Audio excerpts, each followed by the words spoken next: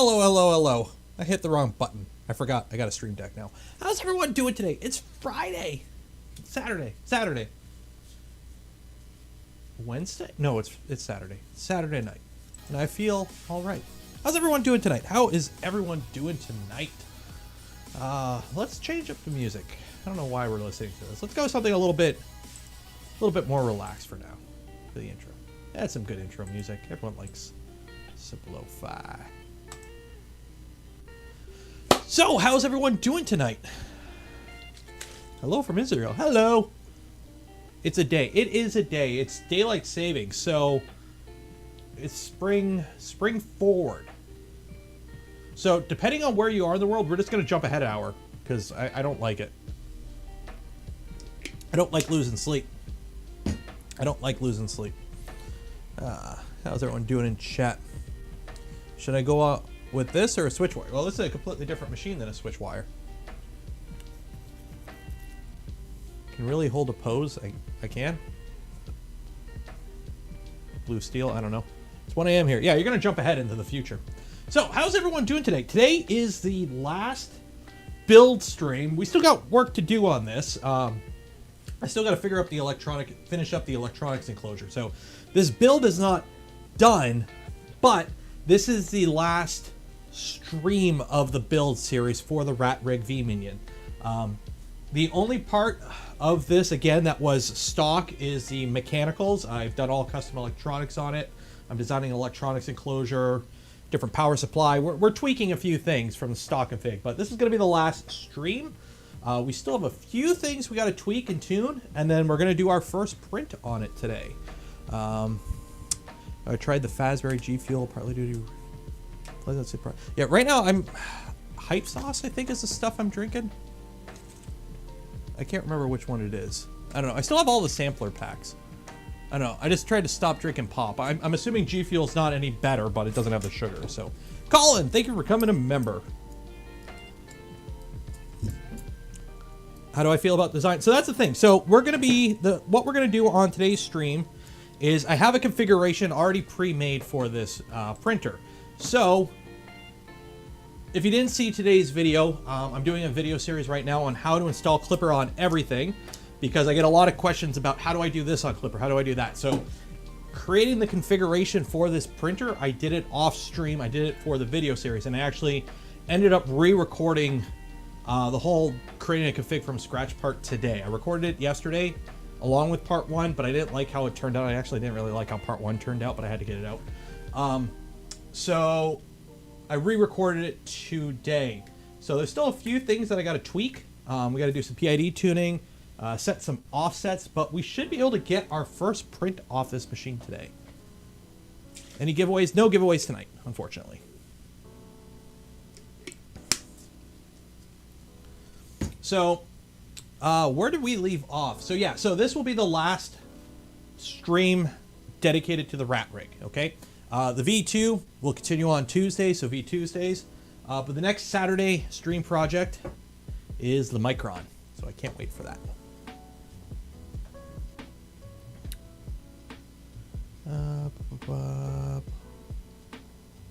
To do a macro section. Yeah, I'll do a whole thing on macros. So the section that I recorded today, it's probably going to be a long one. I've got I think it's like 45 minutes of footage I got to go through.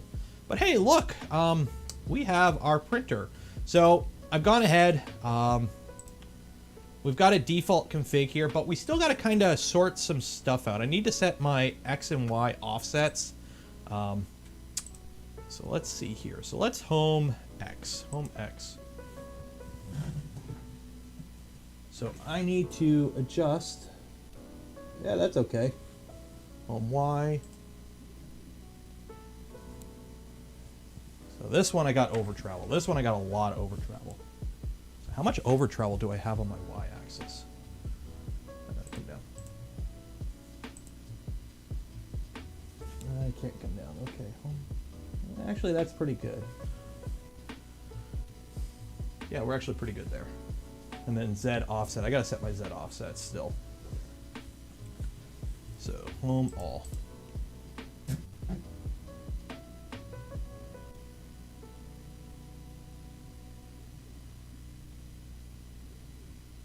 Oh, okay. I gotta adjust that.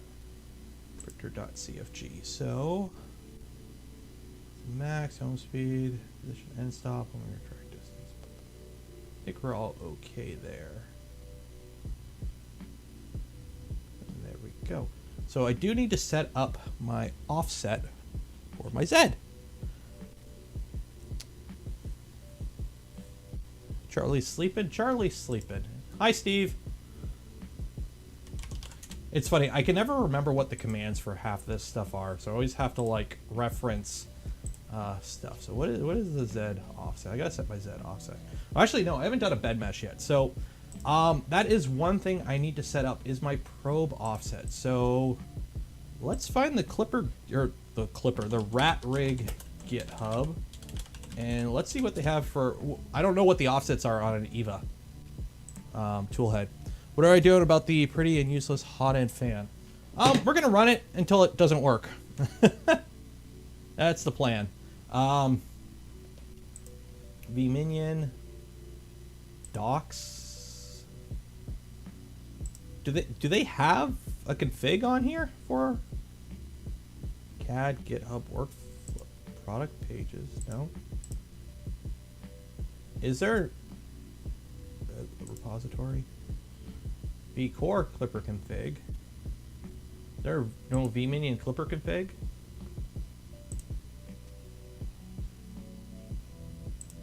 What the heck? Oh, they got like different, okay, Dragon High Flow. There we go. So what's my offset? No, it doesn't. Oh, they got this set up differently. RatOS. Yeah, I know it's under RatOS, but I looked on the RatOS. RatOS. Okay, RatOS. No, this ain't it. That's Ratos. I just don't feel like measuring my offsets. Like, honestly, I could just measure my offsets. Firmware, RatOS. Documentation. Okay, that's all that. Documentation. V-Minion. Post installation. Where is...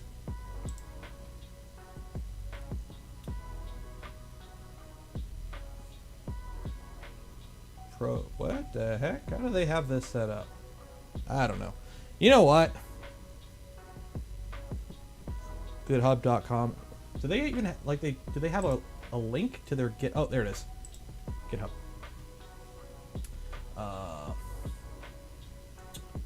Okay. What is it? RatRig.com/RatOS rat configuration. Okay.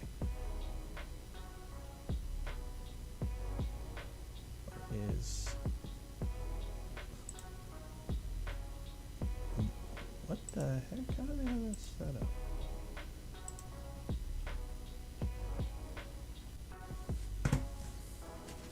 Okay, so my offsets are as follows.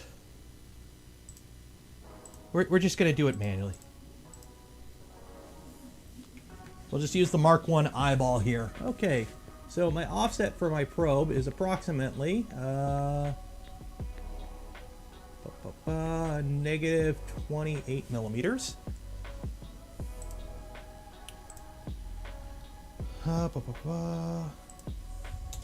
Negative 28 millimeters. It is approximately... Oh wait, what am I doing? I could just check the CAD, but YOLO. About 10 millimeters to the back. To the front. There we go. Is that offset? Yeah, whatever. You're gonna paste it to me on Discord? Oh, okay. Don't switch. Okay, let's see. Printers Hotend. Z-probe. There we go. Z-probe. Probe. There we go. Okay, offsets. There's my offsets. There we go.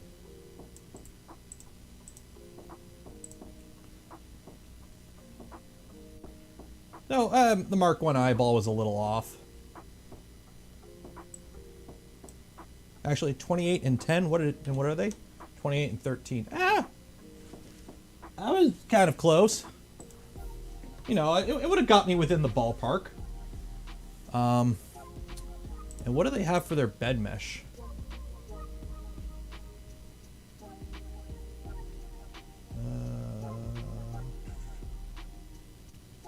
What do they have for the bed mesh? Oh, I can't see chat. OS. Templates, steppers, sensors, scripts, printers, Hotends, extruders.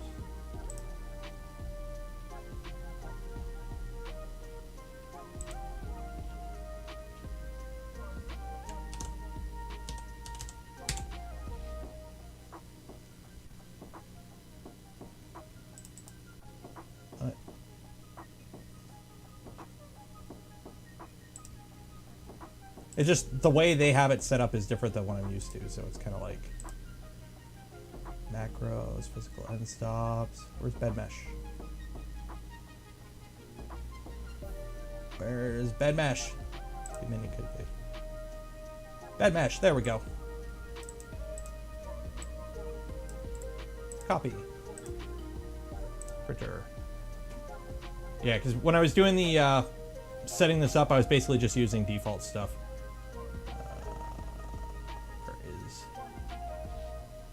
Bed mesh. There's bed mesh. Control V. There we go. Bada bing, bada boom. Save restart. There we go. Okay, so home all.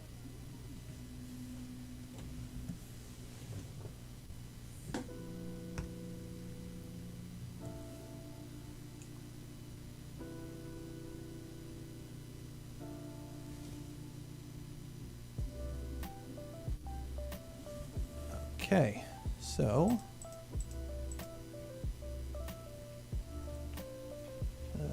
now I need to do bed locating. Nope, define point. Let's do probe accuracy. Let's see how accurate our probe is. So we'll screen run probe accuracy.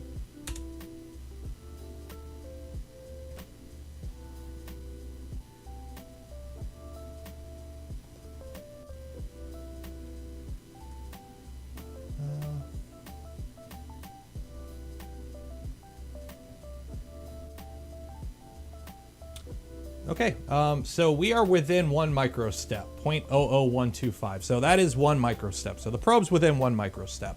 I think we can live with that. I'm pretty sure we can live within that. Okay.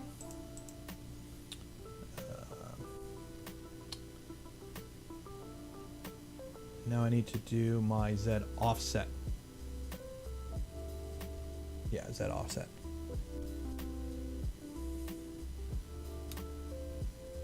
And then Z probe calibrate, right? Z probe calibrate, Z probe calibrate.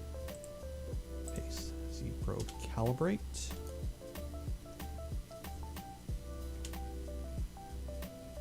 Z probe calibrate. Oh wait, no, what am I doing? Oh, probe calibrate. What am I doing? Probe calibrate. Go.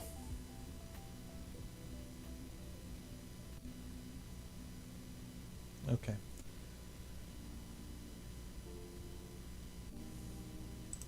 And then test set 1 until we get down to the bed.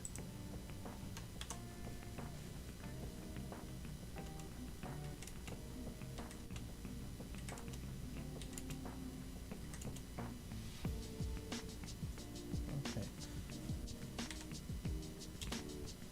0.1. Now I need a piece of paper because normally I just eyeball it, honestly. How do I not have paper? I had a notepad. I used to have this nice little notepad that I would write notes on, but I would never actually write notes because I would end up just ripping the pages out all the time to do my Z probe stuff. I'm got to have a piece of paper somewhere. Nope, that's too thick. Do I seriously not have a piece of paper anywhere in here? Oh, this'll do. Hopefully that's not important. Oh, that was important. Oh, whatever. Whatever.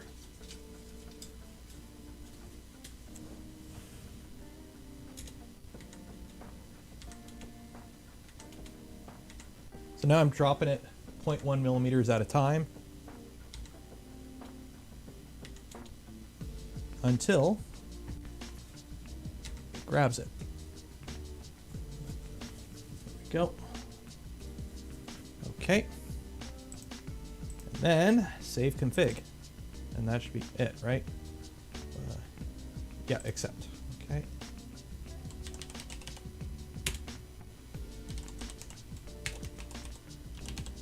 Boom. There we go. Z probe is 1.9 millimeter offset. Why Mainsail, not RatOS? I had to create a configuration completely for scratch for this. I'm not running stock electronics. So I've got a UHP 350 mounted to the printer. And then if you come along back here, we have a SKR Pico with a we got an SKR Pico with a Raspberry Pi 02W powered by the SKR Pico and connected via US or UART. So it's a nice little compact package. I'm working on got a drag chain here for the bed. Working on a nice little controller for it. So now we need to PID tune this bitch, and then PID tune. Make sure my E steps are good for the extruder, and then we're gonna print something. So we're not like this is like a print and chill kind of episode of today's stream. So PID tune. And it is, so we'll do the bed first. That one usually takes the longest. And this machine is going to be a plow machine. I'm going to be printing the corn plastic on this machine. I've got enough machines for ABS. I don't need another. So this is going to be a PLA machine. So heater bed, 60, PID tune. Lights on. Hopefully nothing goes bad.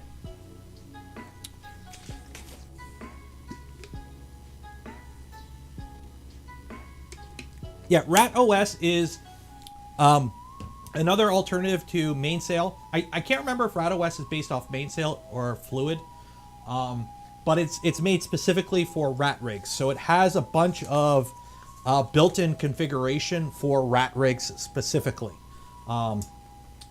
But since I'm running non-standard electronics, I went with Mainsail because that's kind of what I'm used to. So.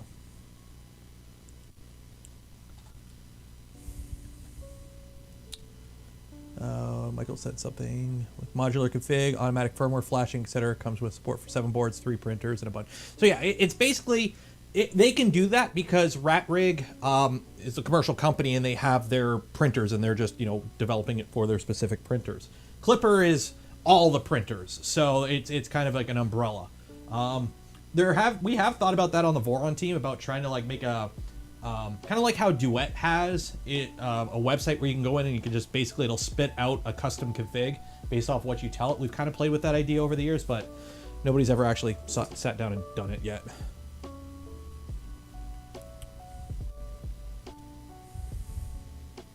Mainsail. Okay, yeah, it's a fork of Mainsail.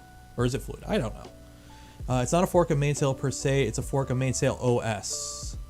It's still just Mainsail, right? Yeah, because it's all working with the real big thing is the API, which is I can't remember what the API is called. Moonraker. Moonraker is the magic sauce that makes Mainsail and Fluid and RatOS work. Do you plan to make a video for updating the security on Klipper? I've been having security issues with people hacking the Wi-Fi through my Raspberry Pi. No, change your default passwords. But normally they have to get into your home network to get to your Raspberry Pi. Like, are you punching a hole in your firewall? Because if you're doing that, don't do that. Yeah. Don't do that. I don't do that. because they shouldn't be able to connect to your Raspberry Pi and then get into your network. They have to go through your network, which should have a firewall. Will be RatOS 2.0. Okay, there you go. We need a Voron OS. That's pretty much what Mainsail started out as. The early versions of Mainsail were pretty much Voron OS, and then it just became more generic.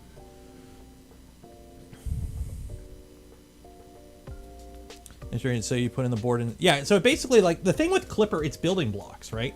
So, like, I recorded like a 2-hour, I was recording for like 2 hours before a stream today, so I'm probably going to lose my voice at some point. But Klipper is literally just a text document. So if you know, like, if you wanted to make a, have a website that you plug in, I have a Core XY machine. These are the build volumes. I'm using this many motors. This is where the end stops are. This is the type of fans I have. And this is the controller board I'm using. And this is where everything's plugged in. Technically, you could, it's just a spreadsheet document. It spits out the values. You copy, paste, you go. But that's quite a bit of work. So we're just PID tuning the bed. Is the bed warm? The bed is warm.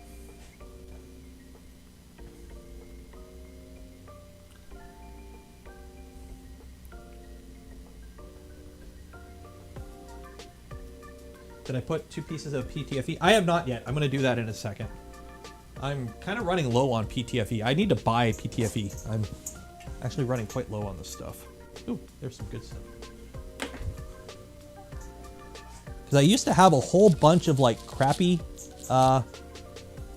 PTFE, and then I ended up throwing it out on accident. So I've had to use like the good stuff for a few things. Is this some of the crappy stuff? Yeah, this is the crappy stuff. There we go. So while that's PID tuning, we'll do this.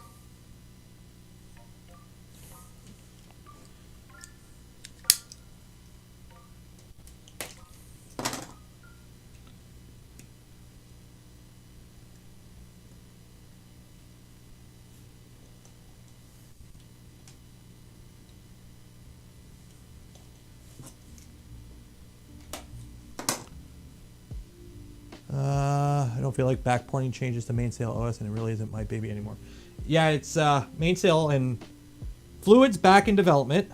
Some people were avoiding Fluid because it wasn't up to date. It still works perfectly fine, but Fluid is now back in development. And now I need a feeding tube for this guy. So we'll just use some. I think I got some 2.5 millimeter stuff that works good for that. Yeah. Okay, yay! Okay, so that's done. So save fig.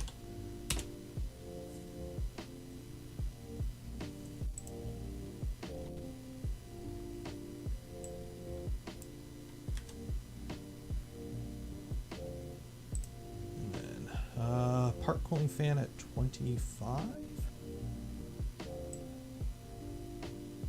Usually. Oh, no, I gotta switch my fans. That's right. That's right. I started over on here, so let's see here. Fans, fans, fans. I'm a big fan of your fans. So this one is 19. Oh, correction. So this one's 18. And this one's 17. Save and restart. Yeah, I gotta put a reverse Bowden on here. There's like no way to feed filament up and in. Is there supposed? How come there's no like little thing up here to kind of guide the filament up and over? I don't know. What's happening? We're just doing the final pre-flight checks and configuration on this printer, and then we are going to do some printing.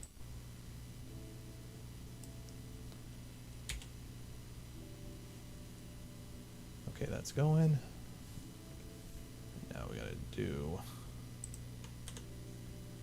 And again, this is going to be a PLA machine, so we'll PID to it to 15.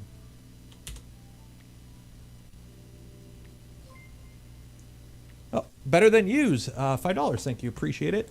Finishing my 01 tonight, not sure which UI to use. Did you notice any new features about Fluid compared to Mainsail, or is that generally the same? Mainsail recently had a pretty big update, and am I running the newest update? I think I am. They've added a bunch of new stuff. There's a G-code viewer now in Mainsail, so you can view. And this is actually gonna be the first time I try it, because I don't. I'm very bad with updating my machines. Pretty much whenever I build these machines and install Fluid or Mainsail on them, when I built them, that's what they stay running, because I'm very lazy when it comes to updating my machines. So this is the only machine I have, I think. Oh, the Trident also. So I have 2 machines that are running up-to-date firmware. Everything else is out of date. But in terms of functionality, in terms of print, go, burr, they're both pretty much the same.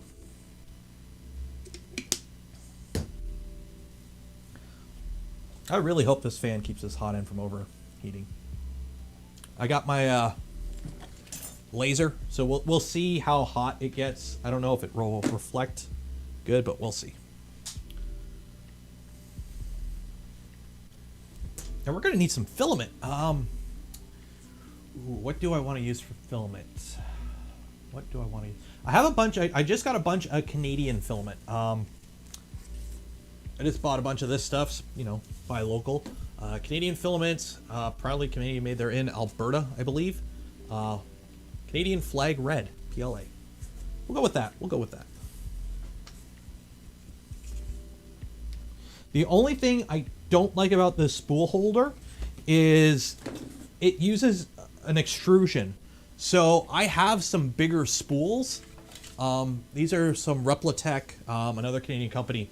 They sell filament by the meter. So they sell 600 meter spools. So it's like 1.8 kilograms of filament on a spool, which is great, but they don't fit on here.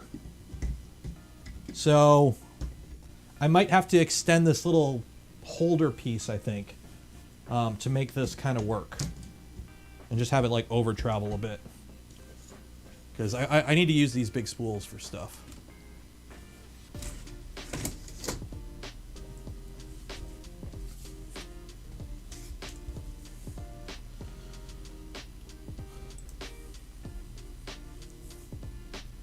Fluid has macro buttons on the main page. Oh, I don't have any macros. I gotta make, shoot.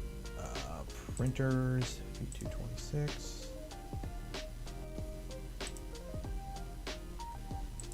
I'm very creative with my macros. Usually what I end up doing is just stealing my macros from one machine and using them on all my machines. So we're gonna go with that.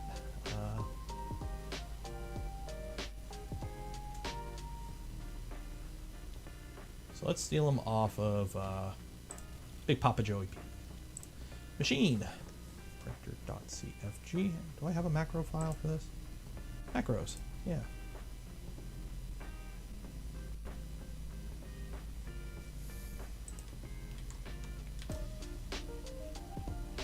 So we're just gonna steal that. Machine. Macros. Boom.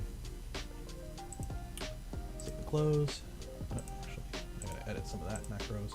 Okay, so this runs a bed mesh, so we don't have. It's bed mesh calibrate, right? Bed. Is it bed mesh calibrate? I can't remember what it is. What the actual command is for bed mesh. Bed mesh calibrate.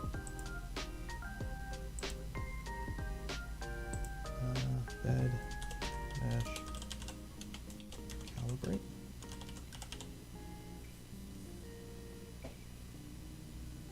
And then print start.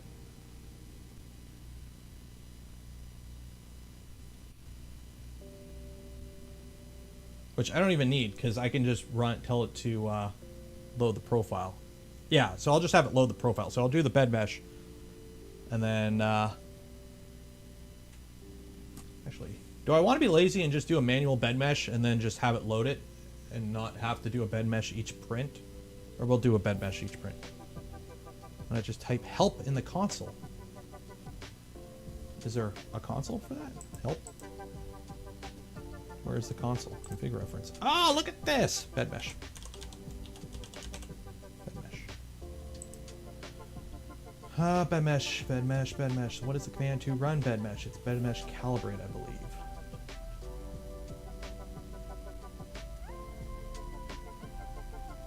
Z tilts. QGL, skew correction. Look at all this stuff. So many people don't read this page. There is so much in this page. Yeah, bed mesh calibrate. Yeah. So bed mesh clear, bed mesh calibrate. G32. Don't need to do that. Prime the nozzle. Print end. There we go. Save and restart. Oh shoot! What did I save and restart? I don't think I finished my. Oh, okay. No, it did finish the PID tune. Good. It finished my PID tune, and it saved and calibrated it. We're good there. Oh, to autocomplete. Oh, that's cool. See, that's the thing. Even I don't know. Like, even I'm not fully up to date on all the feature. Webcam. I don't have a webcam. Macros. So automatically. What? You can just and it'll tab and it'll autocomplete. I'm hitting tab. It's not autocompleting.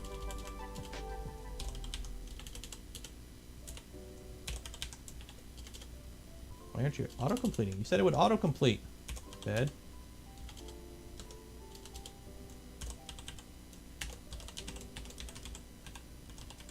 Well, there's your bed mesh calibrate. Save restart.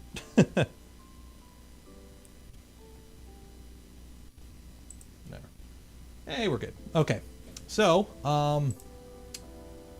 E-steps. I got to get E-steps going. So let me bring this up a bit. Turn that on.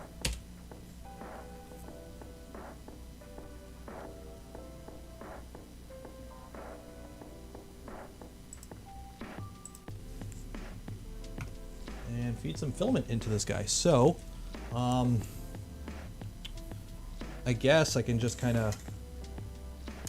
I got a little tab here. I've never used an orbiter too. This is the first time I'm using an orbiter, so. It should be fun.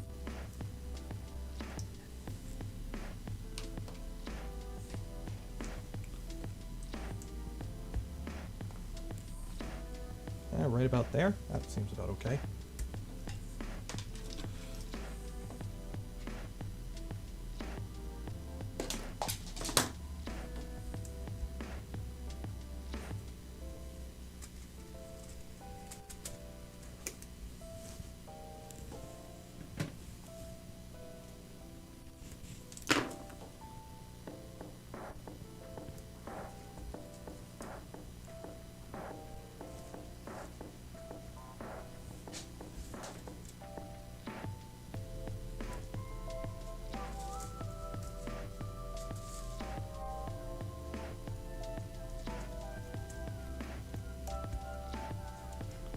Want to feed all the way through.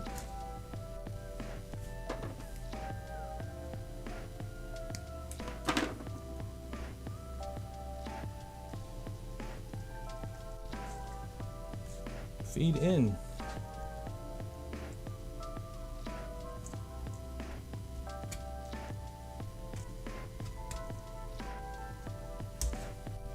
Why aren't you feeding in?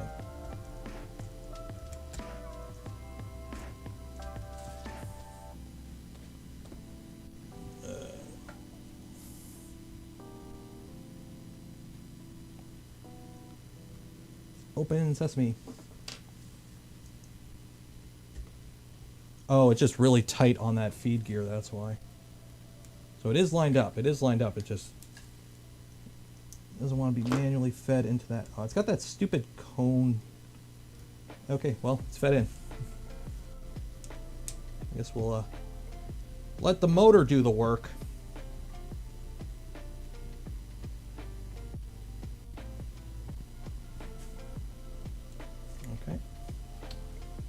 So, let's see if we get. Why are you tilted? If we get some plastic coming out, or if I'm going the wrong direction. So extrude. Okay, I'm going the wrong direction. Machine. Nice t-shirt. Thank you.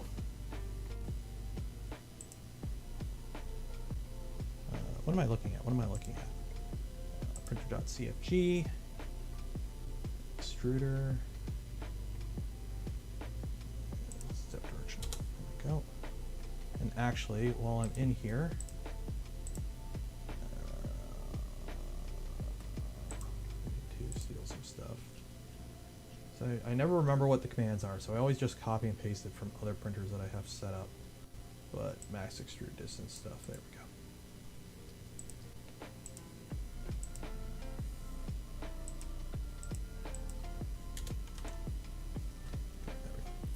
And I don't have pressure advance set up yet, and I don't have input shaper on this machine. You guys have seen me do that a million times, so I'm not going to do it again. 685 steps per millimeter. I'm running Klipper. There is no steps per millimeter with Klipper. It's rotation distance.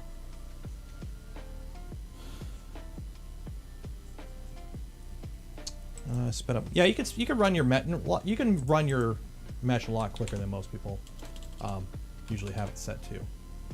220. There we go. How hot are we getting anyways?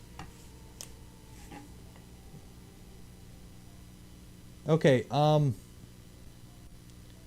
gonna have to swap this fan out because I'm getting like 46 degrees.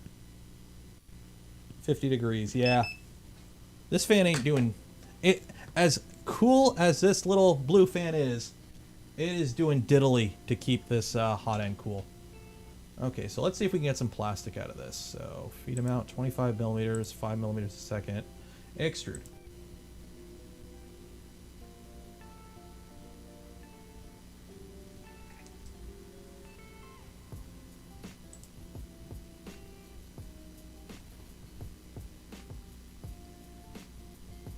Another 25 millimeters.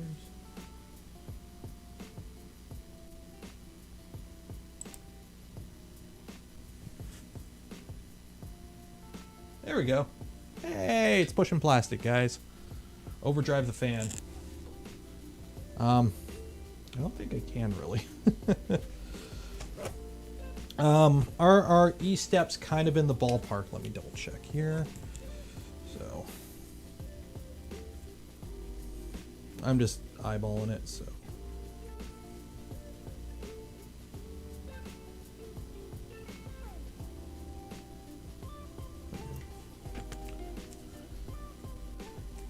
hello, hello. Who are we saying hi to? Hi.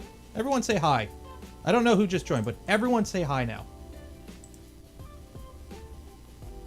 Okay, so extrude 25 millimeter, extrude 50 at 5 millimeters a second.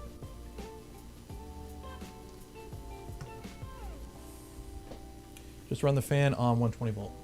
Yeah, I could do that. Oh yeah, okay. We are within margin of error. Now, what I'm gonna have to do though is cool it off and swap this fan out, because this fan is horrible. As cool, I really like this blue fan, okay? And honestly, I'll probably use it for the controller fan, but my heatsink is already at 50 Celsius. And when I last checked it, it was 47. So the temperature is going up quite quick. So this fan isn't gonna work. Luckily, the EVA is really quick to swap fans out. So let me find a fan and I will swap it out. I should have a whole whack load of fans already that I can pull from.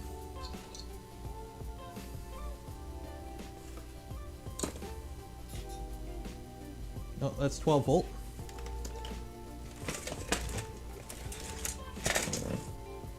Where did all my known good fans go? I got a box of them somewhere.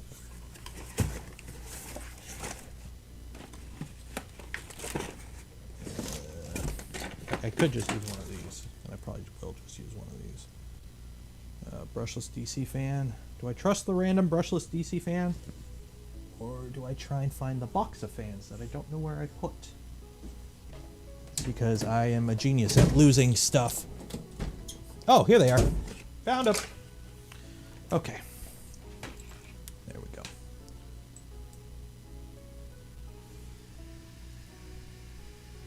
I will say, though, the part fan works quite well.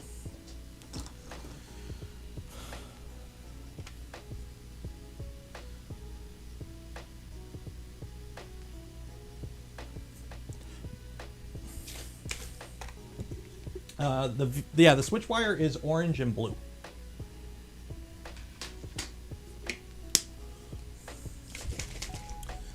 Cheers, Samuel. Why do you have a random 12-volt fan? Because I have electronics that I've had for builds for a while.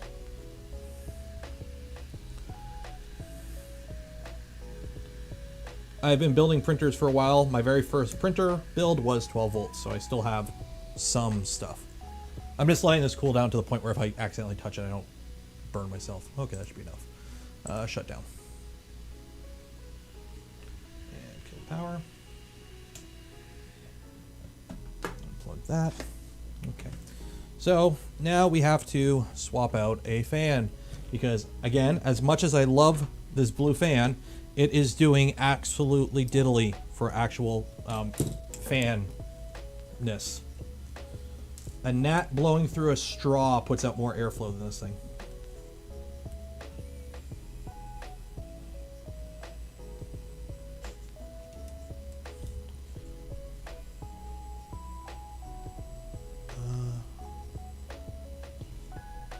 Would cause frustration.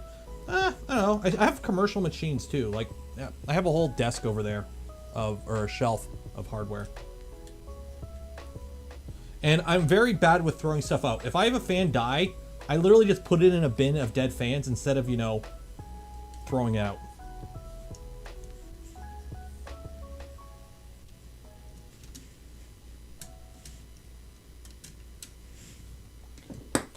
So, what do we got to work with? Okay. So, do I want to just solder in a new fan right here and then? Yeah. We'll do that. We'll just solder in a new fan instead of rewiring the whole thing. Right about there. Okay.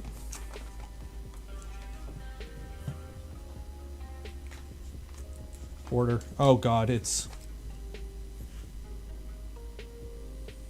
There's my organizational skills of hardware. That is the shelf of stuff.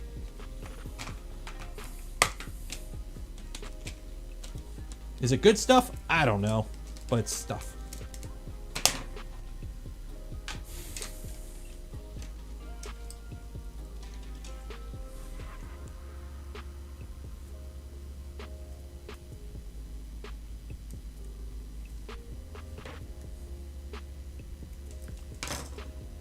Wiring quick female connector. I don't feel like it. Solder would take 2 seconds. I don't want to waste. I'm starting to run low on some microfits, so I'm just gonna solder it in and call it a day.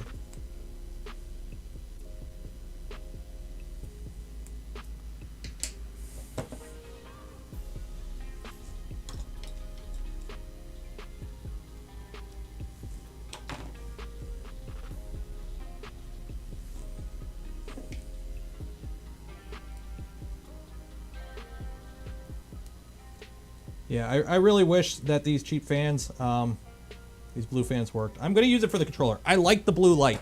I think it's cool. But unfortunately, I need my printer to actually work. Because occasionally I do print things, other than just build printers. So...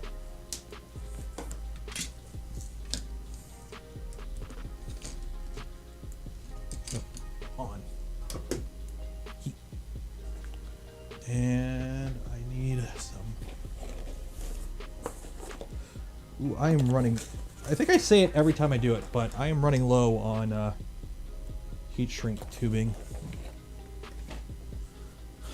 See a steppy. Yeah, I have a steppy somewhere. Over here.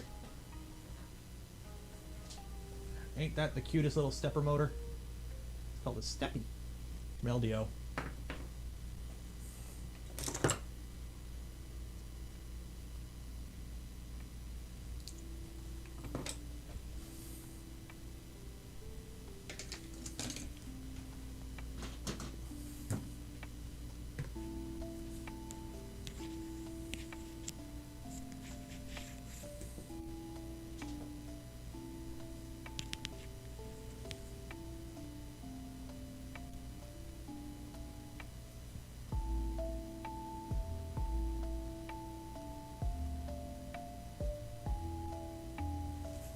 I'm pretty sure tinning, you accidentally tin your bed. That probably isn't good, but.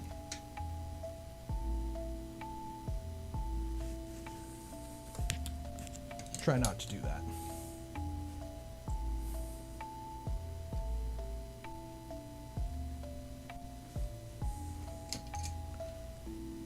Buy a bunch. That's what I did. I bought all my heat shrink. I bought like literally like 4 years ago, and I'm just running out of it now.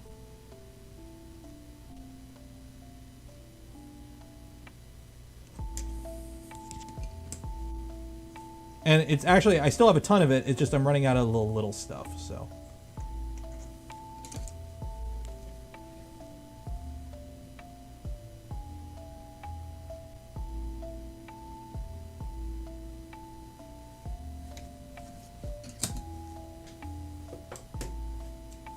There we go. And actually, before I go further, let me turn on the noise suppression. Hey, I soldered in some dog hair. That's good.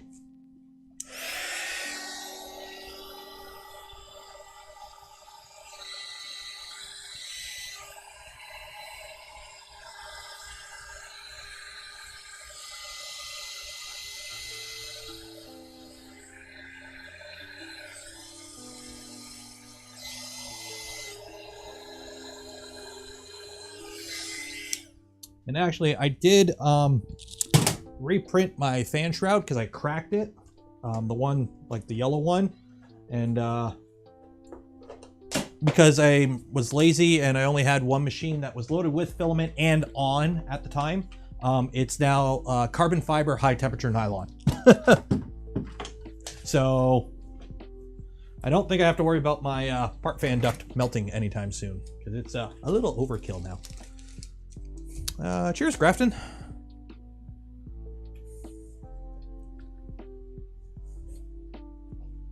Okay, so now put this back together.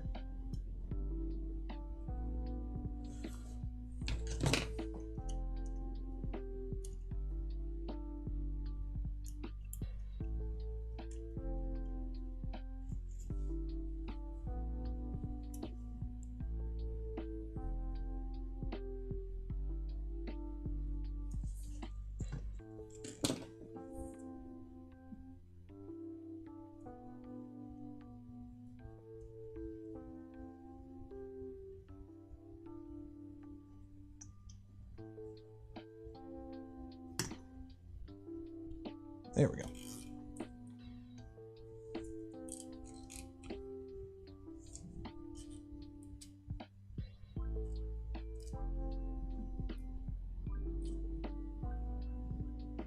Oh, come on.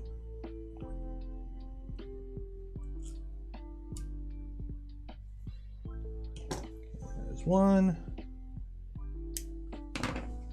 And two.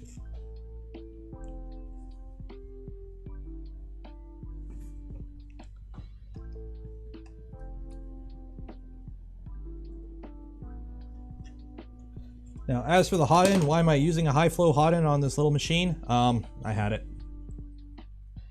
That pretty much is the only reason.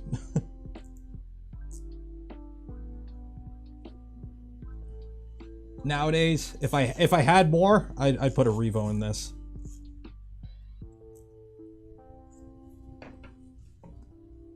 And while I do have a spare Revo right now, I only have. Oh no, I don't. Yeah, I have one free Revo still. It's going in the Minion. Or the Micron. This is a Minion.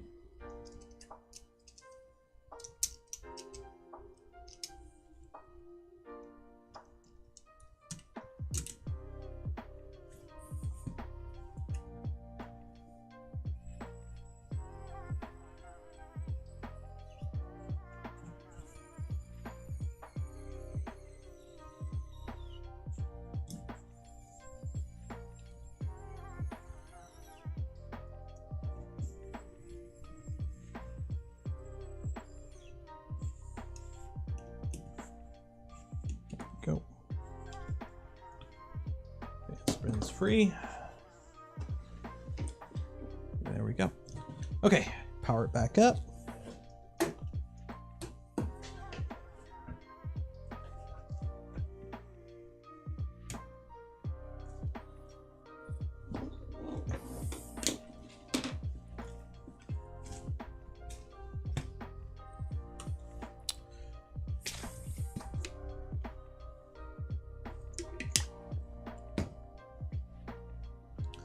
What's the build volume? This is 180. So this is 180 by 180 by 180. This is the same print volume. I know a lot of people like to compare this to a V0. This is a Prusa Mini comparison because the V0 is not designed to go against Prusa Mini. The V0 is literally a dice. It's a dice built with off-the-shelf components. There's my loud fan. And there's some airflow finally. Okay.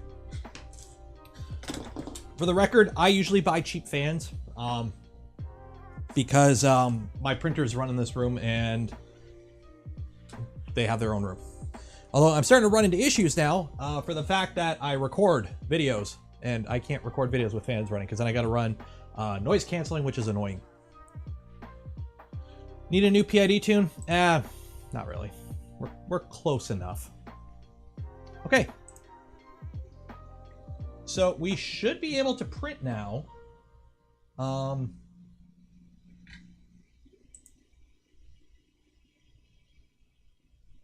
believe, yeah, we should be able to print.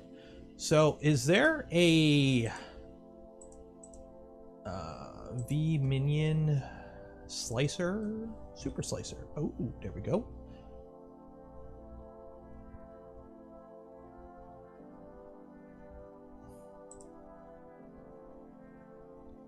Is it built in to a super slicer? Yeah, I did the Hotend. Yeah. Yeah, GD Stein fans, that's what I use.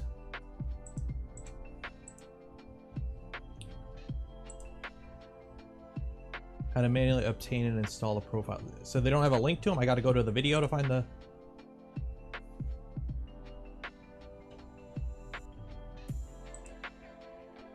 profiles there. Download.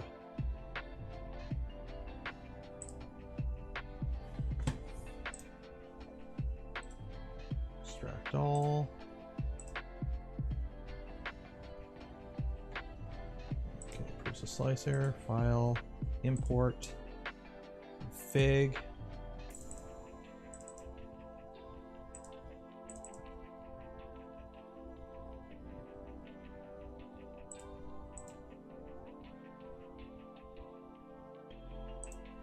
V-Minion. There we go. We got a V-Minion with generic PLA. Sure, discard all that. Normal V-Minion quality. Sure.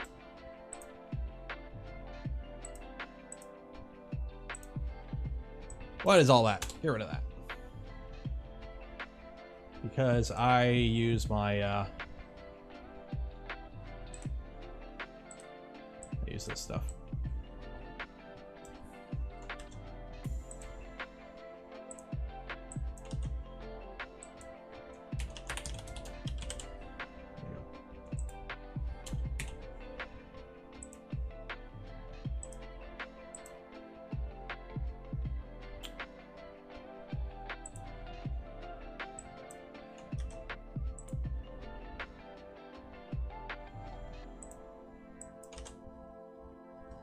Okay, so we have that, extruder 1, 0.4 millimeter, blah, blah, blah, blah, blah.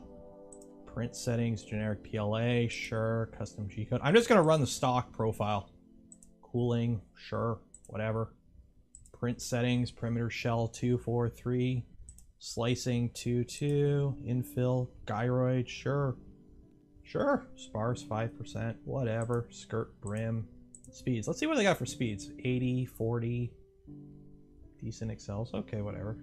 I'm just gonna run stock. I'm just gonna run. Oh wait, no. There we go. Let's see that. Okay, there's some speeds. Okay, 140. Blah blah blah blah blah. Default 4000 Excel. Cool. Cool. So we're just gonna YOLO it and run defaults.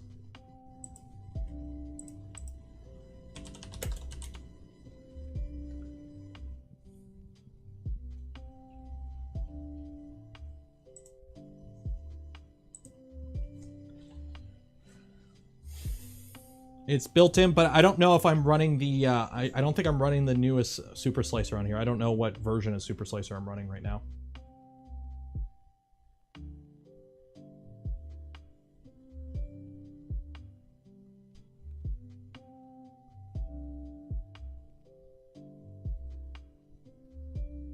Nope, that's not it.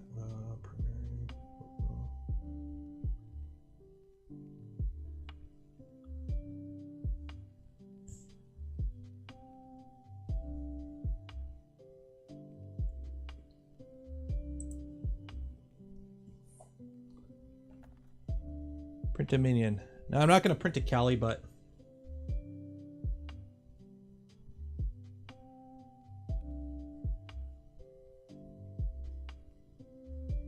that's not it. Where is? Oh, there's my two-factor key. There, 1 second.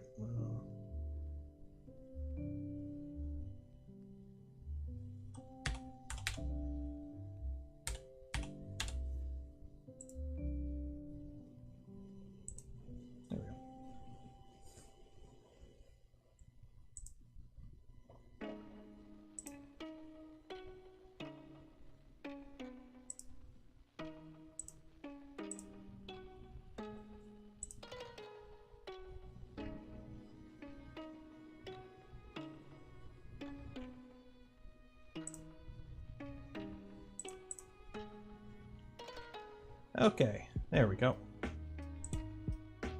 I had to find something. That's not the one I want.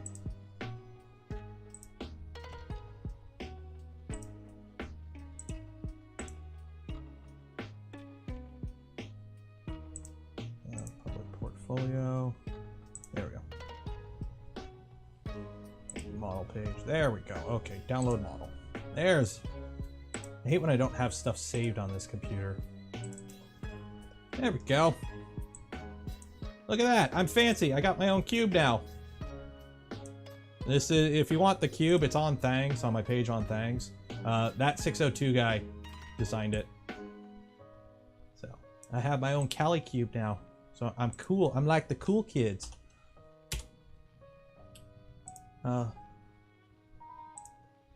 Let's see how we get a bed mesh.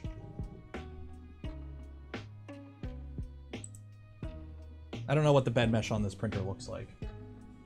And yes, I know I'm running it while it's heating up, but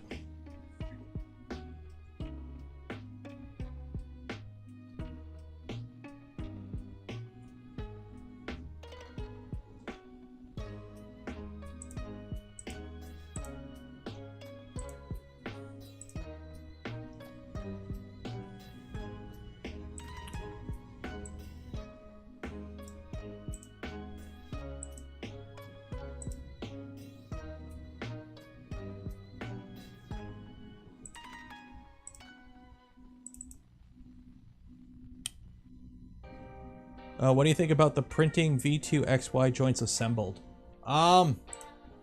You can't really, because you have overhangs. You'd have to print it with support, and no Voron parts are designed with support, so I don't think anyone's ever tried it.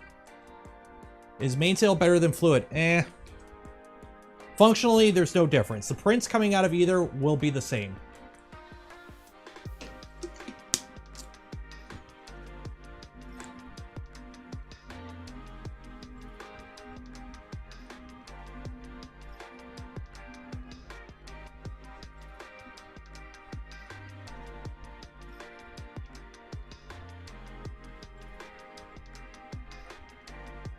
Okay, I'm gonna have to play with some tolerance settings to speed this up. And I'm only gonna have it probe once. Normally, like, here's the thing. If a probe changes and drifts, it's like 1 microstep. And 1 microstep ain't gonna do diddly to you. So, let's change a few things here.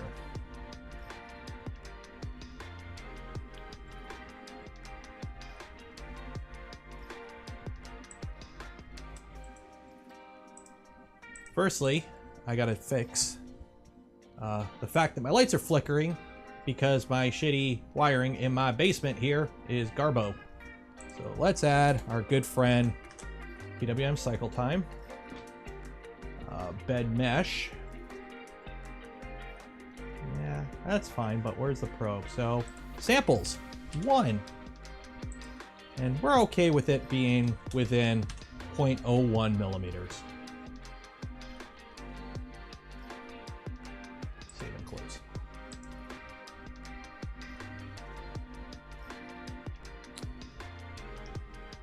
So what's our height map? Woo! So what are we at? We are at probed 0.455. So we're out about a mil.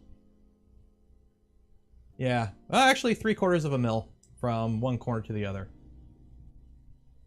So we could shim it, but we're just gonna let the bed mesh do its thing. We're just gonna let the bed mesh do its thing. Let's see, X gantry. Oh, I see. I could probably loosen it up and fiddle with it. But I won't be doing that today. We'll make it work. See, X gantry. Yeah, that might do it. Level with 3. I gotta bring my toolbox home from work still, because that has all that stuff on it. Okay, so we'll let the bed heat up, and then we will do a print. What shirt am I wearing? It's from the Wubby collection, actually.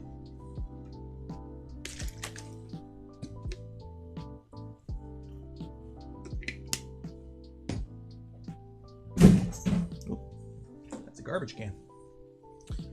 So we'll just heat up our bed till 60. Yeah, I remember when we built it, I don't think I had the bed on or something. Like, we never... I knew I had to fix it, but I never did. So...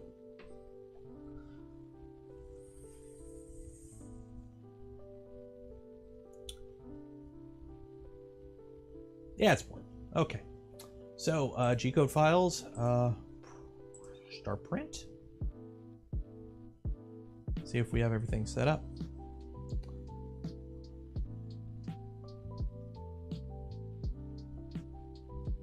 Yeah, it's skewed corner to corner, actually. I don't know. We'll get the height map once this is done heating up. 68. Why is it going to 68? What kind of default profile is this? Oh, we'll see. Yeah, it looked like it was out corner to corner, which that would kind of make sense. I could fiddle around with the T-nuts, I guess. I don't know. Shim it. Honestly, the bed mesh will do its job. We'll be good. Okay, now we're heating up the hot end. So it's using my start profile. So how my start profile does works, it basically it heats the nozzle up to 180. It homes. It does the bed mesh or the Z-tilt or the quad gantry level or whatever. I use the same starting profile on all my printers. So it heats the nozzle to 180. It does all your meshing, okay? And then, I think it homes again. And then it heats your nozzle up to temperature. And then it does another Z home, and then it does a purge line, then a print. So we should be okay. The print may be skewed. Nah. Here's the thing. Your skew depends on how big your print bed is. So if your print bed is out 2 millimeters from one side to the other, that may seem horrible. But if your print bed is literally 400 millimeters across and you're printing something this big, you're probably not going to notice it. Your bedside for the macro set to 350. Was it? Macro. I thought I fixed it.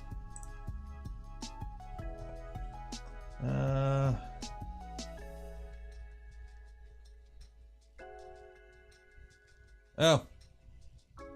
Okay, well, instead of going, it's got to be the middle of the bed there, so that should be 90. Cool. We'll fix it in post. Or fix it in production. It won't fail to print. The print won't fail. So instead of parking in the middle, it'll park at the, back here somewhere.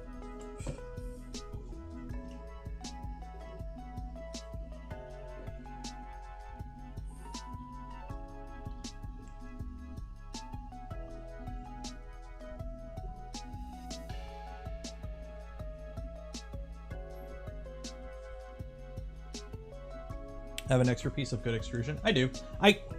I'll fix it off stream. I won't do that on stream because I got to take some stuff off to get access to the screws, so not a big deal.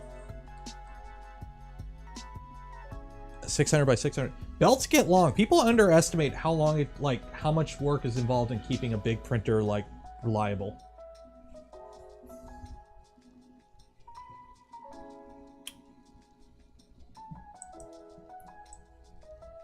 So, let's see here. Where is it? Where is 0, 0? Yeah. So yeah, here's the bed mesh, by the way. So this is back left corner and this is front right corner. So it is out quite a bit. See, so normally it would park in the middle of the bed, but since I had this set for a 350, it's at the middle of a 350 bed, which luckily is still on the bed, so we're okay. But now it's heating up to its print temperature, and then it's going to do a purge line. Well, it didn't move out of range because it was 175. We're good to 180. So, no giveaway tonight.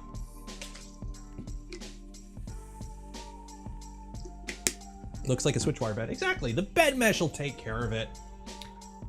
I mean, come on. What do you use your printer for anyways? You're just printing whatever the flavor of the month print off R3D printing is anyways. Oh, okay. So it should do a purge line now. Home Z.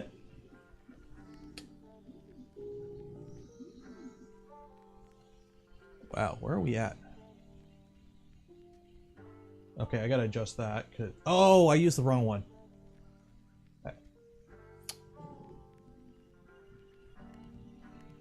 Wow, this has a fast first layer. So the reason that purge line is like way in from the edge of the bed, I grabbed my default profile from Tallboy, and Tallboy, the bed is smaller than the print volume by 30 millimeters, so everything's set inward 15 millimeters, so I don't print in air.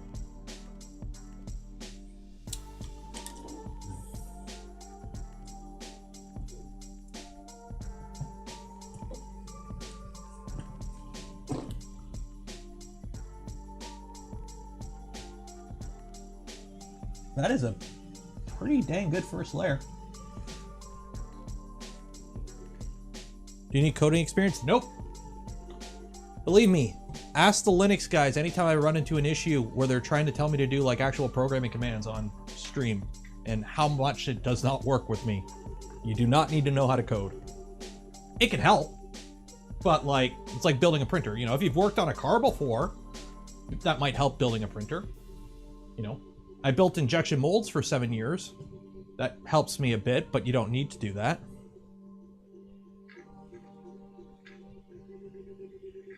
Okay, this is annoying. I need to print something to like hold the filament up here. I need like a guide up here. Abraham, $5. Thank you. I appreciate it. When's the Big Papa Joey P final review coming? This month sometime. I want to do a few more prints on it. Because the review, by the way, is I'm not going to be showing off. Here's the thing. When I review printers, very rarely will I sit there and show prints and be like, oh, the printer is good because of this print. Because you can get good prints out of any printer if you spend the time to tune the profile. So the review for that will show prints from it. You know, this 4-foot glow-in-the-dark dragon flying serpent is from this machine. So it does print good, but I'm not going to be featuring the prints because it depends how you tune it. Go V-Minion mods and grab the reverse Bowden mod. Okay, where is V-Minion mods? So is this, like, that's one question. Is this supposed to be the default profile? Like, is this supposed to be the default operation, like, with no guide? So I want to move this up more, and I'm tempted to just move that up more for now.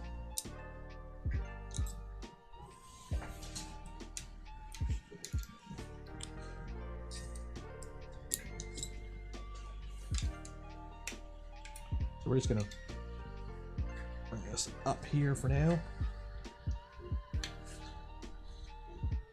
There we go.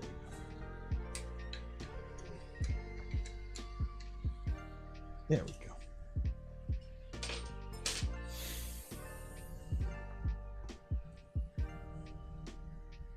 It's on Prusa printers.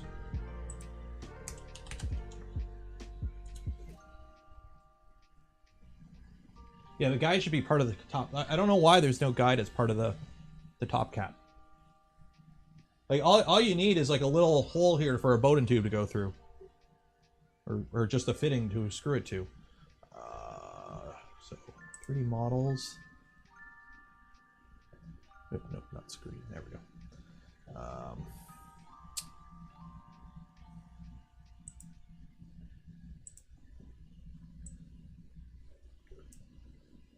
So what am I searching? Ron Rider.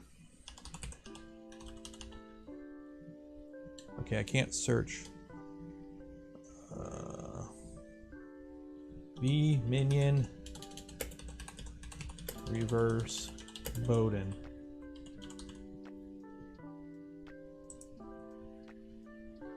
By Ron Rider. Oh, okay, this guy right here. Okay, so yeah, you would screw that in, download. V6. Oh, I am signed in, but not on this computer. Okay. Which printer do I have blue loaded in? Okay. V0 printers. V0. Oh, V0's not on. Turn the V0 on.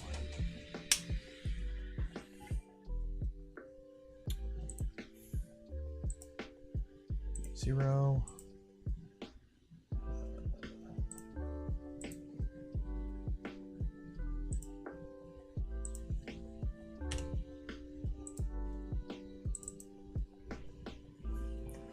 Why aren't any parts orientated correctly, guys? Come on. What the heck?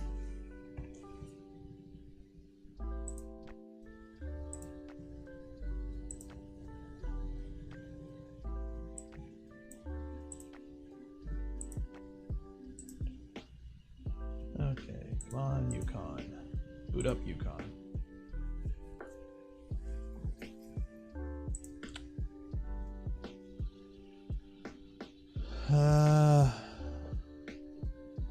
The guy should be part of the. Do you have any first impressions about the EVA toolhead? So it's very modular, okay, and that is a good thing with it. Okay, it allows it to be adapted to multiple different printers. But being a jack of all trades, master of none does have downsides.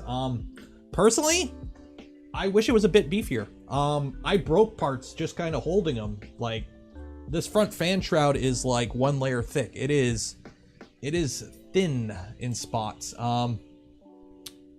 And a lot of components for something that could be simple. I don't know. It's hard to say.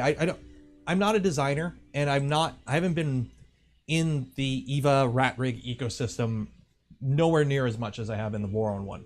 So I'm looking at it, comparing it to like the 3-piece stealth burner that's all chonk and beef, which, you know, I like chonk and beef.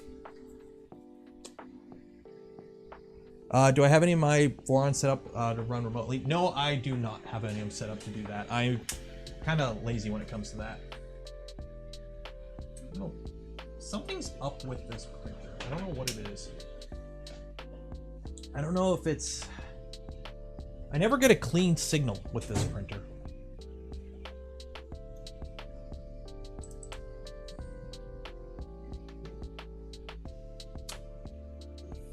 But it is a functional toolhead. There's nothing, you know, functionally wrong with the toolhead. It just kind of like they went about things a little differently than other people go about things, just how it is. And it's optional. Yeah, it's optional, true, but it hides the wire.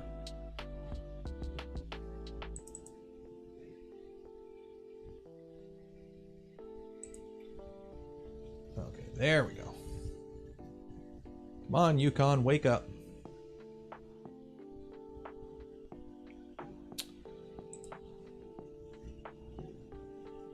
And I will be doing a video on the V-Minion. It won't be a review video because I can't review the printer per se because half of this is custom, right? The only thing that's stock is mechanicals. But I can comment on some things. Let me find the picture. Do I have it on my server? Yeah, okay. So I do have it. Perfect. Okay. So let that heat up. How's that printing? It's actually printing really good. So here is an example of something that I didn't quite like about the build with the RatRig. So the RatRig V-Minion, it's a 180 millimeter printer, and it's from a company. RatRig is a company. The V2 is up to a, however big you want to build it, 350 machine. It's got more motors, a bigger print volume. There's more stuff to this, okay? But this is the bill of materials compared from a V-Minion and a V2, okay? This is information pulled from both websites. This is screws, fasteners, bolts, and washers, okay? So it's not all the components, but this is just like the hardware, okay? So this right here on the left is the BOM of a V2, okay? And right here on the right, this is the BOM for a V-Minion, okay?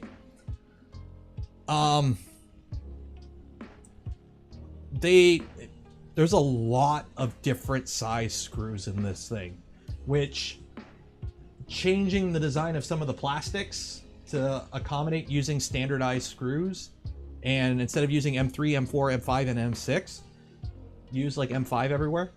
We don't use any M6s on any Vorons.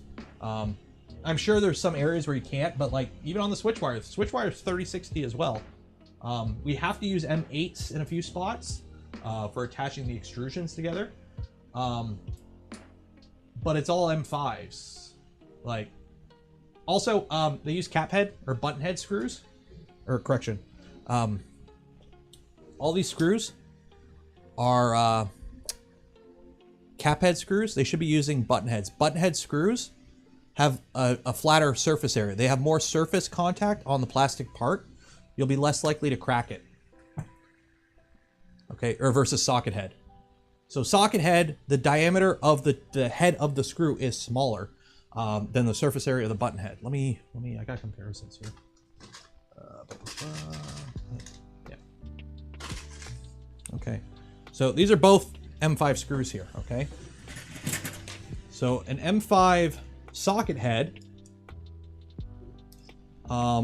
is 8.46 millimeters, whereas a button head is 9.46. So you have an extra millimeter of surface area, and it's circular, so pi in math. So you have more surface area on the plastic with a button head than you do with a socket head screw.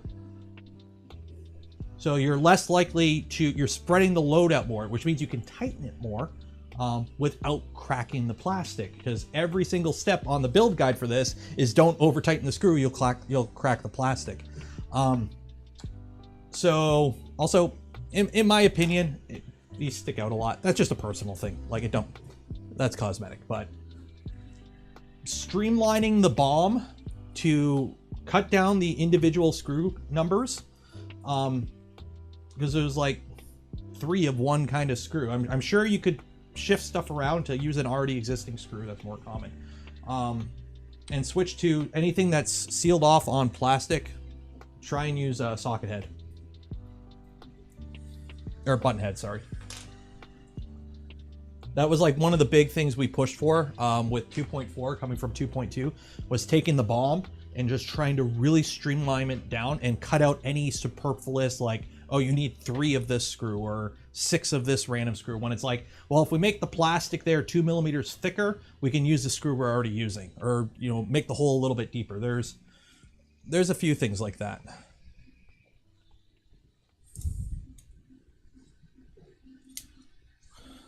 And all the different lengths. Yeah, so like M3, you got 10, 12, 16, 18, 25, 30, 35, 40. On a V2, M3, we got 40, 30, 20, 16, 12, 8, 6. So there's still a fair amount. But you have M3s. You got a lot of M3s. Oh, wait, 8, 6, 40, 35. Yeah, so there's a lot more M3 different screw lengths. M5s, you got M6s, you got M8s, you got countersink screws, low profile screws, one M3 flat square nut. Just one. And that was in the little retainer piece on for your Y belt or your X belt. Also, ditch the hex nuts, go with heat sets. Yes, please, heat sets, no hex nuts. But that's just like, I'm critiquing from things that I'm used to, right? You ask somebody who drives Fords all day and works on Fords all day to look at a Chevy, he's going to critique it based off his, his experience. So I'm looking at it as somebody who has built a ton of Vorons and is involved with Voron. So as a commercial company, what am I doing? As a commercial company, streamlining your BOM makes packaging stuff to ship out easier. You have less inventory to keep on hand. You have people spending less time collecting stuff. It streamlines everything, which as a commercial company, if you spend less time on finding stuff, packaging stuff, and you have to have less items in your inventory, you need smaller inventories. It's more streamlined, which means you make more money. So, since they sell kits. Well, that's the thing though. If you have all these different items, you still have to have a spot for all these different items. Somebody has to go through, and a lot of these bags were like individually packed with like, this bag has like 3 of this screw, 4 of this screw. So somebody's going down the line and just doing that versus just have pre-made baggies of each individual screw and just go boom, boom, boom, boom. Like, that's one thing that I really liked about the Physek build. Do I still have it somewhere? I might have put it on the shelf. The Physek build for the Trident came with a one of those little like plano containers with all the screws and little individual things versus baggies, but that's what it is.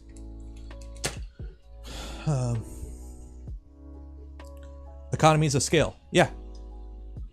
Less chance of errors. It just makes sense to try and streamline it down. Now, here's the thing. I don't know their whole situation, right? Maybe these screws are like, maybe in the other machines, like, because I know they also do stuff for camera gimbals or something like that. So I know like 3D printers wasn't their main thing. So maybe this is like stuff they already have already, so they weren't worried about it. I don't know the whole situation, so.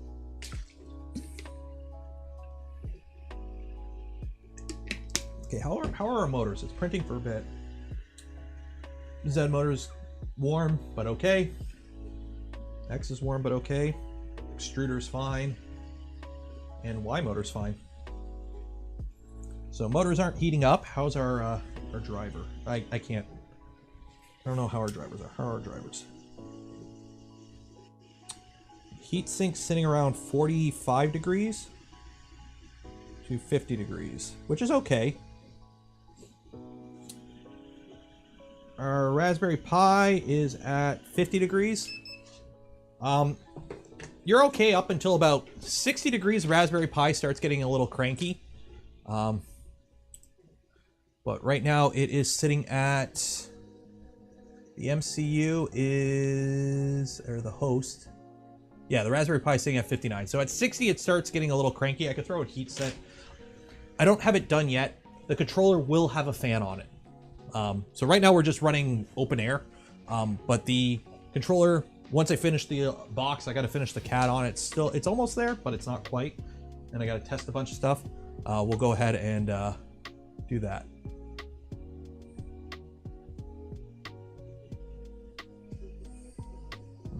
Mobile. There we go. Sanity, €4. What we drink tonight? Probably some JP. You know what? The printer's printing. Let's go for it. We've got the good old JP Wisers. It's my go-to. That would be 60 die temp to nothing. Exactly. I need a FLIR cam. I'm kind of tempted to get one at some point. It's a big investment, and considering this is now my job, I'm trying to avoid any kind of extraneous superfluous purchases. Yeah.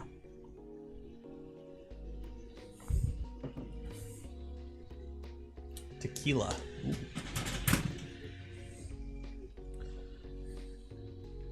Does the stream lag when I switch to full face cam? I don't know, does it? Boom.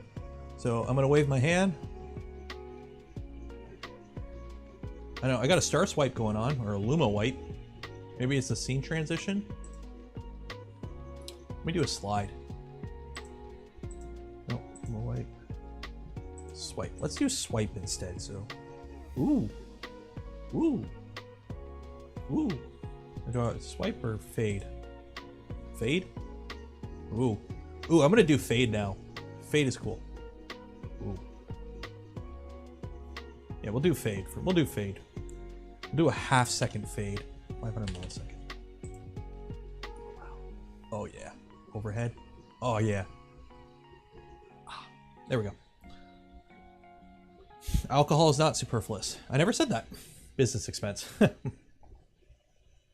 V0 is warming up. I'm printing ABS on it, so we're going to want to let it get toasty first.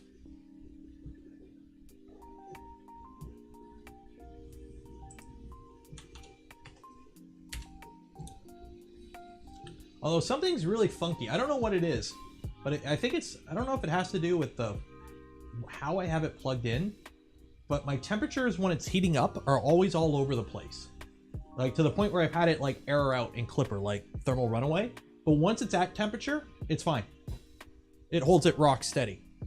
But heating up, it just gets a little funky. I don't know what's going on with it lately. Because it's only when I had it over there. I had it plugged in over here, so I don't know if it's a plug or the outlet or what.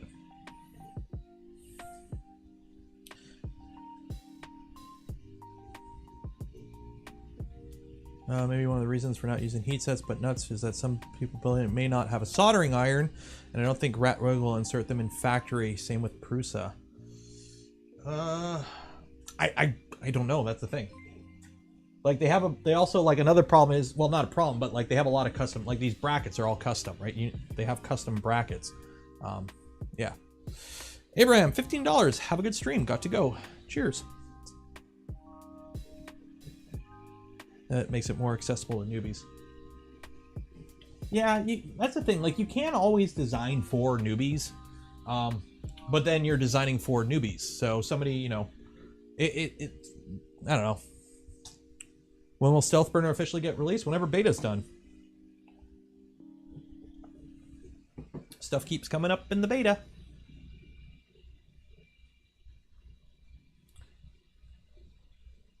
Do you know if 60 watt heaters have any electrical interference with the probe? We did a probe calibrate and we were within 1 microstep, so we're fine. Surprised you didn't use RatOS. I had to make the configuration for this from scratch, so RatOS didn't have any of the configs I would need. And RatOS is pretty much just the skin of Mainsail. Well, it's not really, but it basically does the exact same thing as Mainsail, but it has a bunch of stuff pre-built in for configuring RatRigs. But since I'm not using stock electronics, I wouldn't be able to take advantage of that. So yeah, I'm using an SKR Pico on this guy.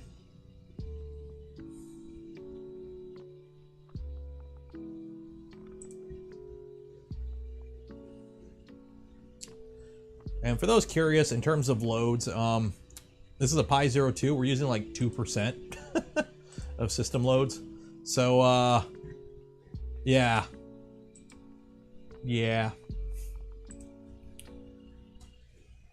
Temperatures are good. That's all good.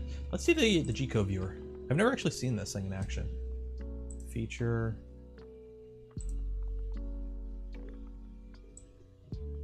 So what's it doing? Current file.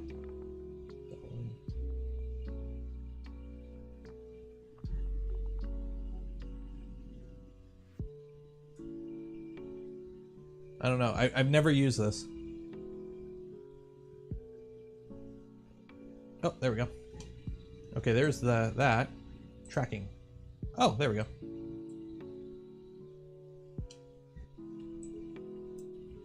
Now, is this taxing the Raspberry Pi a little bit more? Oh, 6%.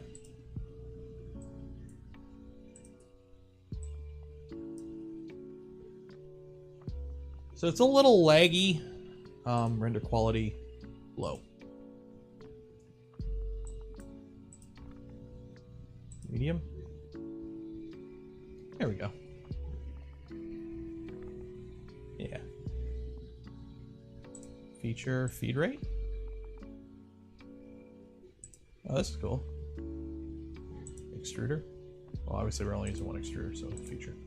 That's cool.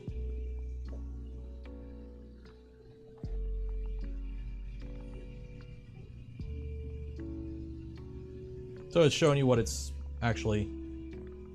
And this is all being rendered on the Raspberry Pi, which is pretty cool. Machine. Oh no, we're using 4% now, guys. 6! Oh god, we're taxing the Pi 0.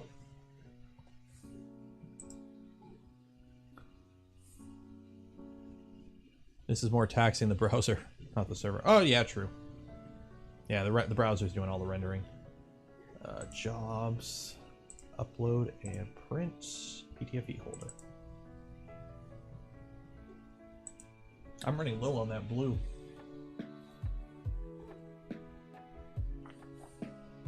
Add a camera. Do I have a camera? That is a question. Because the last camera, I put a camera in Trident. Do I have any? Because I got to use a ribbon camera. Do I have any more ribbon cameras? I think I'm out of ribbon cameras right now.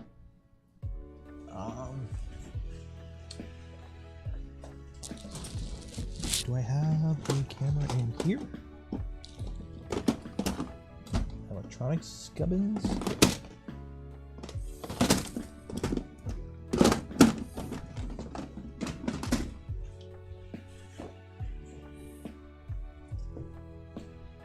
Let's see here.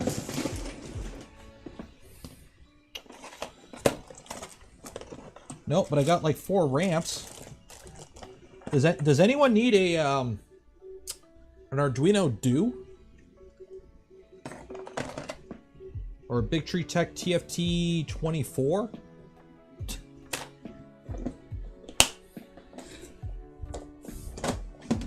No, I think I'm out of ribbon cable webcams.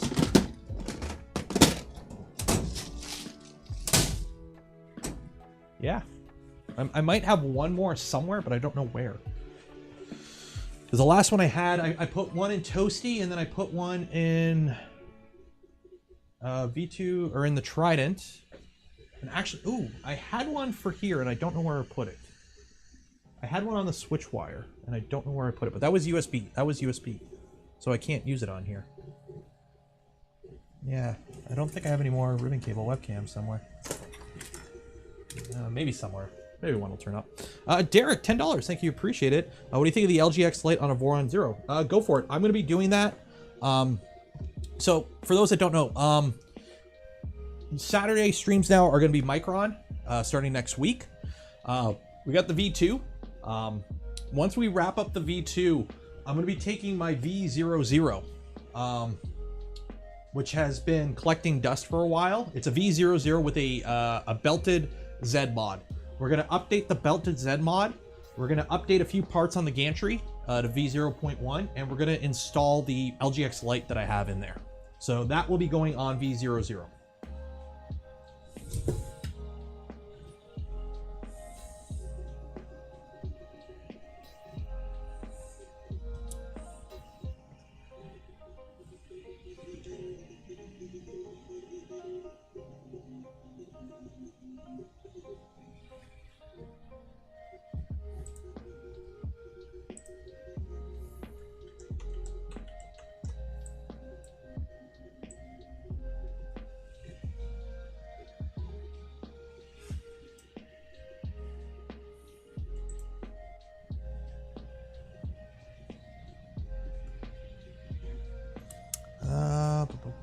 Still waiting for the water pump.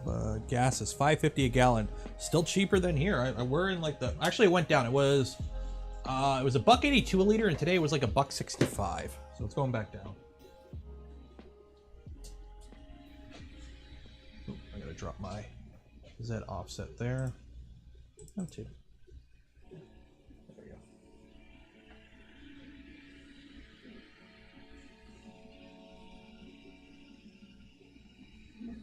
There we go. Yeah, I can't wait to look for. I'm looking forward to the Micron build. That's gonna be fun. Any good alternatives to the Volco Mosque and Mosquito? It's quite expensive. What do you plan on printing? Here's the thing.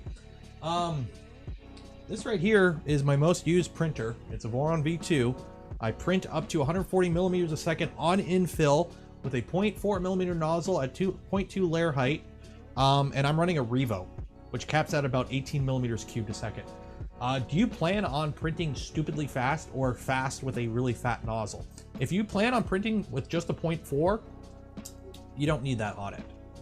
If you plan on printing with a 0.8 at like stupid high speeds, then yeah, maybe a Volco Moscow makes sense at that point. Rapido plus CHT, that's a very good combo.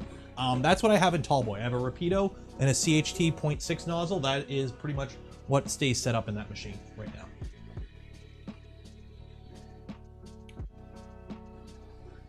But your Focus doesn't get 14 miles per gallon. No, it gets a bit more than that, but I don't even drive the Focus actually anymore. Because I work from home now. What do you think about the multiple heat panel thing? Cool, pricey, and complicated, but cool. It'll be interesting to see it in action, so. Dustin, $10, thank you, appreciate it. Your Canadian money and Canadian measurement means I still don't understand how expensive your gas is. Canadian, I found our website.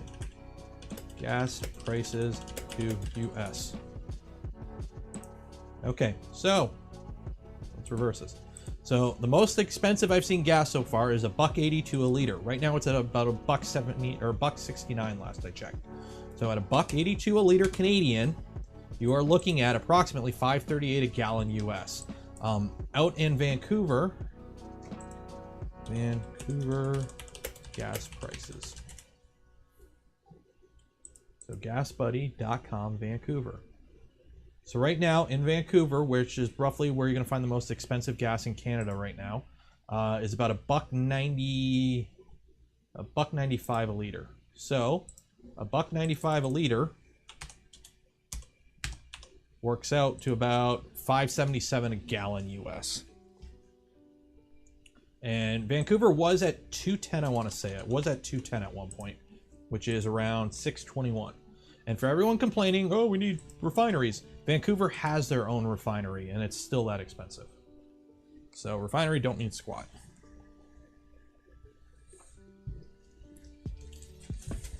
$4.50 with a 0.6 width. Then look at the calculators. A Rapido with CHT might be okay with that. But 450 millimeters a second, hopefully you're printing really big things that don't require high detail.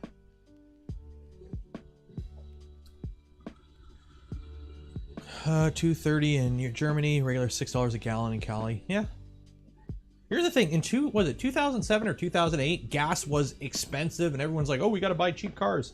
And then the moment it went down, everyone said screw it and went back to buying big trucks. So this filament's actually printing really nice. 44 US a gallon in Romania. Oh, geez. Any hope for a massive printer build? I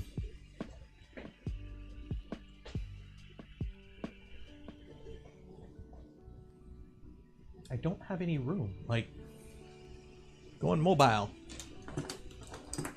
So, hi MTV Cribs. Welcome to my crib. We have my bench of printers. We have my printers that get relegated to the floor. Hello V0s. We got my resin corner, where my 2 resin printers and my wash and cure station live. We have my shelf of things.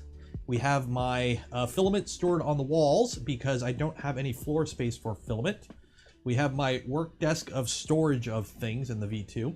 And then we have my closet of more things. And then there's stuff over there. And then there's my computers of streaming. I ain't got room. That's why I build little printers now.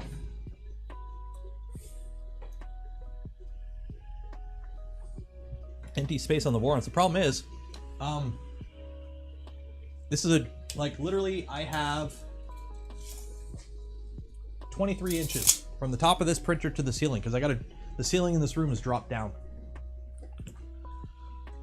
Will the stealth burner? Yeah, I got a stealth burner on my switch wire. That's a stealth burner right there. You can use it on anything that is afterburner tool head. So the only Voron you can't use it on is the V0, which a V0 stealth burner mini is being worked on. So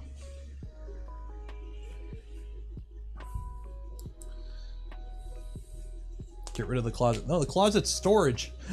If I turn the closet into something, I got to take the stuff that's in the closet and do something with it. Put a double wide in the backyard. Not really, because the problem is I live in Canada and it gets cold in the winter here, so I'd have to run heating and electrical and air conditioning to it because it gets up to like 30 degrees Celsius with high humidity in the winter or in the summer. Configure video, camera control, focus. Let's.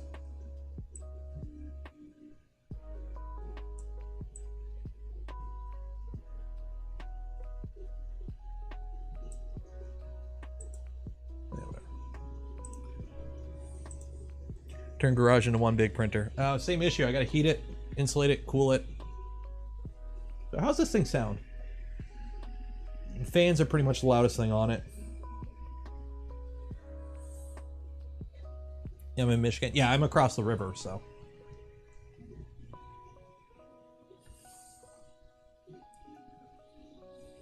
It's a solar obsession if you never leave your suburban pocket.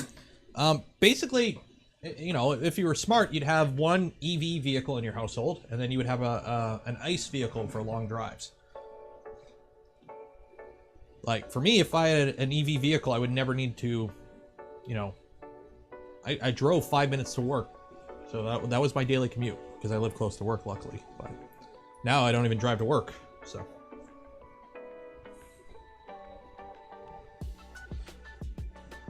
Well, it's part of my starting macro, is the purge line. Well, let's change the music up. Let's go to something a little bit more, how much time we got? We got 22 minutes left on this print.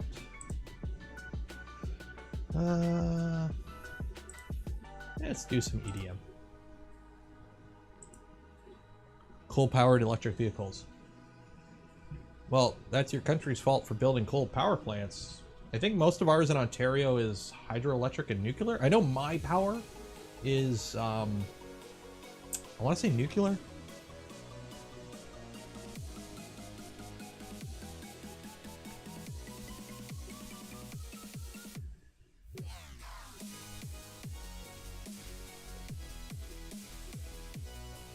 Thing is, how far are you guys driving? Like, what is it? A Tesla Model 3. You're getting 300 to 400 kilometers, I believe, out of a full charge.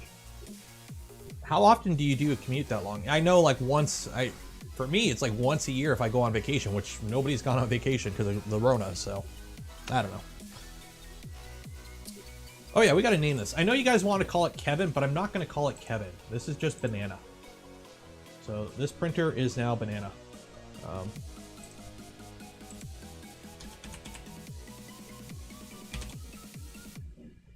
we go. This is Banana now.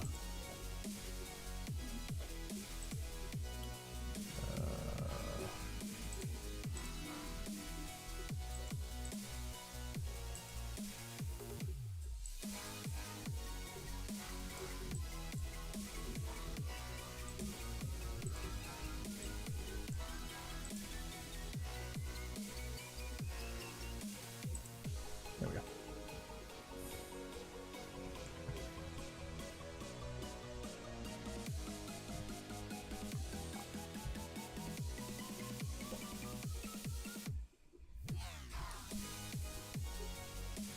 Company putting hydrogen on tape. The problem with hydrogen is you're basically you're wasting power. You need electricity to convert hydrogen, or to make hydrogen, and then you take the hydrogen and you burn it for power. So why are you taking electricity, wasting it to make hydrogen, and then burning the hydrogen to get power for the car? Why not just take the electricity to power the car. You have an extra step. Every time you have a step where you convert energy from one form to another, there's waste. So why are you, yes, for longer, you know, the ability to quickly refuel and whatnot, but you're wasting electricity, you're wasting energy creating that hydrogen in the first place. Why not just keep using electricity as electricity and dump it into a battery? Energy density. Yeah, you can get, what is it? You can get more distance out of a hydrogen vehicle, but for your average commuter, and then battery tech, you know, it's what battery tech will be in 20 years, so.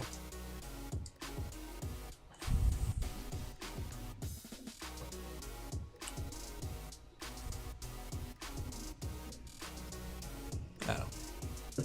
Everything's rapidly advancing. Remember, 15 years ago, 20 years ago, electric cars were dumb, and now, you know, makes more sense. Who knows what the tech will be in 20 years? Hydrogen has been the fuel of the future for years, and I've yet to see it even be practical in any real location. So.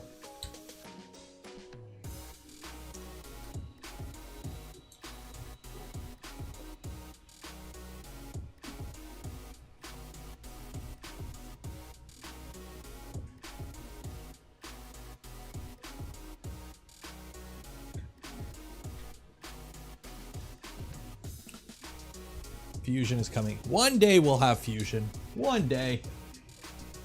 This cube is actually coming out really good. Let's go to overhead for a bit. Overhead.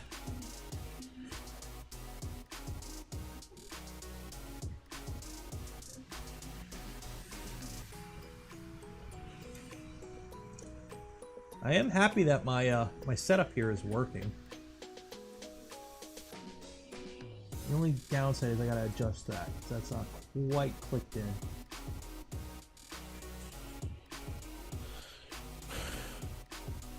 Way fewer batteries to deal with. Yeah, broomsticks. Yeah, everyone just ride on broomsticks.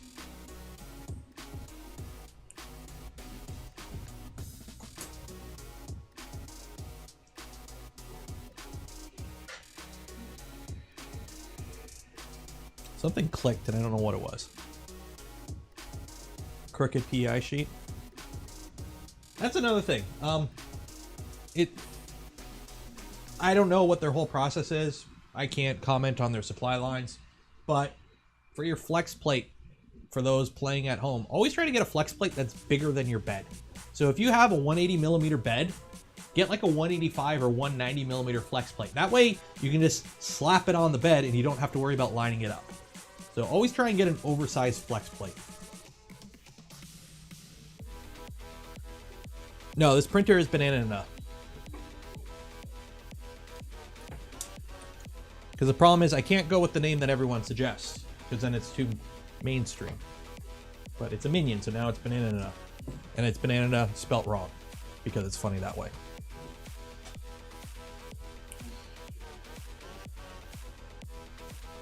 What is the flow rate of a Fadus Dragon Hotend with an NF? What is an NF crazy? Now, 30 to 40 millimeters cubed a second, probably. You can use all the bed. All the bed. I paid for that whole bed. I'm going to use that whole bed. Actually, since we're waiting, speaking of whole bed, I think I was going to mention it on Tuesday's stream, but this is the glow-in-the-dark flying serpent from Cinderwings, and this is 4 feet long, and this was printed on the Trident. So, a bunch of people wanted to see it, and I completely forgot to show it off on the last stream. So, let's do that now. Hopefully it's charged up. Where is my... Ah, there we go. So, turn that one off. Turn that one off. Turn that off. Dang it, that has a light on it. We'll see. Turn this light off. Now I gotta turn off my monitor.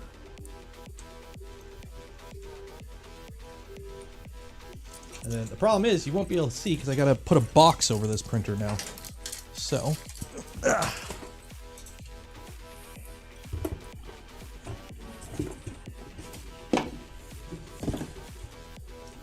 There you go, RatRig box. Do your thing.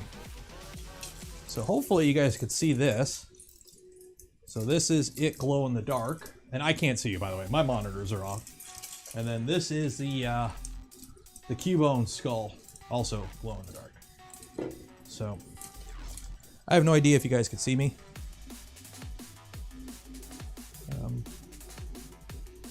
I gotta turn my monitors back on now. Hello. Slightly green.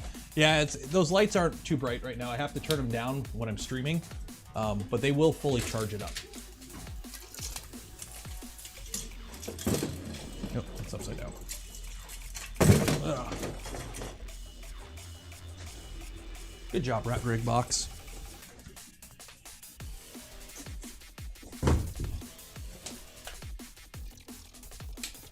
All the lights. There we go. How abrasive. My 0.4 millimeter nozzle is still a 0.4 millimeter nozzle, but I wouldn't push it too far.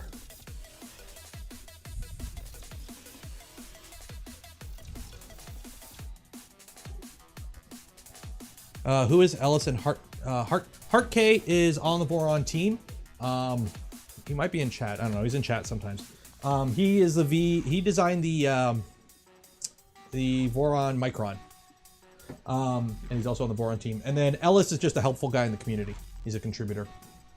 Is he contributor? I think he's a contributor.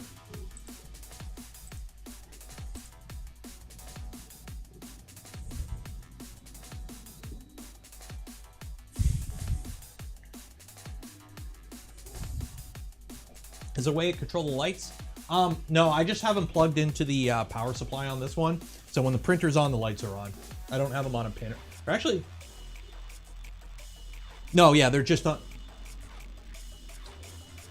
I don't know on this one. I don't know if they're on a, I think they're just plugged in to the power supply. I can't remember. Or actually, they might be on a buck converter. I can't remember. I turn the printer on, the lights turn on.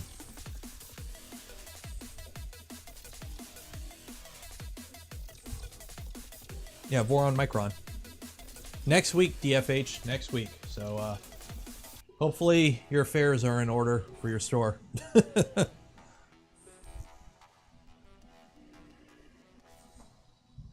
Is that designed for the cube? Yes. This cube is on things. If you're talking about the Dragon, no, it's Cinderwings 3D. It's on Cults, and you have to purchase the model. But I'm a member of their Patreon, so yeah. Well, it is a Voron Micron. Like it's not an official like on the Voron website Voron, but I'm not just gonna call it a Micron. It's a Voron Micron.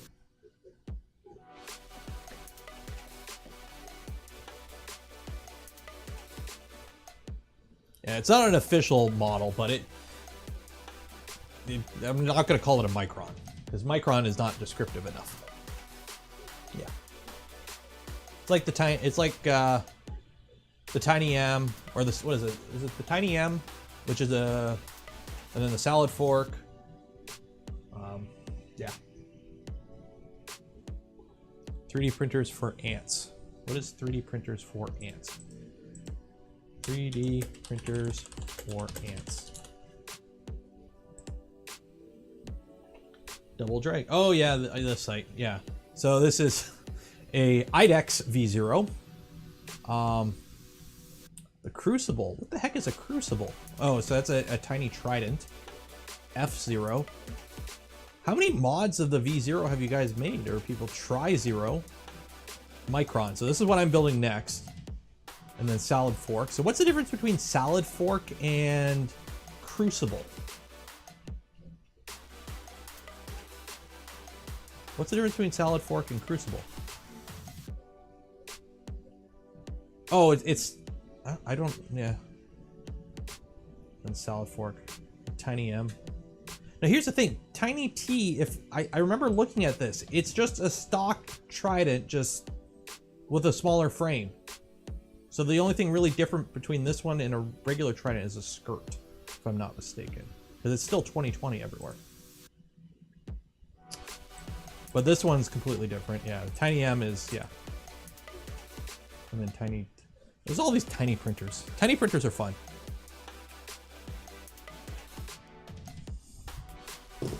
The Micron I'm giving away? No. That's fine. I will be giving away a V0 at one point, though. The fully built one. Tiny T has a mini afterburner. Okay. So does the salad fork.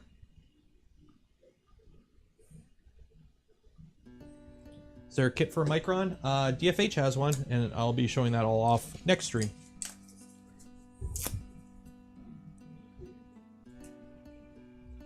Remember the show? I remember Beyond 2000.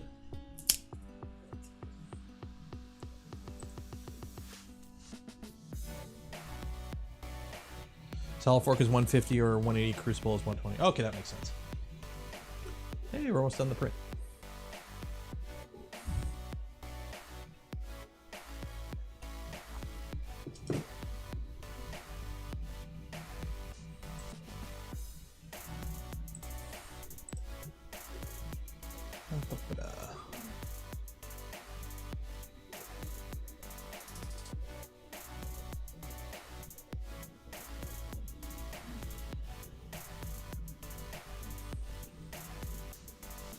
Just checking messages I've received off stream.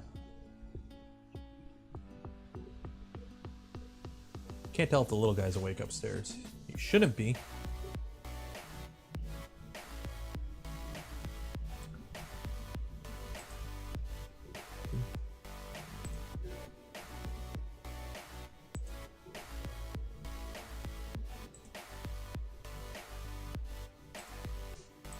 Okay, so we're good there.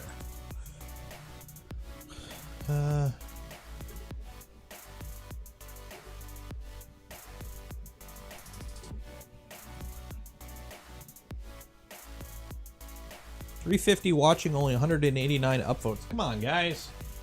If I had been paying attention to my numbers, I'd be disappointed.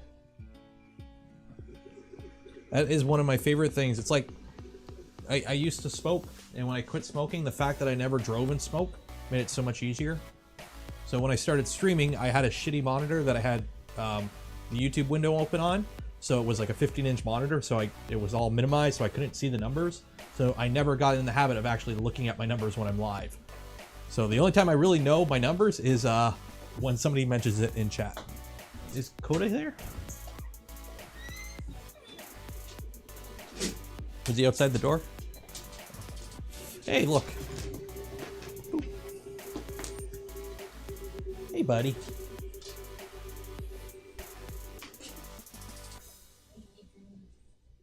Huh? He's like, anything for me in there? We don't keep the stuff in here for you because you know you just keep coming in here if we keep them in here.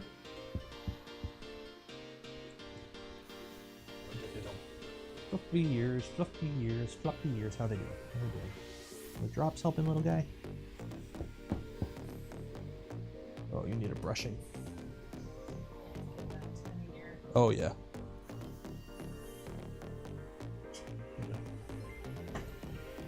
All the fur.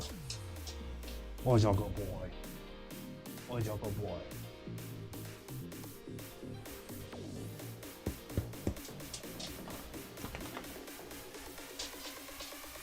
Okay, you gonna go to bed with Mama? Okay. Goodbye. He's a good boy. Duff, $6.99, doggo. Mobile.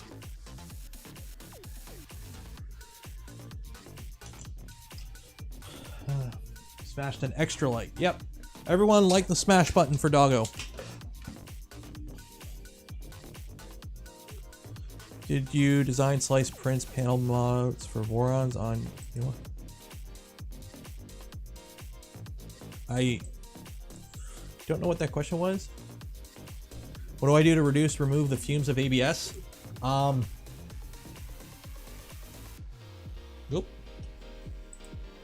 Okay, my end code. Oh, move out of range. Okay. Let's see, move up.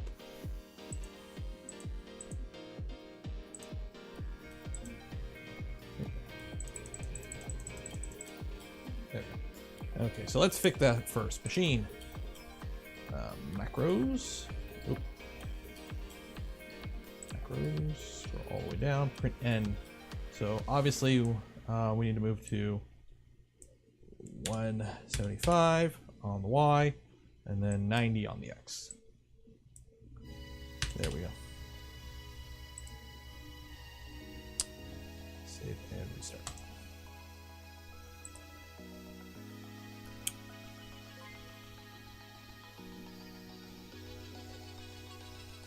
How am I finding the difficulty? Not too bad. I'm still new at CAD, especially with actually modeling stuff. But I think I think I figured out a solution because I want to make it relatively easy and accessible. Because the problem is with this controller, the pins, like the plugs, are on the side, so I don't want to enclose it too much off the bat because you're trying to get in there and plug things in will be a bitch. So I think I kind of figured out a medium that'll work. We'll see.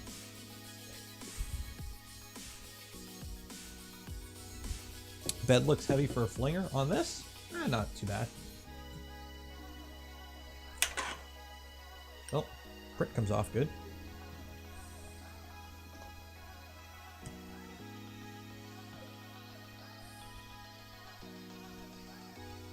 Not bad.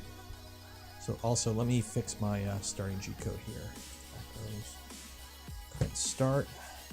So my purge line should not be at Y16. It should be at Y3. I normally have it at, I think. Actually, no. Control. So that one is Y3. This one will be Y1. Yeah. Okay, save restart. Okay, overhead. And zoom in.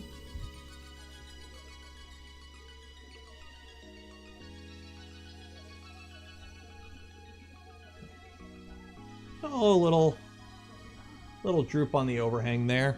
Not too bad though. No input shaper on this printer, no pressure advanced tuning either. This is just completely bone stock. Let's see. That overhang is mint in there. Okay. You want to get another print going? Oh yeah, smell of ABS. I don't smell it anymore. I keep my printers fully enclosed, and they're all sealed up with gasket foam. So basically, I just keep my printers enclosed. I don't have any fume mitigation. I don't have charcoal filters or anything. And then this room is sealed. Well, sealed. The fan or the ducts are closed, and I keep the door closed all the time too. So basically, everything's kind of just contained. Plus, I spent 7 years working in a plastic injection mold manufacturing shop with tryout presses and whatever. So the smell never bothered me anyways.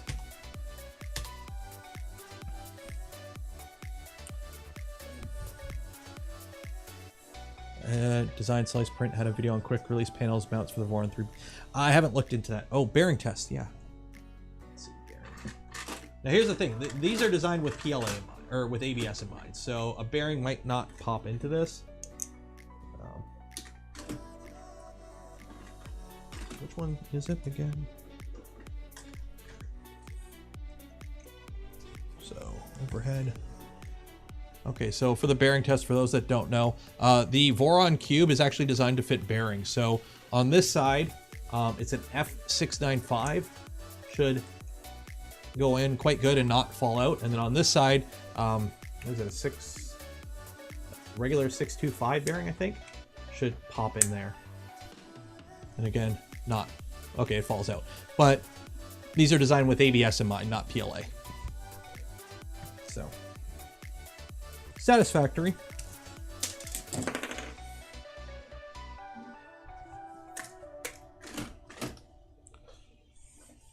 Okay, let's print something else. Because it's 10 o'clock and I need to kill an hour.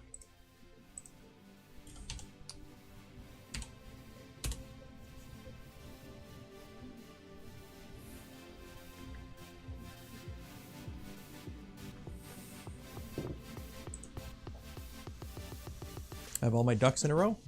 I don't have any ducks.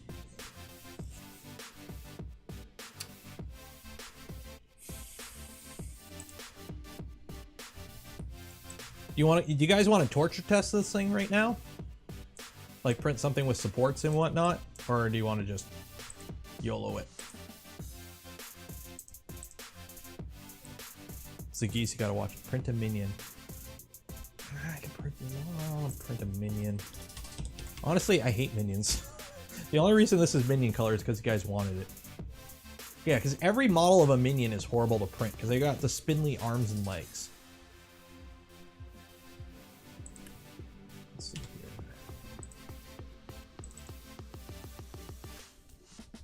Speed benchy. I don't do speed benchies.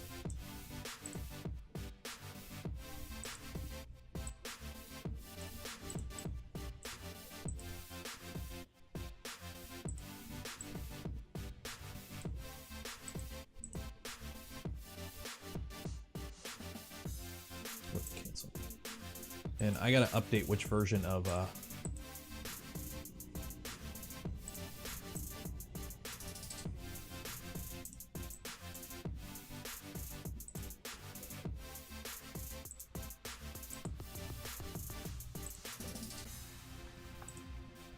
let's see here.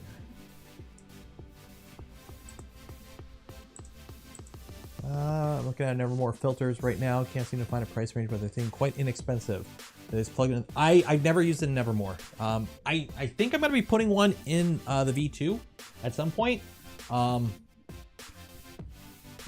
I haven't played with them yet. So I would recommend asking on the Discord about that. Print the Glock 17. I live in Canada. I cannot, unfortunately. Believe me, I wish I could. Looks like, yeah. Okay, so a lot of people have been mentioning that this is the Ukraine colors. We decided on the colors for this before Putin decided to go on a little diversion. Here, let's do this little guy. Okay. We got this, it's apparently it's one of the new, I don't know, it's a Chaos Cortec model, which I like Chelsea's stuff.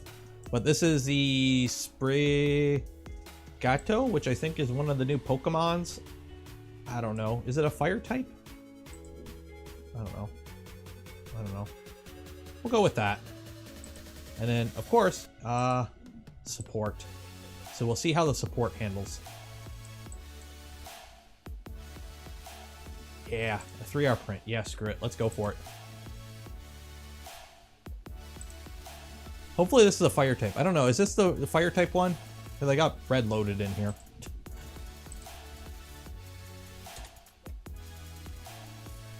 Actually, it's grass type. That's the grass type one? Which is the fire type one?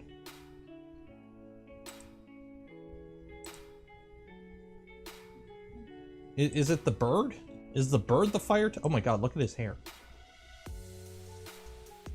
Okay, those feet would be a pain. Okay, I'll put some green in. Don't worry, I'll load some green in. Swap it out. Okay.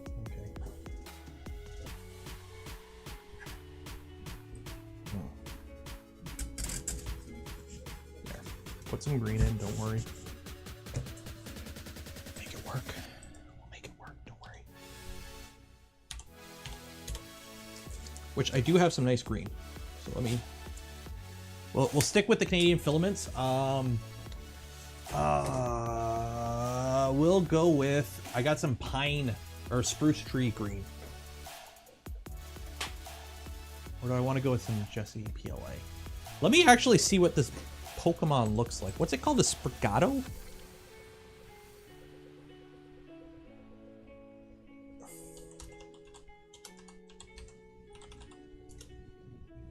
No, it's not a Sprugato. Sprigato. Sprigato?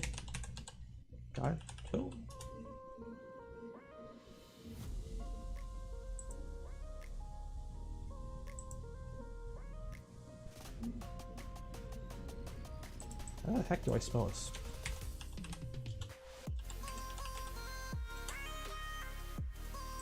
Spaghetti. I don't know. It's the Pokemons. Okay, the last time I played Pokemon was Red and Blue. So come on, guys, give me a break here.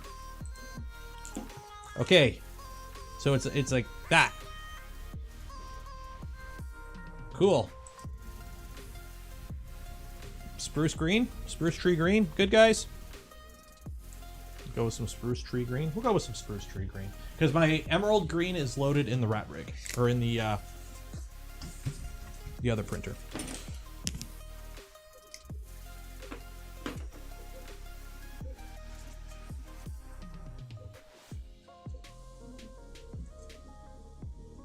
Okay, so let's see. Can we extrude?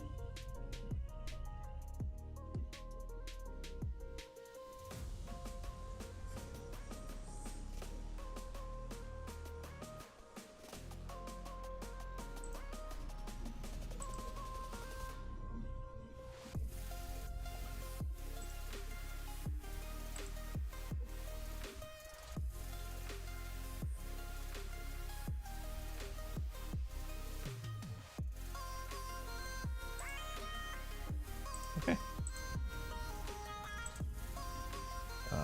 So we'll drop that to 180. Extrude another 10 millimeters.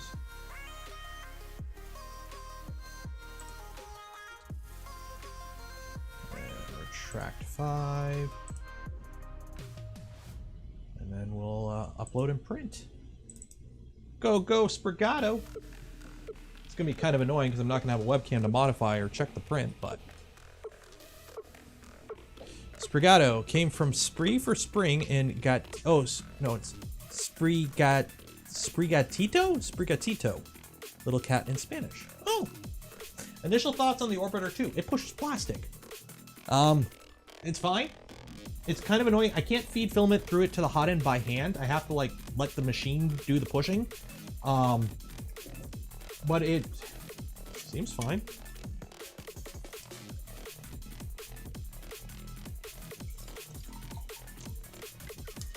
I don't know. It works. It made a cube.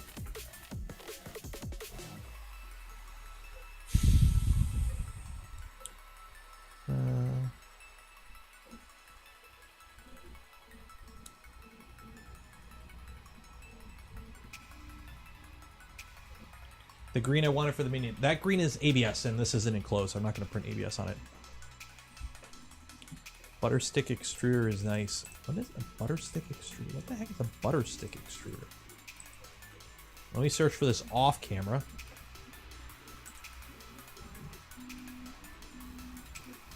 I don't think I'm going to be mounting this on a 3D printer anytime soon.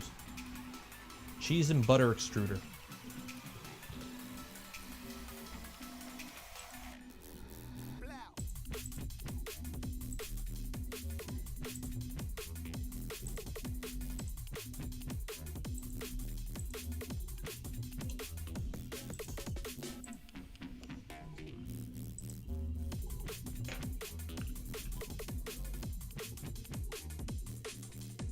Star Trek replicators when? Waiting for Earl Grey tea hot.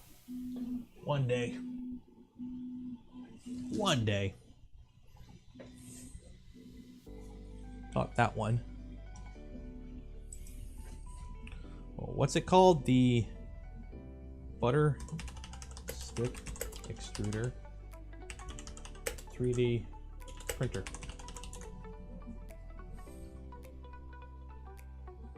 I can't find it.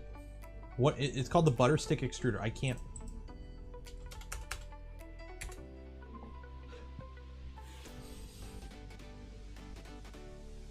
Like everything I find is for butter stick extruder is a commercial item for butter.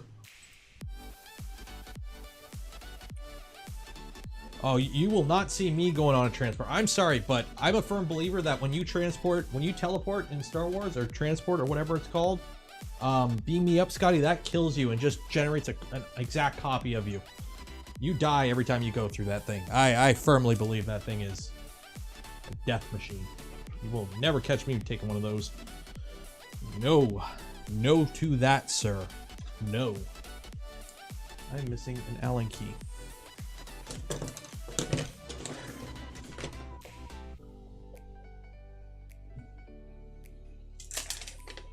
I'm missing my big Allen key.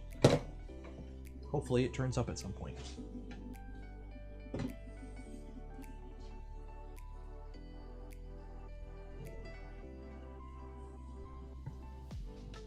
So you can see the purge line is now in its proper spot.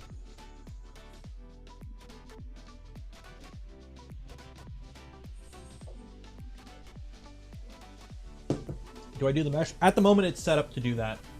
I'm sure I can set it up so that it don't, you know, I do the mesh once, I save it, and then I just do like a home and then go. Because the bed is rigid mount, so it should never really shift. But for however long it takes to do the mesh, which isn't that long, I'm just gonna let it go every time. Are you kidding? Yeah, but the thing is, that's a gradual one. Like you're looking at ship of Thess. Yay, speech impediment. Ship of Thess. Ship of Theseus. Oh my god, I hate. Yes, I have a list. I can't pronounce Theseus. This, okay? The ship of that Wikipedia article, okay?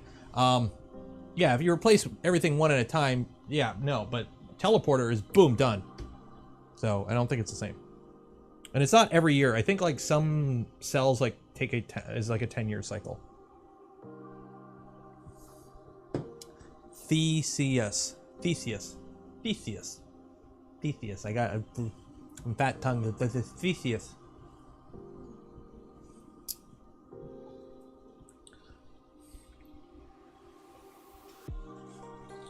Look at that. Look at that first layer. Hooray for bed mesh. Bed's out a millimeter? Yeah, send it.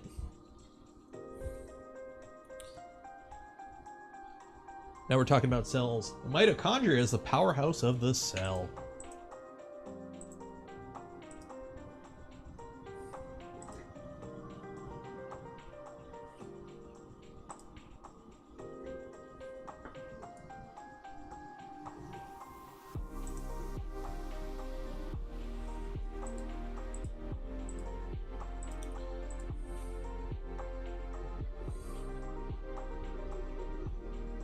Twitch ID? I don't stream on Twitch.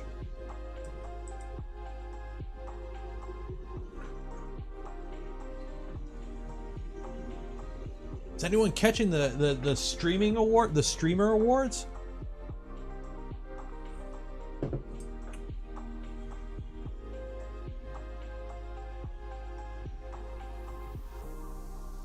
By the way, I have no idea how good the let's go to overhead for this.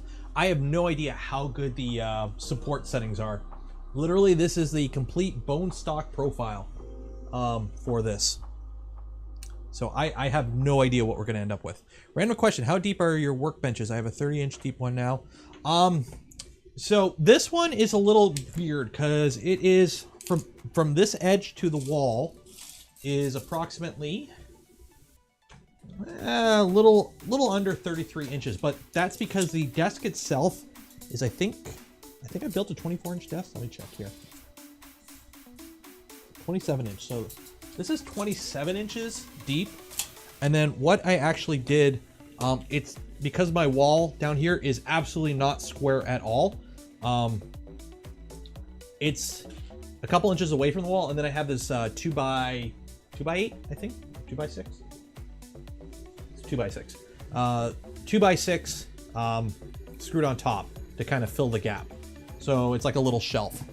So these benches back here, which support up to a 350 boron, by the way, no problem.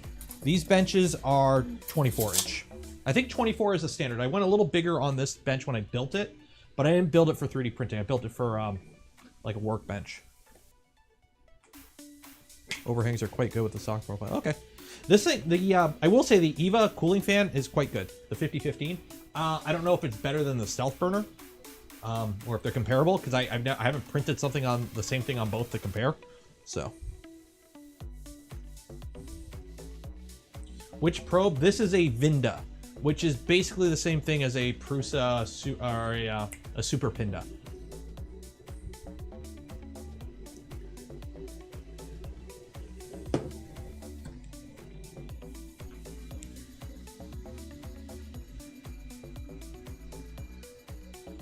If everything stays on the bed, I'm going to be happy. Yeah, it's weird. I think I'm the only one that runs this setup. So most people, like most streamers for like this kind of stuff, like Joel's setup, Tom's setup, you would be in front of me. So I would be facing you and I would have the desk in front of me. I don't have the room for that because literally right here is the wall, okay? So I have my camera literally on an angle here. Like there's the wall. So I have it on an arm coming out of the wall on an angle, so you're kind of like, the only reason, like technically right here is in front of the camera, but I've got a Sigma 16, so I got a pretty wide field of view. It would be wider if I had a full frame camera, but this an A6300, so it's APS-C. You can print the overhang test. Honestly, test prints are boring. I'd rather just, you know, print like a real thing that other people really print and then look at it. So focal length, yeah, so right now this is a Sigma 16 and I run it at a pretty large f-stop. I think it's like f5 or 6, and the reason for that is I want as much in focus as possible. So yeah, you know, on my A6400 that I use for videos, you know, this has a Tamron 24mm. And I drop down to like f2.8 when I'm recording, so you get that nice, you know, blur in the background. So like, focus on that. Yeah, see that bokeh. Look at that bokeh on the all the bokeh. The Sigma is really good for that, but 16 is way too big on this for like where I'm filming. So 24 works good. Because it's APS-C, so 24mm is like a 32mm lens or something like that. Because this Sigma 16 is really like is like 18 or 20mm because it's APS-C and the sensor size and all that stuff. You can't do a baby belt printer. I went looking for one after you mentioned they sent GPT-1 in 34 seconds in the video, nearly killed it for me. I haven't watched DPT's video on it. I do kind of want to build one or get my hands on one at some point. I seen some pictures that somebody posted of the one he got, and it was PLA, and the motors, I think they're not like real stepper motors. They're like the cheap stepper motor that like some like the 101 Hero use, like that. I have NEMA 14s. I think I could make it work with tweaking a few things, but I don't know. Part of me is kind of tempted to see if I could do a belt printer on my own at this point. We'll see. We'll see. I got a few ideas kind of mulling about in the head. The tiny belt, is it, or not the tiny belt? Not the tiny belt. What's the other one?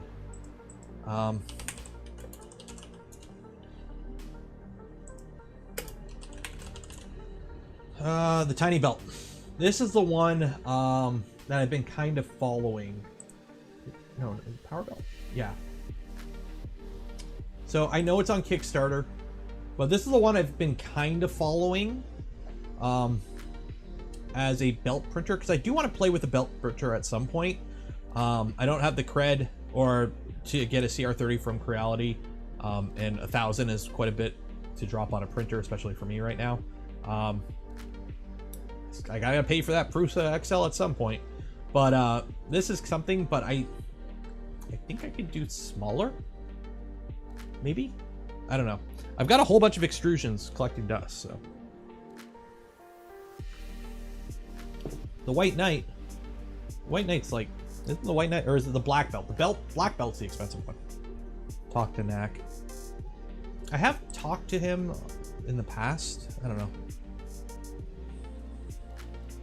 When does the Ender S1? I don't know. I got an email. So it was a reseller that contacted me. It was a, I can't remember which company. It was one of the ones that resells Enders on Amazon. And they were sending it to me. And they said February, and we're in March, so I gotta figure out what's going on there. White Knight the Squire. Let me check that.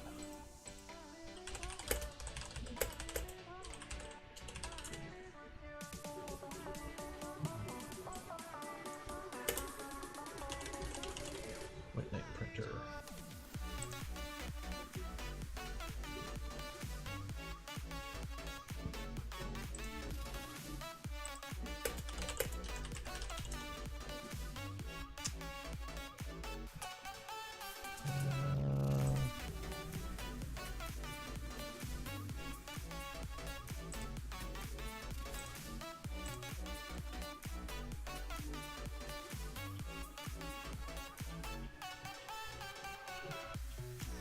can't find a site for it. I don't think it was Concro. Concro sent me the CNC machine I still got to play with a bit more.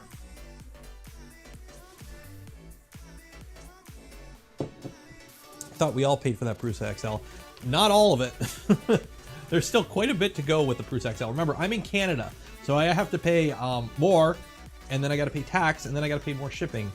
So, yeah. Maybe I should do one of those. What do the Twitch streamers do? A subathon, where you just stream forever. I know. Yeah, I know who Knack3D is. I've talked to him a little bit on Twitter. So.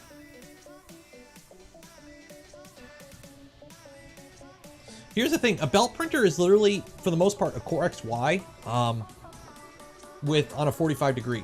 Like, that's what the CR10 is. It doesn't have to be Core XY, but I think the actual whole belt printer 45 degree aspect is all handled by the slicer. So, yeah.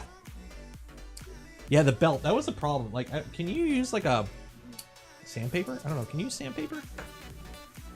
John Stern, $20. Thank you. Appreciate it. Prusa XL fun. Do I need the Prusa? I need a ticker up here for Prusa XL fun, and then I need a ticker over here for shovel fun, to buy a shovel to get a bigger basement so I have more room. I'm looking forward to the Prusa XL too. I really want, for those that don't know, I pre-ordered a Prusa XL. I got the dually. I don't need 5 tool heads, or 4, or whatever it comes with at most. I have an Enraged Rabbit carrot feeder for all my multicolor needs, and I don't do multicolor. I just don't. I'm not Filament Frenzy, where I print a lot of like cool stuff to show off. My printers are mostly practical prints, unless I'm reviewing something. Literally, all these cool little, like, you know, prints that you see are literally, I had to print to test something for a video.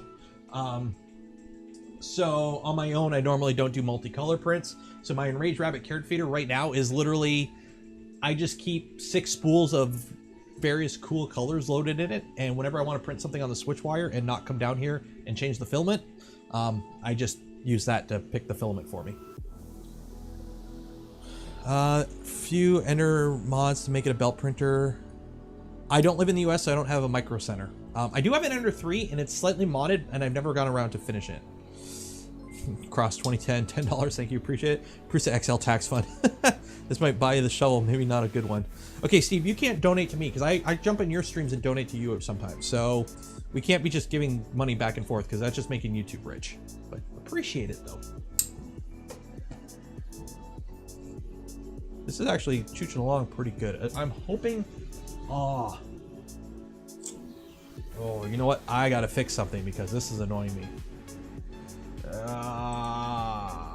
Printer settings. They don't have Z-Hop. They don't have Z-Hop in this profile. That might be a problem. I don't care what anyone says, I run Z-Hop on all my printers. We have the source. Yes, we do. Economy stonks. Any updates on this resin burner, stealth burner? It's fine. Again, there's no force on it. So it seems to be holding up fine. Basically, I'm gonna keep using it until something goes wrong, or in a while, take it out and see if anything's cracked or anything. That's a huge Z-Hop. Exactly. Send it, man. Actually, 0.4. I'm sorry, I'm used to my Vorons that do very fast set hops. Just, okay, it sort of self. Mark, I go into my, so, yeah, see, that's, I hate that. I hate that dragging noise. Why don't you have Z-Hop? Z-Hop is so useful, guys. Where can you find the probe? I can't remember. I got mine used. Somebody on the Voron Discord sent me theirs. Use a crypto wallet. I don't believe in crypto. I think it's a scam. It's a pump and dump. Don't want to be the last one holding the bag. What are my thoughts on Sparta ABS? Basically, this is Sparta ABS. The switch wire is not. The V0 Sparta ABS. It's my go-to ABS right now, is Sparta ABS, pretty much. That's Sparta ABS. A bunch of that is actually Sparta ABS. This is Sparta ABS. The LDO V2 is Sparta ABS. Many of these prints are Sparta ABS. It's a good ABS. Binda and sold by Von Wange. There you go.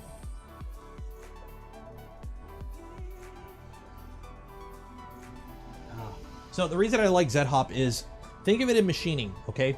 When a CNC machine is moving the cutter, it never drags the cutter across the surface, okay?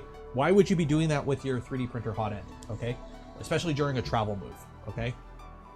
Because all you're asking is for a part that has developed a little bit of a curl to get knocked over and ruin your print. So, run Z-Hop.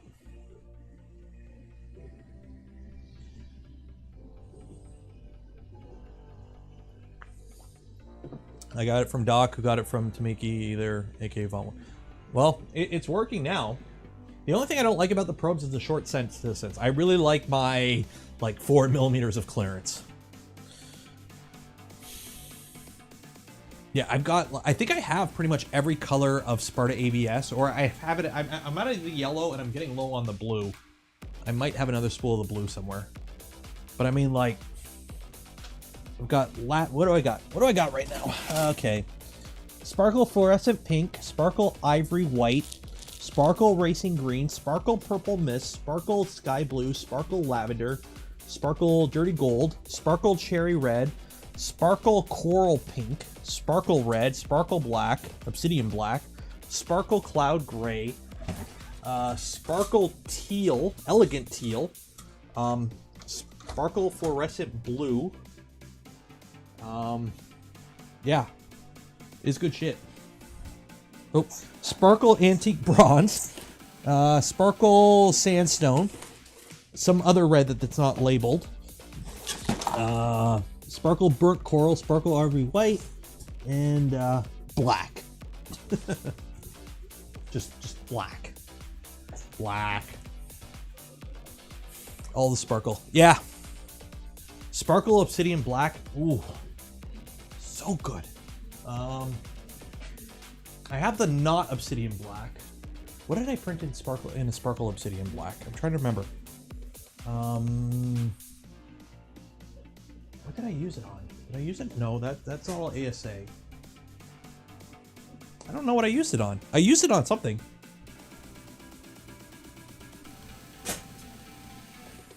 Actually, yeah, because I still got half a spool of it, so I can't remember what I used it on. Yeah, I can't remember what I used it on. I used it on something, obviously. James Miller, $20. Thank you, appreciate it. Waiting on my baby belt to arrive. Cool. Let me know how it is. I seen there were issues with the printed parts, potentially. It's all PLA, but...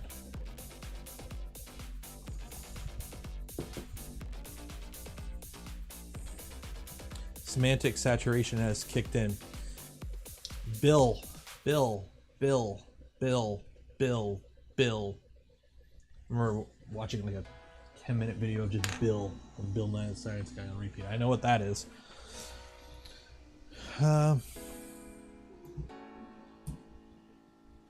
It's literally Sparkle Motion. Sparkle in Motion.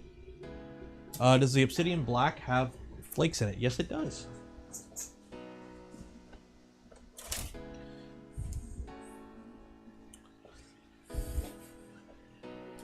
It's Sparkle Obsidian Black is the actual name of the color, so.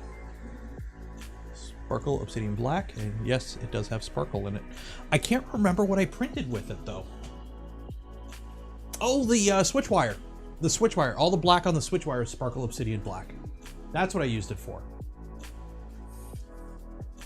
I used it for something. I remember I used it for something. I just couldn't remember what. Whoa, missed one. Hackerjack 4250. Thank you, appreciate it. Presac Cell Fund, looking forward to your Micron build. I can't wait, man. I'm nearly finished with the mechanical bits of mine. Nice. I'm actually really looking forward to the Micron. I was looking forward to this build because it was a non-Voron, and I'm trying to not be the Voron guy, according to Tom. And now I'm going, here I go building Vorons again. So, you know, the Micron's not a real Voron, but... Any idea when Sparta... I have no idea, fortunately. And then I have someone potentially making me a custom filament. So if that shows up, we'll see how that is. I hate the noise of this thing going across all these supports. Because it's catching and it's making like a click noise. Don't have many very nice ABSs around here, more ASAs. ASA and ABS is pretty much the same. Like, honestly, for 95% of use cases, you'll never notice the difference. And just go knock on Prusa's door. And just be like, hey, Joseph, give me the good shit, man.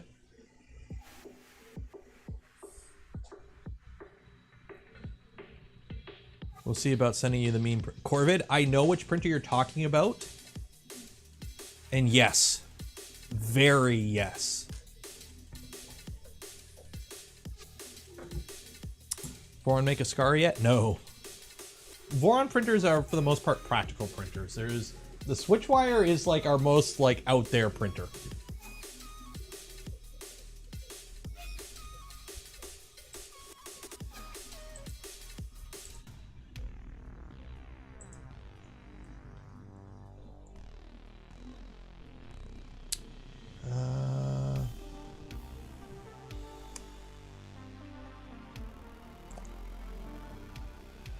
Galaxy Black ASA.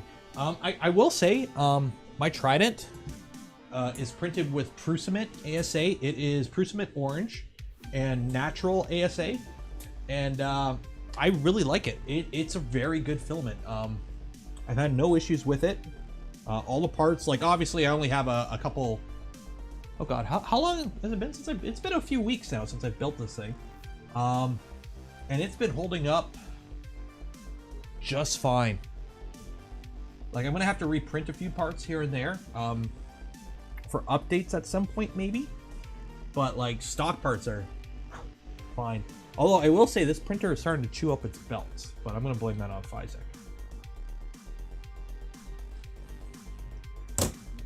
And then Tallboy, I gotta print something. I haven't printed anything on Tallboy in a while. Have you tried shining UV light on it? On the Prusament? Like, here's my problem. You want me to shine UV light on it right now, Sanity? Is that what you want me to do? How's the stealth burn doing? Fine. Where to buy Loom? There's a few sites. KB3D, Fermio Labs. Okay, so excuse me, but I'm gonna have to shine UV light. So let me figure this out.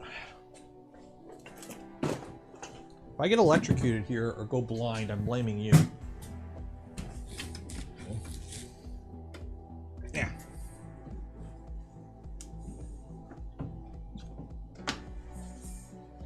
So this is my UV Curie station.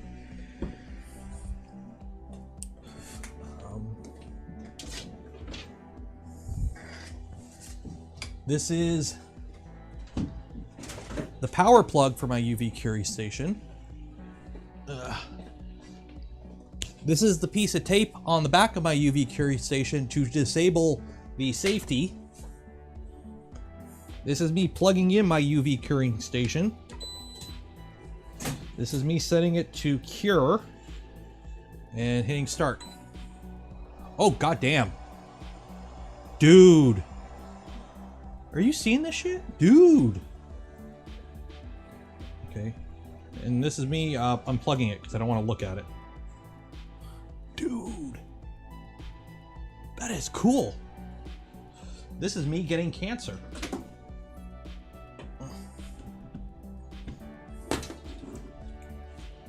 Sadly not on camera. Dude, that looks cool. It like all just glow. It honestly, it's glow golf. Have you ever gone to glow golf? It looks like that.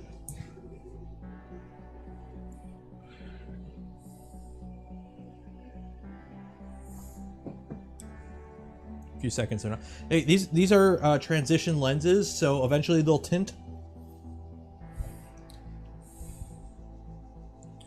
charge up the glow in the stuff on the UV charging station. I'm not going to turn on the lights again. You won't get cancer, but it will blind you very quickly. My eyes, the goggles, they do nothing.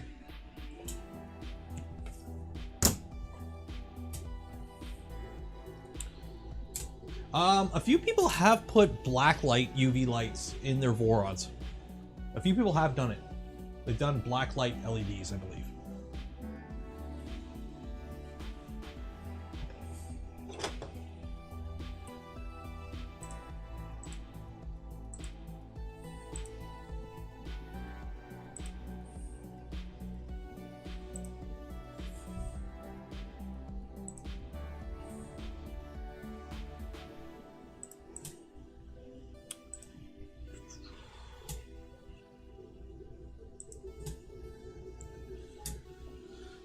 Simpsons reference. Yep.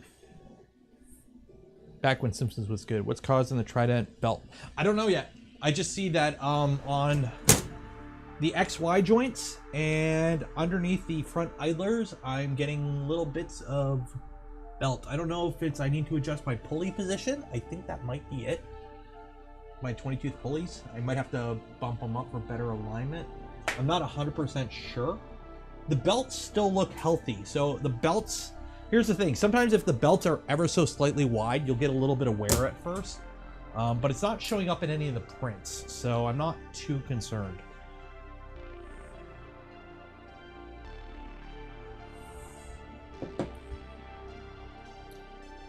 Seeing UV LEDs and neon color. That's the thing. For a while, people were just building Vorons like black and red. And now people have gone really crazy. It's unfortunate that we, there's the whole Great Firewall and whatnot, but, and the whole trademark issue and takedowns, and it's super annoying. But over in China, the Chinese Voron group, they went crazy with like colors and shit. Like they have some really like specced out builds that look really neat, which they can't get serials for, unfortunately, but yeah.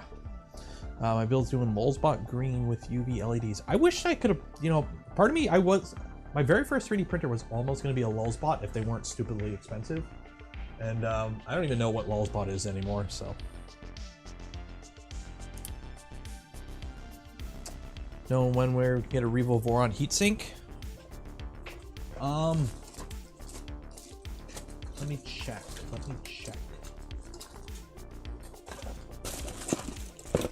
Nope, I don't have one in there.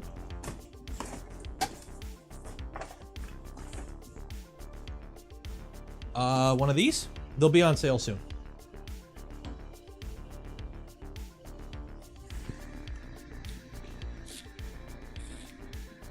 Ooh.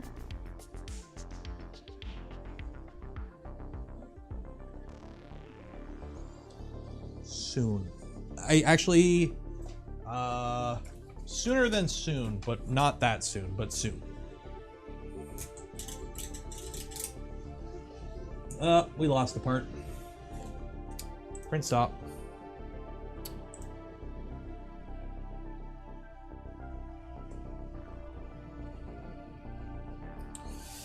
Dang it.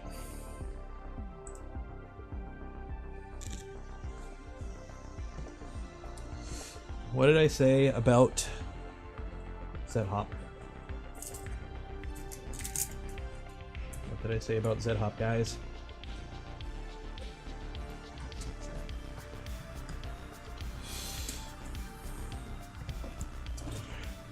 Dang it. So, do I add a little bit of glue stick and try again? Or do I just clean it with some ISO and try again? So I'm slicing it now with Z-Hop. You win some, you lose some. Exactly.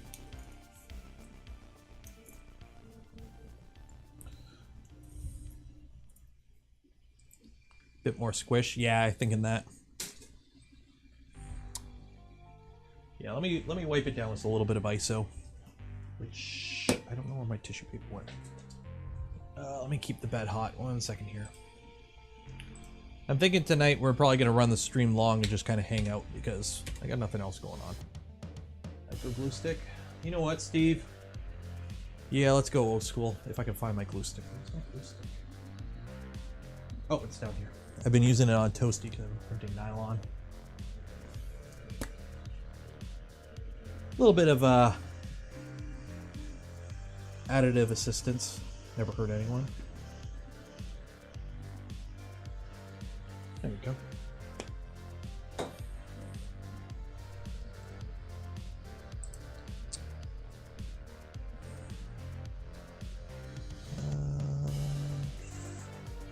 Why are people getting Raspberry Pis these days? What you do is you get a time machine and you go back and you buy a bunch of them before everything goes to shit. That's pretty much the only way. When the Pi 02 came out, I literally bought 2 of them from 2 different manufacturers because I wanted to, and they were like 1 per manufacturer only. So I bought 1 from one manufacturer, paid stupid shipping, and then I bought 1 from another manufacturer and paid stupid shipping. So I ended up paying like $40 a Raspberry Pi Zero, but I got 2 of them. So I got 1 in this one, and then the other one I might end up putting in the Micron, or I might save it for something. Because now I have the wall free here. I want to put something on the wall here, but I'm not too sure. I don't know. Or something on this back wall, like a little old monitor hooked up to a Raspberry Pi with like some notifications or something. I don't know. I want to make the background a little bit more interactive.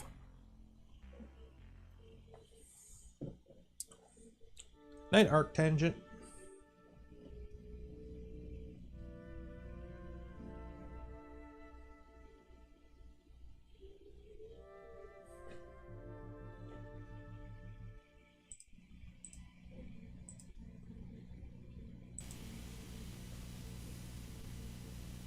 Do you guys hear that?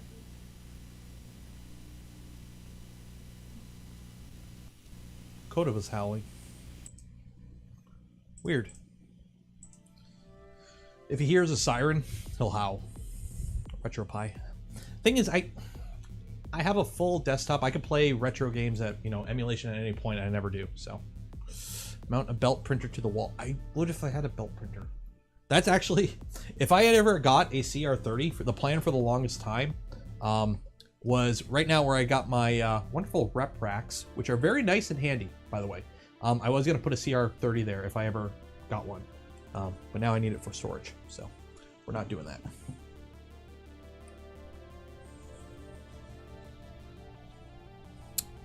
Bought some Vision. I have some stuff. There's a recipe to make some DIY adhesive. It uses glue stick. So it's a mixture of glue stick, tacky glue, ISO, and water. And there's like, you mix it all up and there's like a whole process to it.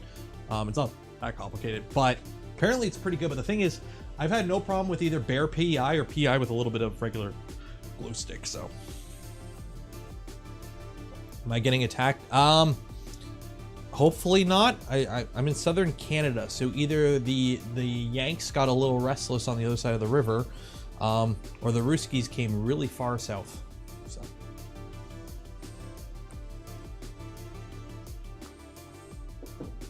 Garolite. Well, right now, the print that I got going on the V0 is on carbon fiber. I've got carbon fiber beds on 2 of my printers right now.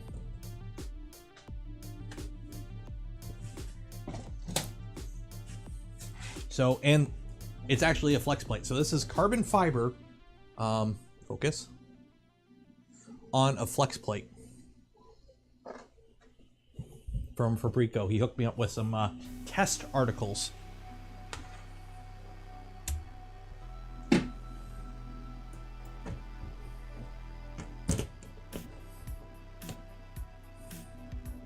And it works okay.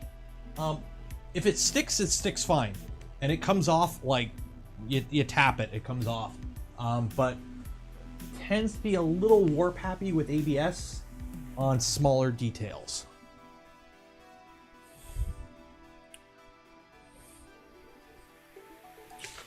Just wait, they'll get Alaska. Here's the thing.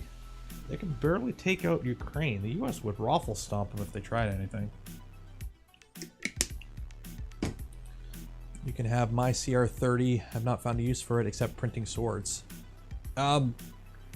If you're serious, I'm in Canada. Shipping up here is stupid. But if you're serious, DM me. We'll might figure something out. The thing is, I prefer to try and get like, I like the stream is building printers, so I try to get unused printers just because that's part of the build. But I might be able to figure something out. Print one layer of PETG before ABS. Print one layer of PETG. You know what this is right here? I found it. I was looking for it the other day, but I found it. Okay. This right here is my spool of blue PETG from MG Chemicals. Okay. I have it's batch code 17YO1088A. 17 is the year. This is from 2017. I bought this spool in 2018 to print the parts for my very first Voron, my V1.5. And this is the last time I seriously printed PETG until I printed my rep racks like 2 weeks ago. And that's CF PETG. But still, I still have this spool of PETG because the last time I printed with it was when I printed my first Voron over 4 years ago. So I don't use the plastic. Although honestly, the CF PETG that I use for the rep racks is mint. Great layer adhesion, very stiff. Well, stiff for PETG, and it is holding up these spools quite well. Making filaments from PET bottles is getting pop. I seen a little machine that does that. It's kind of cool.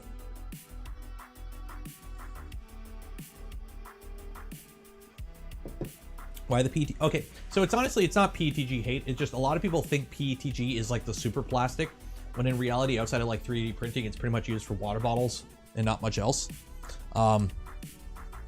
Because people think ABS is horrible when ABS is a great plastic. You just need to print it right.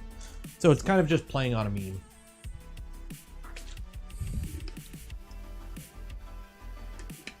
Because if you have machines that are capable of printing ABS successfully and well, PLA is good for, you know, stuff that sits on your desk and looks pretty, and ABS is very good for functional stuff. So if you can print ABS well, the use case of PETG drops quite a bit. Overhyped. Exactly. It's a fine plastic and it has a use case. It has very good layer adhesion. So if you're printing something where you need really good layer adhesion because of the way the part is designed, PETG is quite good. But it doesn't have the temperature resistance that some people think it does. It gets mushy, creep issues. It's not the perfect plastic, but it's a pretty good plastic. But it's not, people overhype it essentially.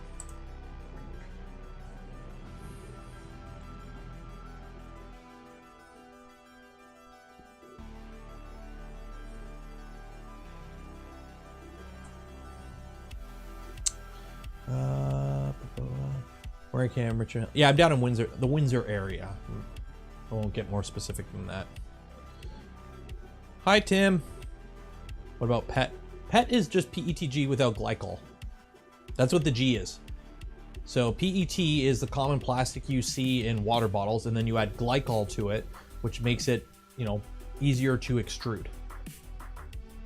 ABS with heated chamber works. Not even heated chambers.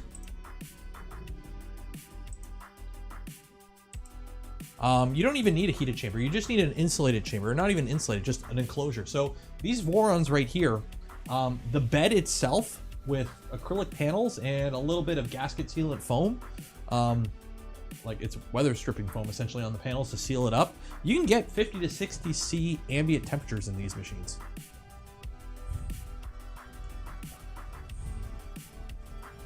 DuPont Zytel nylon looks interesting, 100C. I printed with nylon. The problem is PA6 nylon has creep issues. PA12 nylon is pretty good. A lot of Toasty is PA12 nylon now, and PA12 nylon and high temperature polycarbonate nylon, carbon fiber. Yeah. But I have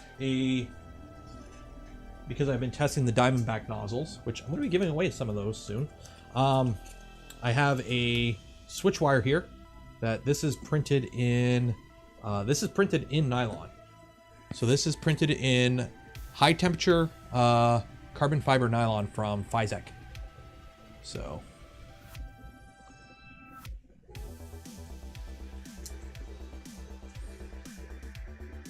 this is actually for Toasty. So I will upgrade Toasty to stealth burner at some point. Cool. And there's the G-code viewer. ABS is not difficult. You just need to have the right prep and go about doing it correctly. ABS post-process is easy. Exactly. What temperatures? Depending on the machine, 50 to 60. 50 on the low side to 60 degrees Celsius, depending on where you're taking the temperature in the chamber. Basically, the smaller the machine, the higher the temperature. Toasty, I get about 55, and I need to insulate it to get a little bit more. It has some gaps in it. There's a hole at the bottom where air gets in, and when I have the fan on to cool the controller and the Raspberry Pi, it kind of kills my temperatures, unfortunately. Yeah, so Klipper on Mainsail now has a G-code viewer for those that are wondering what this is.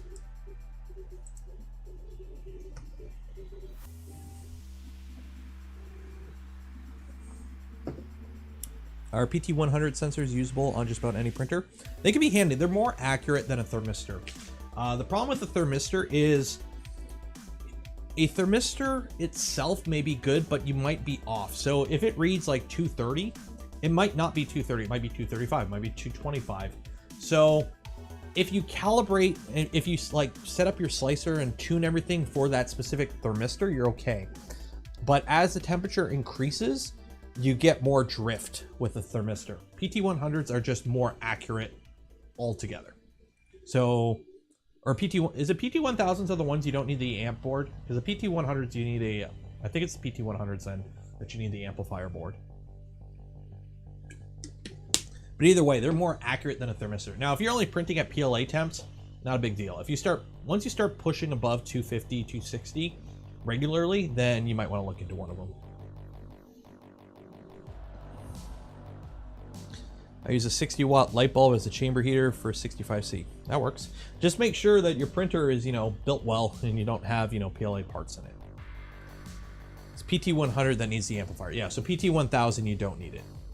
I've never played with either. All mine are generic beta 3950s pretty much. I bought like a pack of like 2 dozen of them from AliExpress from like, I can't remember where. Triangle Labs maybe? And I've been using them in most of my printers since.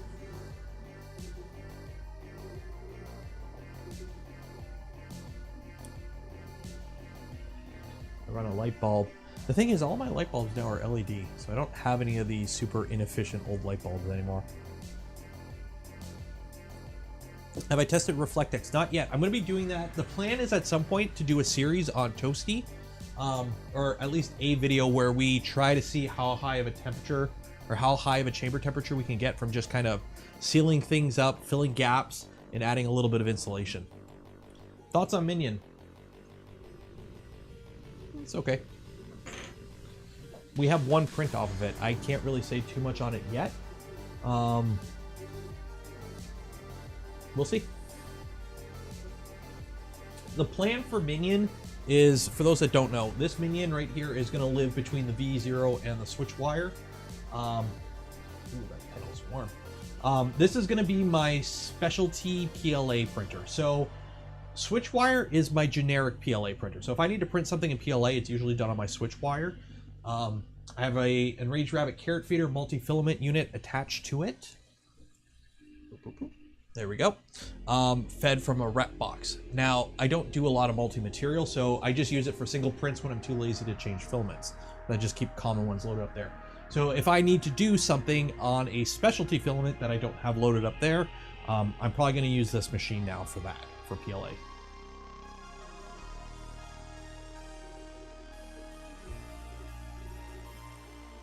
Do I think it's possible to get to Ultim temps? Yeah, what you do is you build a V0 because it's a small printer. And you take that printer and you put it in your oven. And then you heat your oven to Ultim temperatures, and then you print.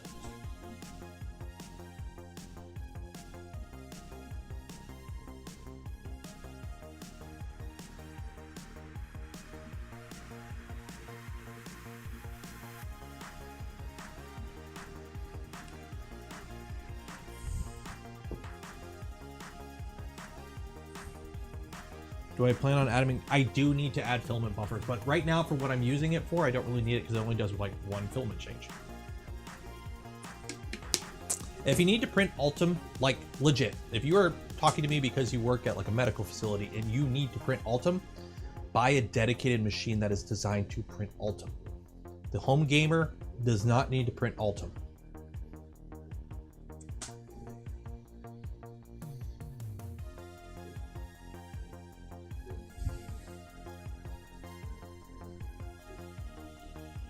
Hey, our filament feeder is almost done.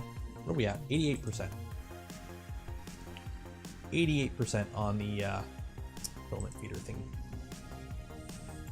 What nozzle do you use for abrasive? So right now I'm trialing some Diamondback nozzles, and they have where are my Diamondback nozzles? Ah, here we go. Yeah. So they have an actual diamond in them. It's an engineered diamond for the actual nozzle tip, and otherwise they're brass, I believe. But I've been trialing these guys on Toasty.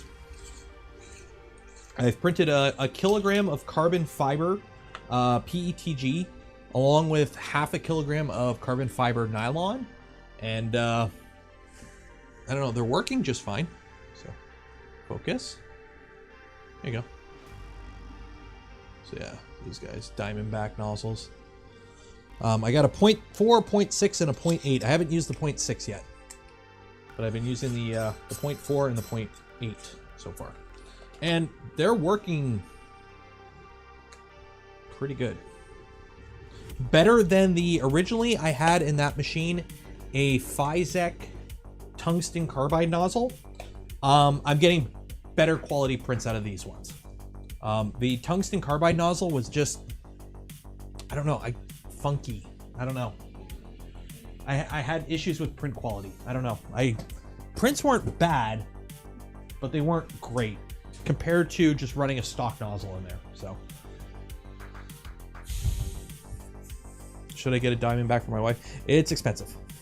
Yeah, no CHT. It's a yeah.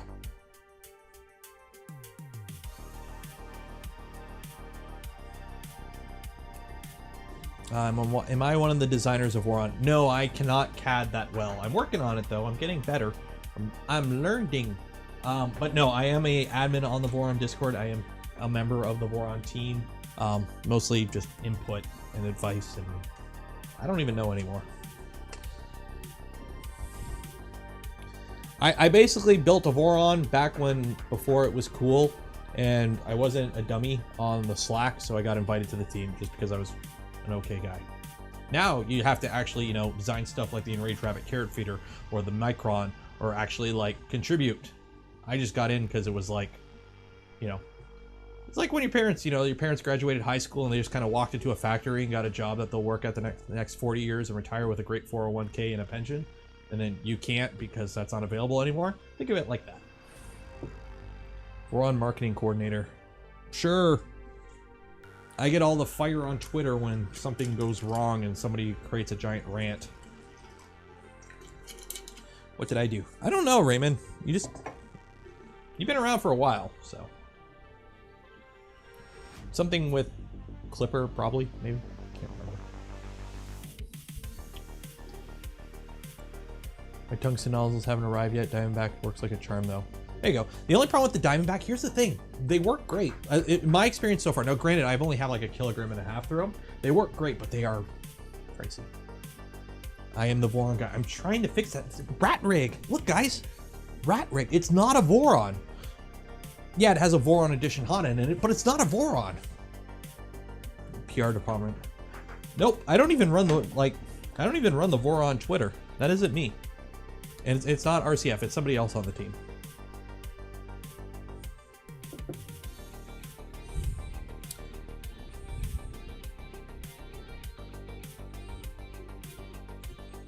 Tim's just the guy that just randomly creates controller boards, which, by the way, Tim, your LED panels are going on the V00 when I upgrade that. We're on RatRig Edition. Nah. I think the RatRig does what the RatRig does quite sufficiently. Voronizing it wouldn't do anything.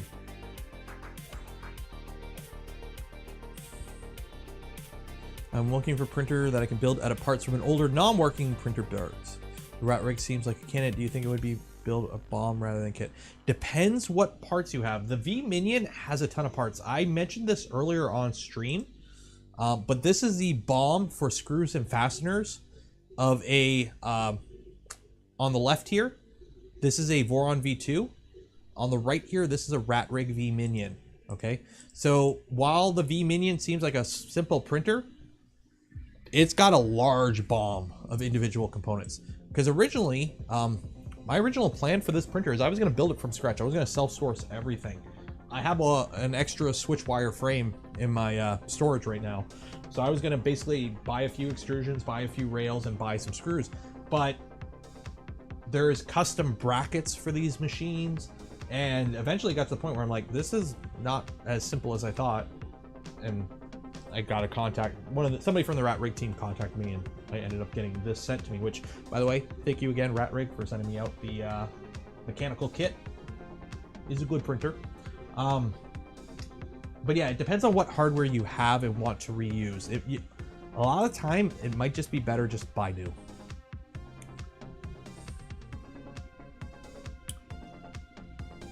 In defense, my room is nothing like Steve's garage. Who's comparing that? Who runs? It's somebody on the team. I'm not going to say who. I don't know if they want that public. But basically, somebody on the team realized that the Twitter wasn't grabbed, and they grabbed the Twitter, and now they just kind of post random stuff to it. We don't need to advertise. Like, Voron's not a company. There's no advertising budget, so yeah. To be fair, you've seen a huge advocate for Voron and Klipper. That's not a bad. I'm not complaining. I'm just trying to not be the Voron guy.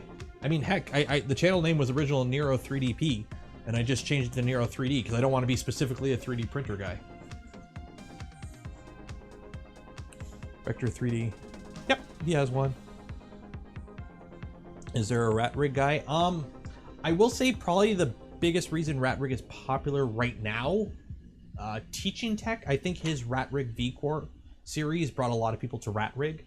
I haven't seen a lot of V-Minion stuff. I don't know if I don't think I'm the first one to build a V-Minion in the YouTube sphere, but I haven't seen any others. 3D pen next. Do you think the Voron 2 can do automatic tool changing? If you're going to do a tool changer, go with a Trident, not a V2. It's a lot easier when you don't have the gantry moving up and down. I am not the Voron guy. Regardless of what Tom says, every time he says that, oh, he's the Voron. What about Nero 3D? Oh, he's the Voron guy. Like, come on, Tom. Has anyone adapted E3D? No, there is a, I can't remember what it's called, but there is a mod for, I think it was a V1.8 for tool changing, but nobody's adapted the E3D system. Teaching Tech has brought me to Core XY machines, which brought me to Voron. There you go. I don't watch Teaching Tech videos. I try to avoid watching other educational YouTubers in 3D printing because I don't want to accidentally copy anyone's stuff. So I try to avoid watching other people that kind of cover the same thing. And I do find that a lot of his content is aimed more at newbies, which is not a bad thing. But because his content's aimed like that, I don't try to do his content, if that makes sense. Like I've had a few people now ask me to do a video on installing Klipper on a phone. And I just tell them, go watch Tom's video. He's done a video on it. I don't need to cover it. He's done it. Go follow him. Go see his video. So I try to do stuff that isn't already done. Like I could easily sit there and, okay, this is how you level the bed on an Ender. There's a million videos of that. So I try to do at least different stuff.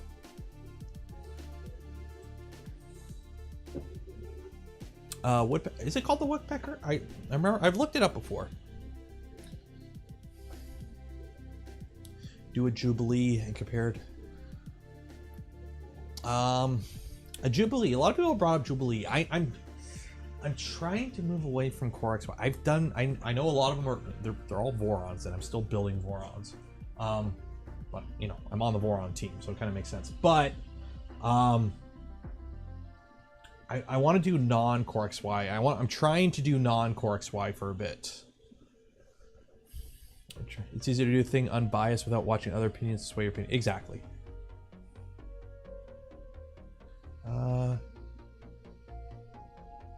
You and Tom not get on some every time it comes up. Yeah.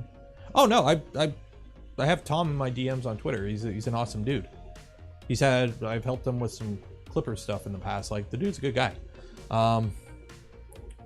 It just the latest melt zone, he just refers to me as the Voron guy. So it's like, but no, I get along with that pretty much everyone. Yeah.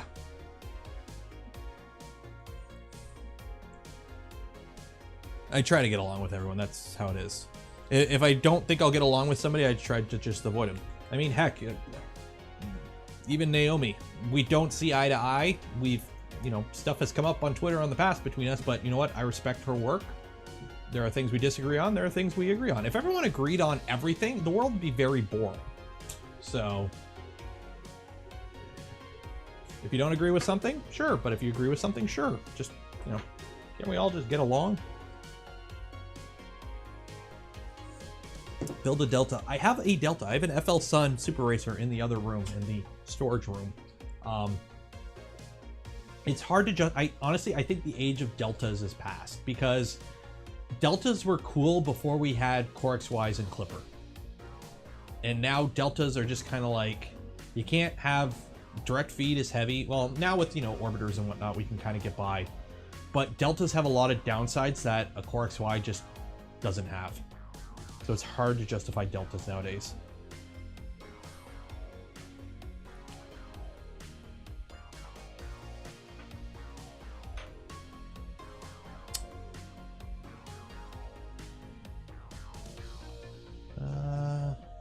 Thomas pushing. My biggest jump in viewers was on when CNC Kitchen built his V0.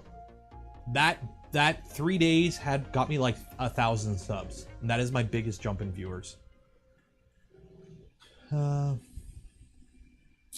know you don't want to copy anyone else's videos, but I bet I'm not the only one who likes the way you present your videos. So it's funny. The way I modeled this stream is I watch Twitch streamers. Watch the popular Twitch streamers, see what they do content-wise, and try and emulate that. Why do you think I have music playing? Why do you think I'm talking the whole time? Why do you think I'm always looking at chat?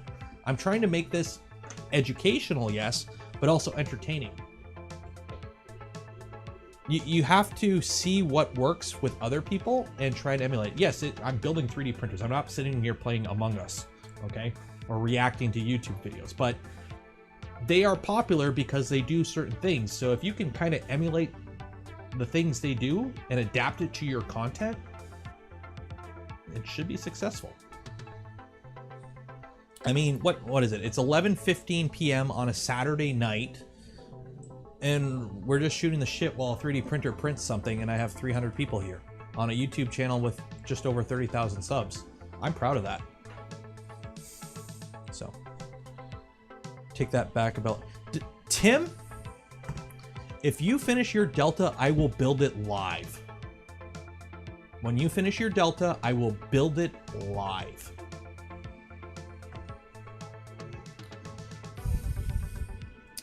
I don't know if Tim can ban me. I don't know how if admins can ban admins, or if it's a seniority thing. I think I have seniority on him. I'm not 100% sure.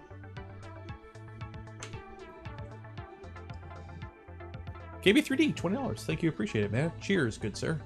Cheers. And the Discord had a great... Anytime one of the other big 3D printer YouTubers touches a Voron, our YouTube community goes crazy. Build a Scara.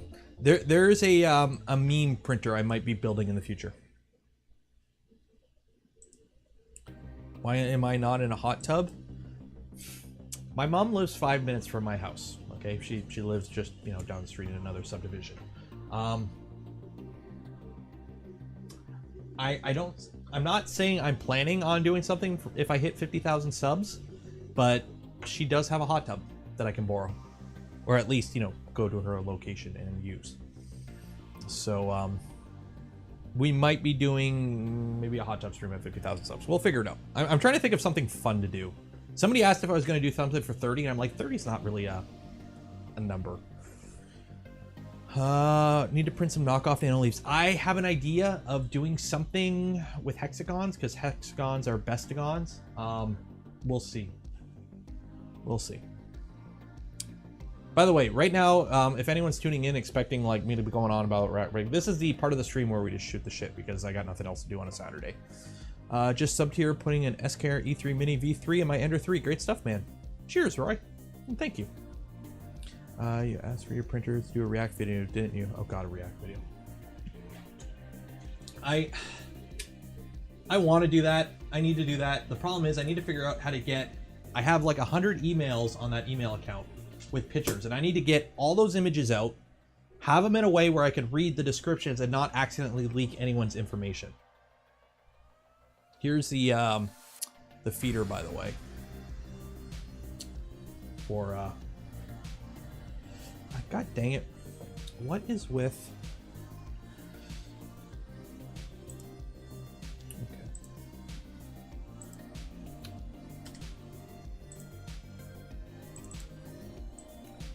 Oh, it's sacrificial layers.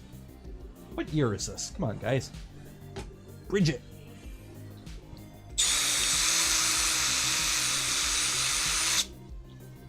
Sacrificial layers. Come on.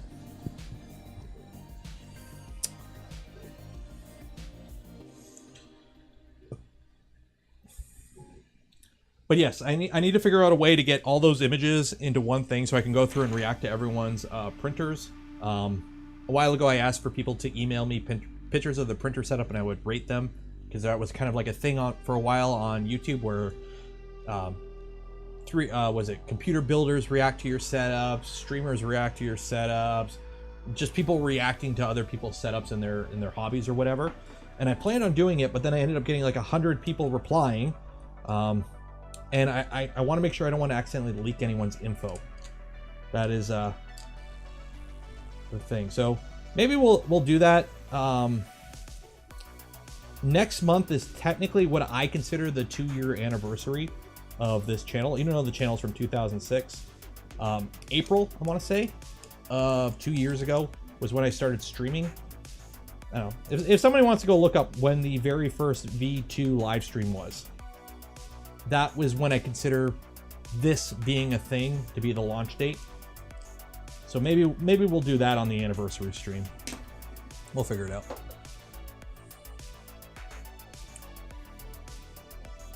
Okay, Timon has seniority on me.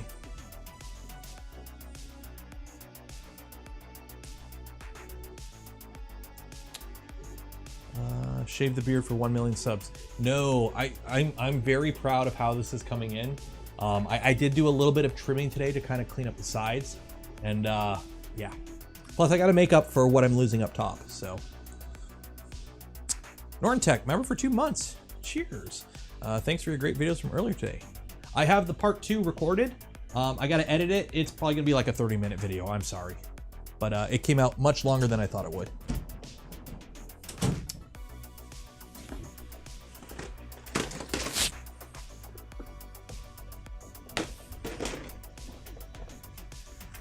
Why do I have so many V6s?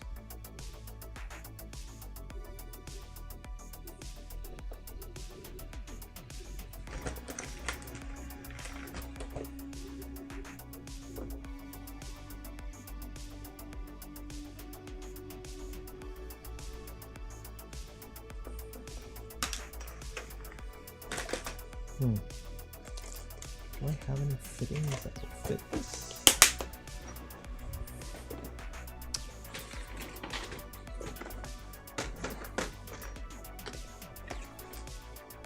Nope. I don't know know where all my fittings are for these. I know I have a bunch of boating connectors, including the plastic ones, and I just don't know where I put them at.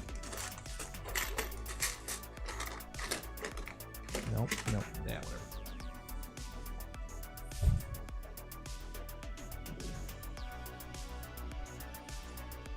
I don't know where they're at.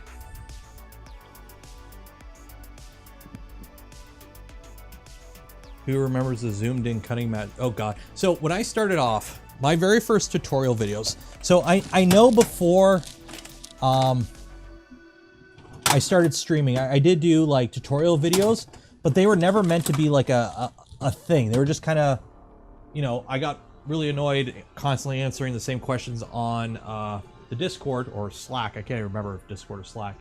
So I said, hey, screw it, I'll just make some videos. Those were an old mic stand with a printed camera mount taped to it and my phone pointed down. That's how I did those early videos. And those still get a good, decent amount of views. I'm trying to find my adjustable. I don't know where my adjustable went. Because V6 is it is. A V6 with a good heater and a good nozzle is honestly good for like 90% of people out there. It's just a little old now. I was on Slack back in my day. Yeah, if you were a member of the Voron crew back in Slack days, that is like old frog territory.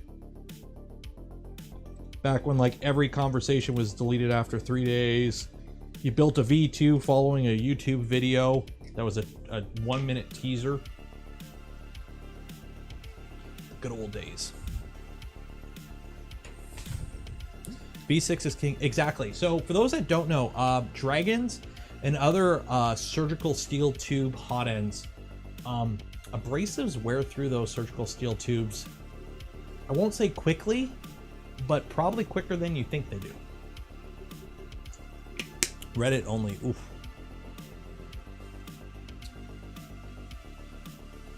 Oof. Okay, so this goes there.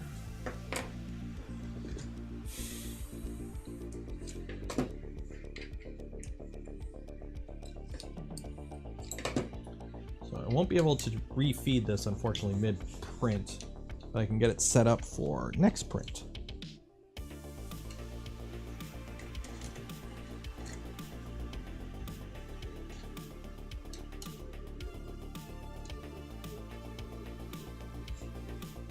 Lower center gravity, more stable. Okay, now this is 30-30, and this is going to go there. Why do you have no indexing? Okay, whatever. And that's going to go there. And then Bowden will go to there. Okay.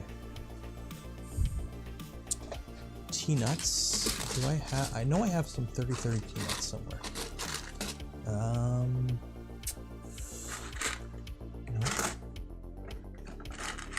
Out of 30-30 T-nuts. Shoot, I might not have 30-30 T-nuts.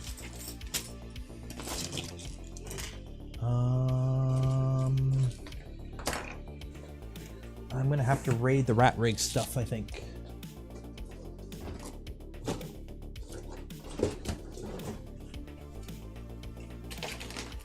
Nope, nope, nope. I'm gonna have to go hunting. I don't know if I have 30-30 T-nuts.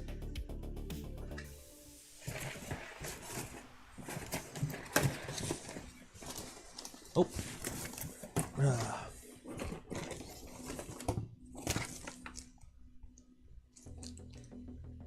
30-30 M3. I've got one 30-30 M5. Square Knights might work. Yeah, I got two 30-30 M5s. Okay. So now I need a screw. M512? Will that work? M512s. Good enough.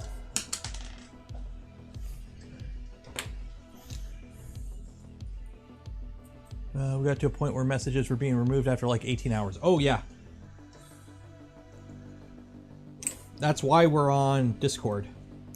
I know a lot of people complain about Discord, but the community used to be much smaller back in the day because it was Reddit for, you know, not much.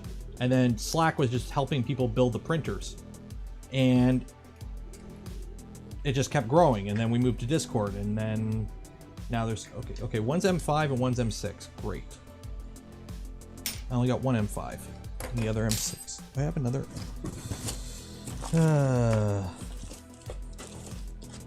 And I don't have an Really?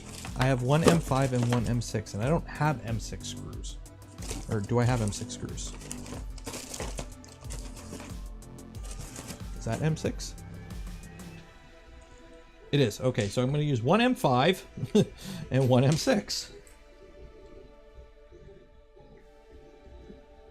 Because, sure.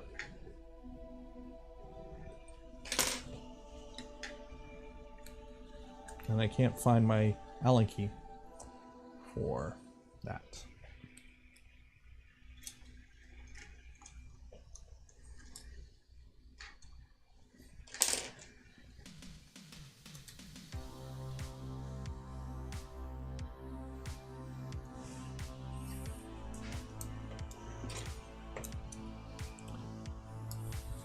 Yeah, I don't know where my big Allen key went.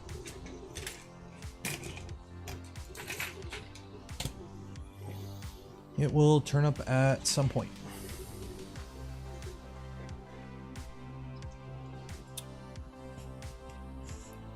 It kept growing on Discord. Well, that's the thing. Like, it's very hard to justify moving platforms, right? Like, I know people ask all the time why we don't have a forum, and it's we're used to Discord.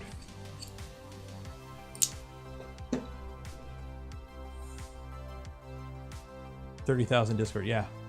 Big Allen key got hexed. I don't know where it went. That ain't it.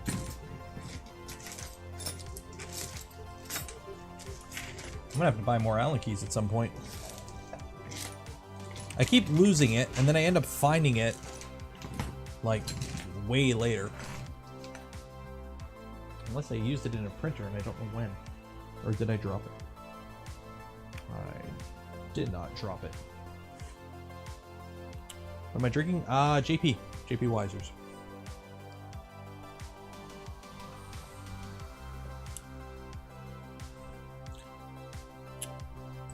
Somebody tried to use it. My bot is not that smart. But there is the link to the Voron Discord. That is the Voron Discord. I don't have it set up because it's not my Discord. While I am a admin on the Voron Discord, and I am a member of the Voron team, when I'm streaming and anything on this video is not Voron. It does not represent the views, facts, and opinions of the Voron team. They are my own.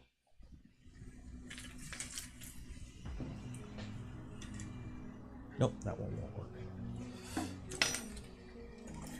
Gotta have a little bit of disassociation there. Oh, there we go. Found it.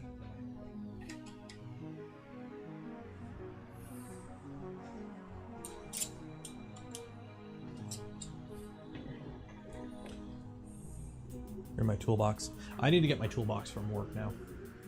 So yeah, as you can see, the print is going further than it was before, and we haven't failed because ZHop is Bay. MKS Smoothie, SKR, or Clone Duet, which one would you use? Switchwire? I have 22.8s on the SKR. If you have all three on hand already, personally, I really like the Duet. 2660s aren't as quiet and don't have the features that 2208s have. But if you're okay with the noise, I really like Duet hardware, but install Klipper on it. Are you implying we have a unified opinion of the team? Oh God, no. It's just, I am, according to Tom, the Voron guy. And a lot of people think I am the Voron guy. But this channel is my own opinion. So don't want to misconstrue that.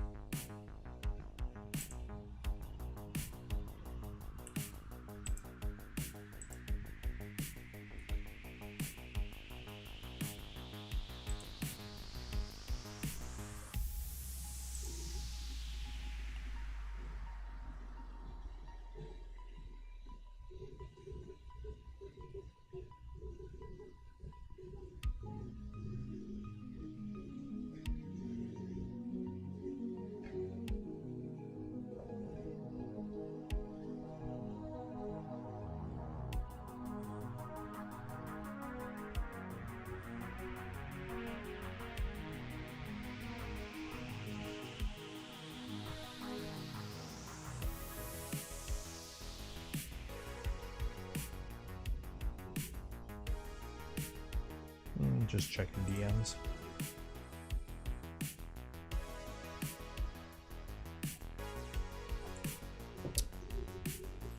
Is all that green support? Yep. We are, for those that don't know what we're printing, let me pull up the model here. Actually, wait. G-code files, G-code viewer. We are printing this, which is a Sprigiote. It's a Pokemon.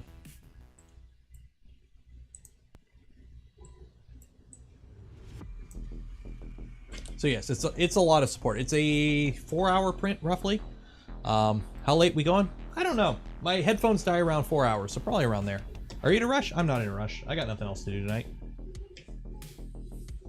How big is that set hop? 0.4 mil.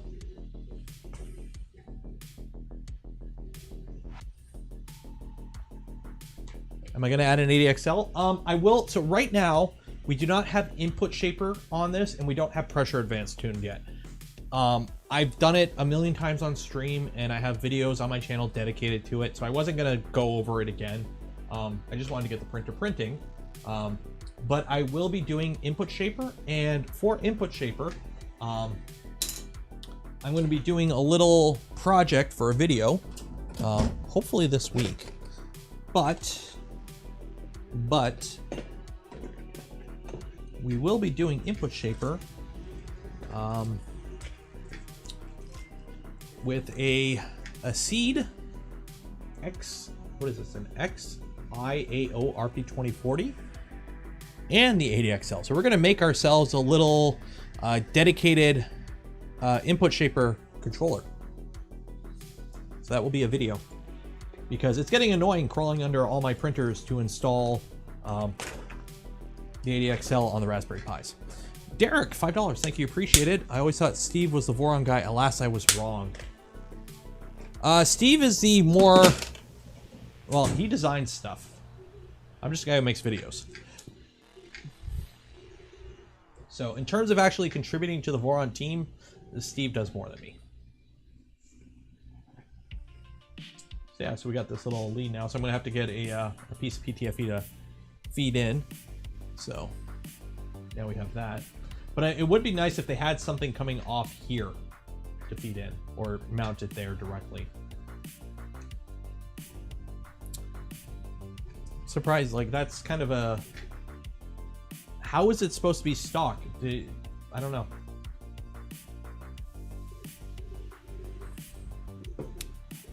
For near, I don't have my own Discord, Shane.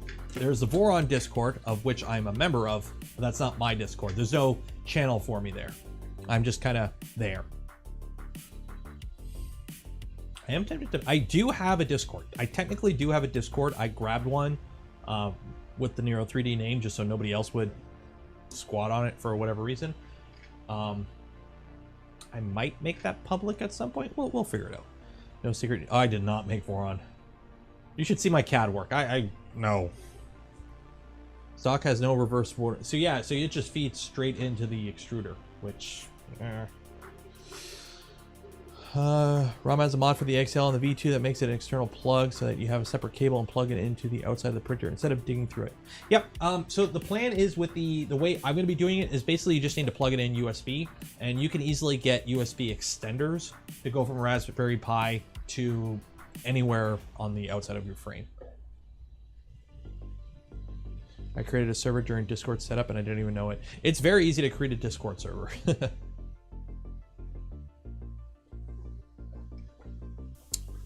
me check Discord, by the way.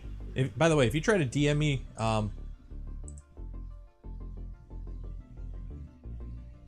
during a stream, I will not see it because Discord goes to stream mode.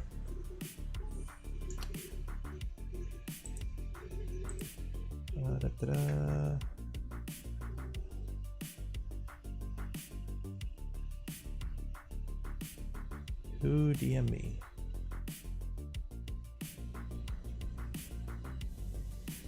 Okay, I don't know. Discord is broken. What else is new? RatRig Yeah, this really wants a reverse boning. You want to reverse bone for really two reasons.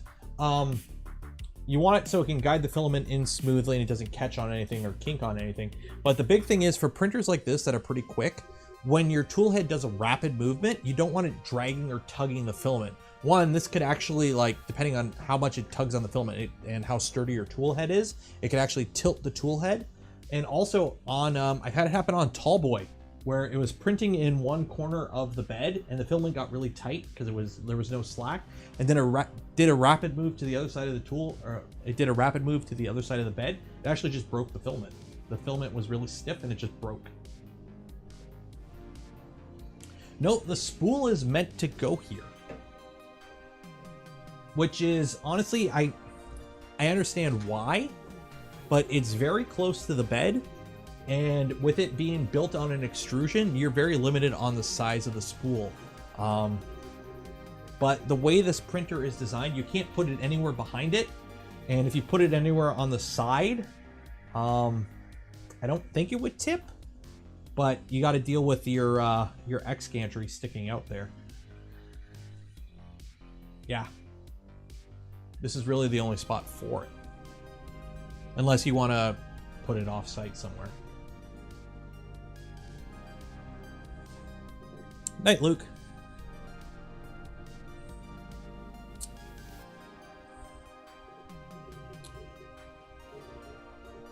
Finish the wire management. That is one thing I will say that I'm very proud of what the Voron does is cable management, wire management is something that is very thought out on Vorons. It's something we really design around. So, drag chains are bay, which is something I've actually modified into this one, is the Y-axis on a drag chain. There is a mod to do drag chain on the X and the Z-axis as well. However, for this printer, because I didn't know how things would end up, I just said screw it and went umbilical. It works good enough. How about printing an extension on the spool holder? I will. If you look at the spool holder itself, let's scoot you on in. There's this, it's yellow here, but it's a plastic piece that the spool rides on. So what I'm going to do is honestly just open it in Windows. I'm just going to extend it. I'm just going to extend it out to here and then put a little 45 underneath or something to support it. I'll make it work. And scoot you back into frame. We'll make it work. The colors on this camera are garbage. This one's a little bit better. We'll make it work. Oh, everyone's going to bed. It's 2:81 viewers. Oh no.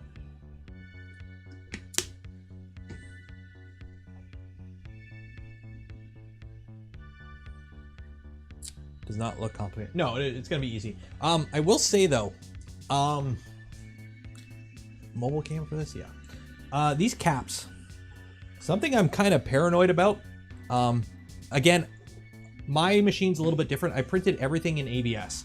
So apparently with ABS, I got to scale these stuff a little bit, but these caps don't really stick in too well. And I know it's kind of not an issue, but I'm worried about this cap popping out ever so slightly and this rail, or correction, this carriage getting caught on it, because there is really not a lot of clearance there. So if this cap pops out, if this cap pops out at all, it's going to catch on this carriage and jam up my Z-axis. So I don't think it'll happen, but as I'm putting this together and realizing those caps are a little loose, I'm kind of I'm tempted to pop that cap out and just get rid of it. People are running the times 5:42 in the morning, 10:42. Oof. Hot glue. And yeah.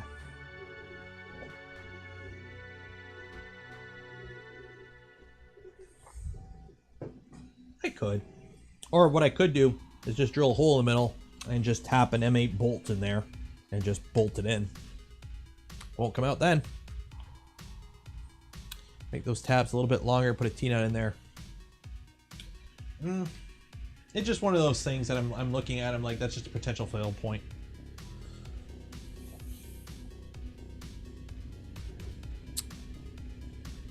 mod and put a button head. Yeah, you can tap the ends of these extrusions, the center hole in the extrusion. Probably answer this before. Where did the work apron from? So this apron is, you can buy it on Amazon. I don't know the exact model, but if you watch Tested, which is Adam Savage's YouTube channel, this is actually the same model of apron he wore for a while before he designed his own. And I kind of wanted something, one, to hold like my pens and scale and markers and whatnot, and two, I kind of wanted a uniform to wear on channel. And also this bench that I use is just literally a plywood top, and I was catching my shirt in it. So I wanted something, and I just, you know, basically copied what Adam Savage was wearing because I like his channel. So yeah, you can buy this on Amazon. It's not that expensive, like 40 or 50 bucks. There's a variation with the hole already. Well, there you go.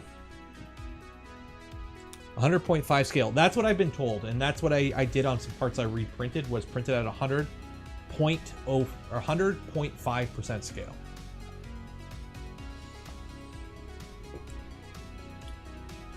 Cheers, by the way, Lapra, I can never pronounce it right. Single malt, aged 10. Ooh. I like my Scotch, but Scotch is pricey. So I stick to my Canadian whiskeys usually. It's now my work uniform. True dat. True dat. How would I compare this to a Prusa Mini? I don't have a Prusa Mini, so I can't. I will say, linear rails over rods and bearings. It's a stiffer frame. Other than that, it can use more hot ends. The Prusa Mini has their own custom hot end. Probably better part cooling, but I don't have a Prusa Mini to directly compare it to. So, are you going to build a Micron? Yes, I have all the printed parts for it and everything to build one in the room behind me, and we're starting that next Saturday. So.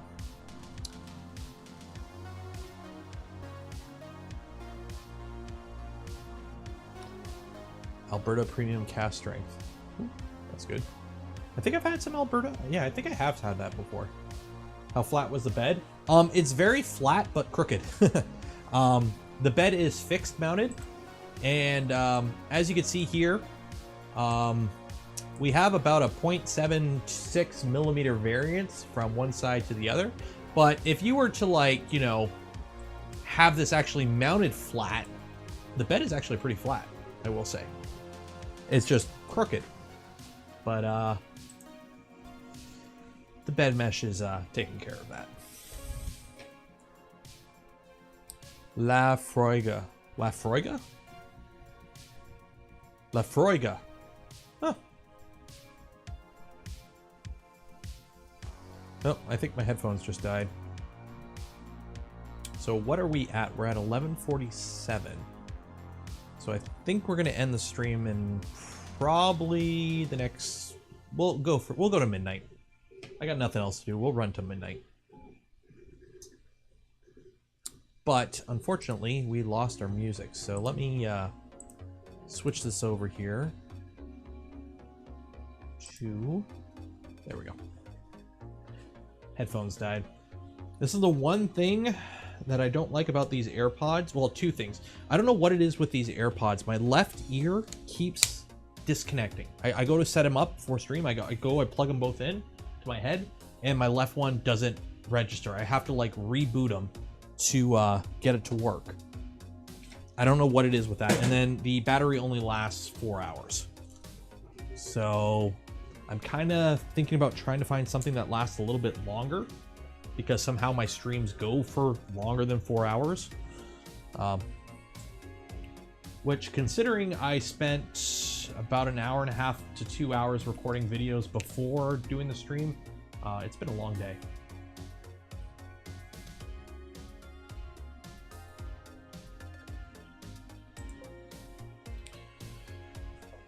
Are you sure it's a problem with your headphones and not your ear? I'm not that old.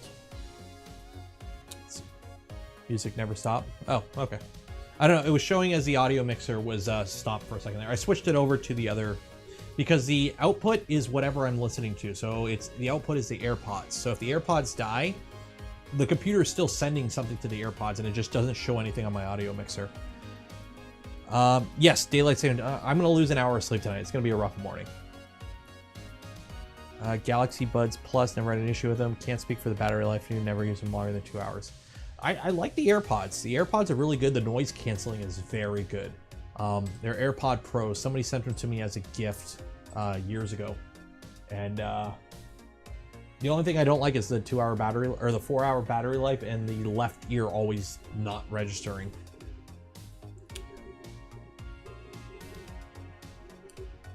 Soundcore Raycon sponsors. I'm waiting on Raycon. I'm waiting for the sponsorships to start because, you know, I will shill the hell out of Raid Shadow Legends if it, you know, helps pay my mortgage. So. Plus, I can always meme the heck out of the advertisements, so. I lost my ear. That is the only Apple product I own are AirPods, and I literally only use them when I'm cutting the grass, shoveling the driveway, or streaming. Because when I'm in this room, I just have speakers on normally.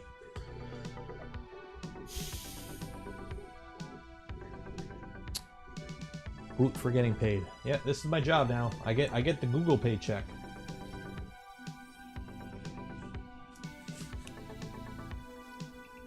And FreshBooks.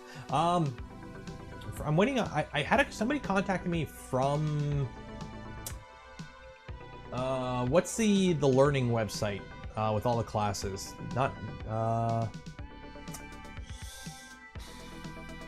can't remember. You see them all the time on educational channels. But anyways, it wasn't them directly. It was like a firm represented them. So like they were offering like literally like not what Skillshare. Yes. So it wasn't Skillshare that contacted me. It was actually a firm representing Skillshare. So they're like, how much does it cost to sponsor your channel? And I'm like, okay, well, these are my rates and it's based off previous sponsorships and what there's websites and calculators you can use to see what you should be asking. And you, of course, always overestimate it and, you know, you try to get the most you can. And they're like, okay, how about this value? And I'm like, no. And then I looked it up and it turns out they're like basically a hiring agency. So they get a cut from Skillshare and then they pay you. So they specifically go after smaller channels because Skillshare will pay a good value to sponsor, but they don't go after smaller channels. So Skillshare pays these guys and then these guys give you a percentage of that. So it's not worth it. Yeah, it was Skillshare. But I'm to thanks. They're not doing sponsorships right now. It's just what it is. They're doing instead of sponsoring YouTubers or whatever to advertise, they're doing like draws and challenges and stuff. Just what it is. I will say I'm still using their site. Like I have nothing against thanks. It's just right now they're not sponsoring people. It's budget. Apparently the beginning of the year is always rough for sponsorships, so.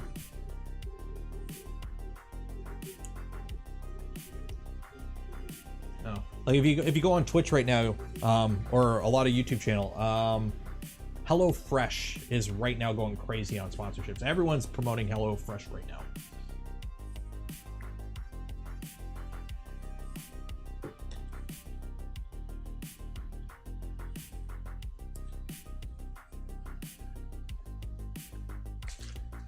Which, I don't know, I've used HelloFresh. Actually, no, I haven't used them. I'm using them right now. I got a discount code, so I'm trying them out. I'm waiting. It arrives Tuesday, my first package from them.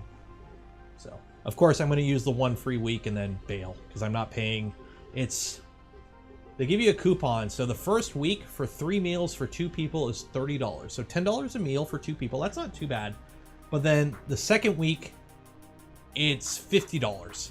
And then the third week, it's like $70. And it's like, no. How can you justify paying the regular price? Squarespace. I'm waiting on Squarespace. I need to get a website set up for me. Because I have onlybenchies.com. I don't. I think Ray grabbed it for me. But I have onlybenchies. And I need to put a website on it. but I just haven't gotten around to it. Shouldn't be promoting them. I'm not promoting them. I'm just saying I'm trying them out. I got a code in the mail from like CAA membership or something. If you want me to promote stuff, I will say, like, I don't have my LTT store water bottle, which I think is really awesome. And then if you need some G Fuel, use code WUBBY for 30% off.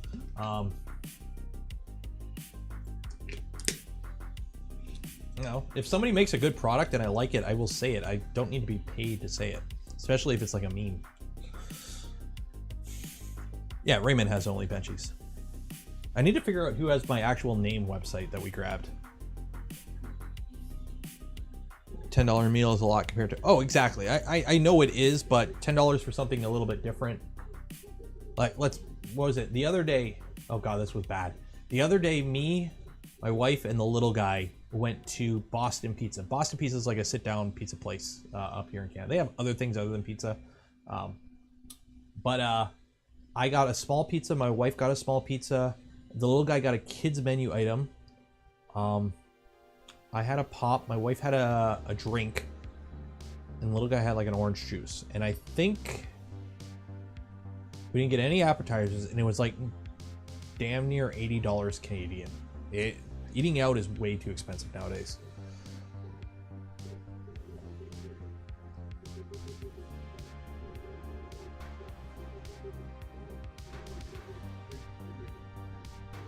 How do you dry filament? I have a food dehydrator that I modified to fit a spool in. Mike, thank you for coming a member. How about Manscaped? Sure, why not? I'm down for whoever wants to sponsor the show. Unlike, I find it funny when YouTubers get criticized for doing a sponsor spot for something. Nobody cares if a TV show has an add-on for something they don't like. Nobody cares, right? They're watching The Simpsons, they're watching South Park, they're watching whatever on the show. Commercials come on, it's just commercials. Nobody cares, like, oh my God, the creators of this show are endorsed. No, it's a commercial, it's a paid advertisement spot. But if a YouTuber goes, hey guys, use Skillshare, people get all up in arms about it. Or use this VPN, it's like, it's a sponsored spot. They're helping pay your creator that you like their content to keep making their content. At least, I personally like when it's an integrated ad. And channels have like either like an icon on the screen that says like ad with a countdown, or they actually have it in their timeline where it says advertisement, because you can just skip it. What's the flavor of the month on Reddit you mentioned? So right now I'm printing a Pokemon. I don't actually go on the Reddit, the R3DP Reddit too often, because it's a lot of redundant content. Pat and Willie over at Castle Superbeast do capital events relatively frequently. Manscaped has shown up a few times. Yeah, if you watch a lot of online stuff, you'll see the same advertisement companies often. LTTstore.com. Exactly. I have an LTT store water bottle and a bunch of their merchandise, like shirts and the sweater. The sweater is comfy. The flannel shirt is comfy and warm. And the water bottle is actually a very good water bottle. So shop LTTstore.com. I don't need any more NordVPNs, but you like the content of the creators who are doing the advertisement. It allows them to do the content. It's still dragons there. Dragons. Darby dragons? Dragons. People might see it differently if the commercials are on when The Simpsons are running and we're all read by Matt Groening. True, but you got to think about it. It's a different field. It's a different medium, right? You're scrolling through a news article, and midway through the news article, there's a little cutout with a pop-up GIF for a website advertising something. You just scroll past it. I see YouTube ads the same way. Just skip past it if it annoys you. I do like creators though that have fun with the ads, because if they can have fun with the ads and actually make it a segment, Internet Historian. That website or that YouTube channel, they do interesting riffs on the generic NordVPN ad, for example. So if they can make it fun, make it fun. LTT way too expensive. It has to be in USD, but most of his audience is American. I don't fault him. LTT stores CPU throw pillar. I didn't buy the CPU throw pillow. That was a little hard to justify. I got the water bottle I got the sweater, the stealth hoodie. I got the flannel shirt, or the flannel long sleeve, and then I got some shirts. And then I also got a bunch of stickers, because they come with stickers. So I got to put a sticker on this machine somewhere at some point, because I got a banana sticker. I do have a merch store. It's being set up right now. I'm waiting on the first test order to come in. It's through Stream Elements, and if I like the merchandise, I'll make the store public. 3D printing nerd also has fun with the ads. Exactly. There's a difference between promoting something related to the channel versus promoting something completely different. True, but it's still an ad. Like, a lot of YouTubers, once you get to a certain size, you rely on that ad revenue. Like, I'm lucky that I started my channel after the adpocalypse. I cannot rely on ad revenue. If I was relying solely on YouTube ad revenue, I would not be able to attempt to make this jump to full time. The only reason I could do it is because I built my channel up not relying on ad revenue. But once you get to a certain size, you have to read those 1 minute sponsored spots to make it justified. Like, you can't not justify doing it. How do you think Mr. Beast affords to make those multi-million-dollar videos? Like, companies pay a lot for that 30 seconds of him reading something in the middle of a 10-minute video. Do I have a heater cartridge sticker? I do. Where is it? Yes, right here. So, some of you might know this sticker. I need to figure somewhere special to put this sticker. But I do have a heater cartridge sticker.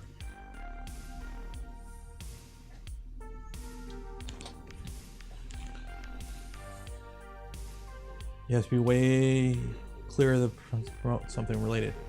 That's the thing, like, if it's a sponsored spot and you just have, like, literally a sign in the center that says sponsored and then a timer till these sponsors end, like, I'm fine with that.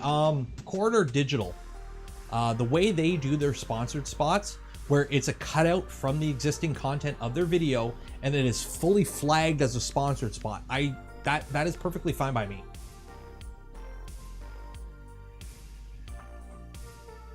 F. Why are you saying F? Oh, yeah.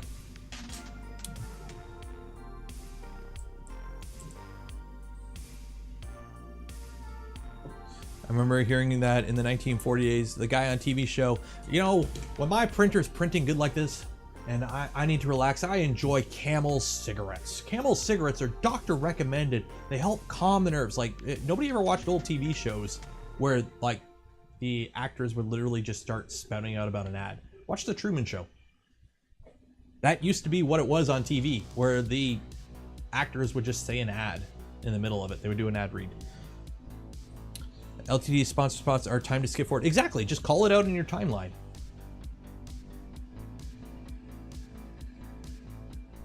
Raffle, Camel. I think some people get way too bent out of shape about ads. Now, obviously, some channels, like, there are scummy ads. Streamers, I watch a lot of Twitch. Twitch streamers that advertise crypto. That is scummy, okay? That is scummy. But a VPN service, a website maker, a food service, meh, it's an ad.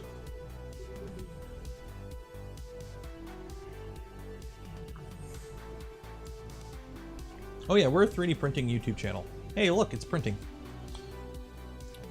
The old Winston coupons. Oh god.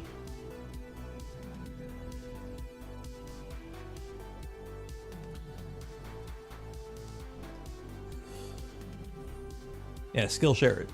Skillshare, NordVPN, like, you know the big ones. I liked working with Thangs. The contact with Thangs was a very good, like, I was on good terms with Thangs. If they start doing sponsors again, I have no problem taking another sponsorship with them. They're the only actual company that has worked with me before. So I might have another one in the future, though. We'll see. Yeah. You know, I'm not Linus. I run AdBlock. All my computers have AdBlock on it. It is what it is. What I do is, instead of, you know, YouTube creators that might get a couple pennies from me, I just join their Patreons at $1 a month, or their YouTube memberships at $1 a month. They'll get more from me doing that than they will from ad revenue. Because ad revenue is, unless you're pulling in Mr. Beast numbers, and you're getting hundreds of thousands of, like, unless you're pulling in millions of views a month, you cannot live off YouTube ad revenue. And your content is clean, which luckily this is tech stuff, so my content's clean. I don't have to worry about, you know, not getting monetized on a video. The loot box pages, is that still a thing? Weapon skin roulette stuff. I remember that, like the whole CS:GO stuff. LDO hasn't worked. With LDO, okay, so for anyone who doesn't know, any printer company, I have never been paid by a printer company. The only company that has ever actually paid me for anything on this channel is Thanks for sponsorship. LDO, RatRig, Physec, any other company that I've worked with on this channel, at most has given me printers or printer components and never paid me. Now, Jason from LDO likes to pop in stream and donate, you know, super chats. There's no arrangement there. He's just doing that to do that. I've never been paid, like no contract. Here's my invoice from any 3D printer company. The only company that I have ever actually had an agreement with for sponsorship to this date has been Thanks.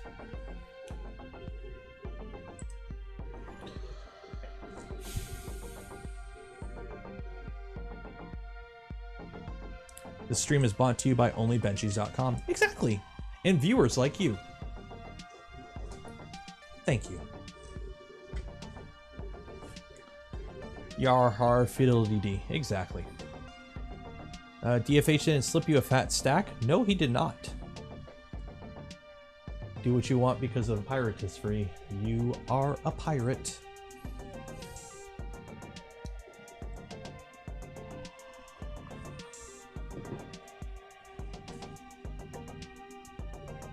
No, I'm the only reason I'm able to even do this full time, and we're still, you know, I can always jump back into full-time work if I need to, but it's because of the community. That's the only reason is between Patreon, YouTube memberships, that you guys directly is the only reason I can do this. So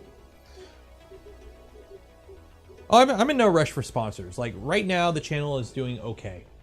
I've got a grace period of quite a bit where I'm not worried.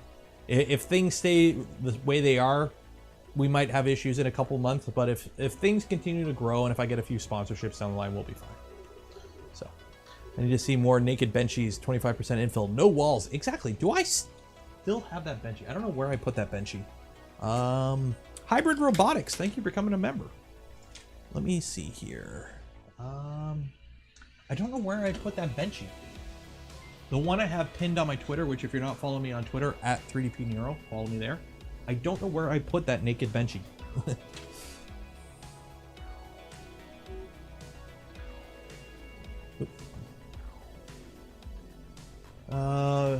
The irony is to me, the discussion of scummy ads, and yet YouTube is a company, is highly censored, it's political.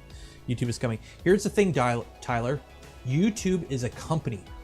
They are an independent company. Yes, Google is on the stock market, but they are an independent entity. They are allowed to do what they want. As scummy as it is, if you are a YouTuber that gets monetized. Unfortunately, a good example is Naomi, okay? Her content is very relevant, but she gets demonetized all the time. It's shitty, but YouTube is a private company. So gun YouTubers, anyone who does content on YouTubers that is gun related, okay? They get demonetized all the time, but it's YouTube's decision. They are a private company. They are not a government. They're allowed to do whatever. A company is allowed to decide how they wish to operate their company. It's very crappy, but it is what it is, unfortunately. So you can't really, you have no power to fight how a company operates. That's like forcing a company to operate the way you want. That's not how we operate in the Western world usually. But avoid politics. When did I make the jump? I gave it a shot in February, and as of March 1st, I am a YouTuber by job. Don't disagree. It's shitty. And the crappy thing is, you see it all the time where they, hey, we'll just go to another platform. No other platform is out there is anywhere near as good as YouTube. You don't get anywhere near the views. I tried to get on Floatplane. Floatplane is the Linus Tech Tip, the LTT private video, or not private, but their own media site. You have to apply to get on Floatplane, and there's only so many creators on it, and I don't qualify. I can't be on Floatplane. And then there's, I think Odyssey is another common one, but it's weird. Like some of them pay out in coins that you have to redeem, or some tokens you have to redeem to get payment. It's YouTube cuts me a check once a month. It works. Although I gotta contact Uncle Sam and sort out some tax stuff, because I'm not American and they're overtaxing me because they want their American money taxed, and I don't need to pay it because I'm not American. Raymond, member for 14 month. Duck. And Tim, a year. I know it's been over a year. I think 14 or 15 months is the longest memberships I have now, which is really like starting to like sink in. Philip, 1,000 yen? I want to say yen. Pokemon money. I'll keep sending you some Pokecoins. Your videos help my bills greatly. Appreciate it. Cheers. And Jack Black. Thank you for becoming a member, Jack Black. And I like your movies. Okay, you were great in Biodome and Waterworld. Try Nebula? I have not yet. I might try cross-posting there, but most of my membership is here. It's like every now and then somebody asks me why I don't stream on Twitch. Everyone's here. If I were to go live on Twitch, I would get nobody because I don't have any footprint there. Everyone's here. It's amicable to be anti-censorship if you truly are, and not just anti-censorship of things that personally you disagree with. But yeah, First Amendment only protects you from government spread. Exactly. It's a private company. They can do what they want. It sucks for some people. I know it sucks for some people. But in the end of the day, if you start forcing companies to behave a certain way, you kind of cross a line. YouTube is probably the only platform that shares ad revenue with creators. Facebook platform. Oh God, never go to Facebook. Oh God, Facebook videos. Ooh. And TikTok. Oh, I have a TikTok account, okay? I post to it occasionally. I have TikToks with millions of views. I have made 0 cents off TikTok. It is not worth trying to be a content creator on TikTok unless you can get to the point where you can pivot your viewership into getting paid sponsorships by other companies. You cannot rely off TikTok. But even YouTube's like that now. Yes, I receive ad revenue for my videos. I cannot live off YouTube ad revenue. I'm not Mr. Beast. It's a portion of my revenue, but it's nowhere near enough. Gaming on Twitch. I don't know. Do you guys want me? I need to start playing Elden Ring. Do you want me to start streaming games on Twitch? Which sucks because my actual computer that runs those games would be upstairs and I don't have any setup on it for streaming. Blown my... You didn't know Jack Black was in Waterworld? How did you not know this? He was the pilot. He was the pilot of the plane. Okay, I can't show the clip because I'll probably get demonetized. But Jack Black was the pilot of the smoker plane in Waterworld. Yeah.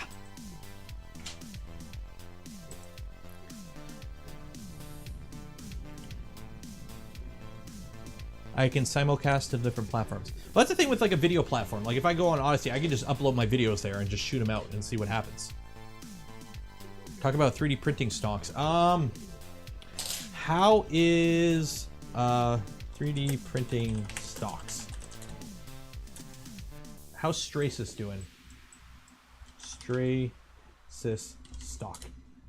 Oh, it ain't doing too good, guys. Oh, one day. Okay, let's see how it's been doing year to date. So the stonks have gone down, the stonks have gone up, and the stonks have gone down. So over the past 5 years, the stonks are holding relatively even, except for February 5th of last year where the stonks went through the roof. That was probably because of Reddit. You showed how much ads get on your video that looks packed to the gills. Okay, oh God, sanity. So the way the YouTube algorithm works, I use auto-generated ads. I just let whatever happens, happens. Usually most of my videos get one mid-roll ad. It is what it is, but every now and then YouTube likes to pack my streams with ads because it detects anytime there's like a drop in like volume, it assumes there's dead air and it throws an ad in there. It assumes like something finished and it throws an ad. So I'm building printers. As much as I like to talk during the stream, every now and then I stop talking for a little bit and YouTube throws an ad in. So the other day I finished my stream on Tuesday, and let me find the picture here. It auto-generated a ton of ads. Yeah, here, right here. So the other day I finished stream and I go to check my monetization, and this is how many ads it threw in my video. Now, normally what I do is when a stream ends, I go through and I put 3 ads in it. I put 1 ad near the beginning, 1 ad near the middle, and 1 ad near the end. 3 ads for a 3 to 4 hour video. I'm totally fine with that. I think that's reasonable. But this, this is what it auto generates. So every now and then I forget to go in and fix it. And then I get a comment like, dude, why there's like an ad every 3 minutes? Like, okay, give me a minute, let me fix it.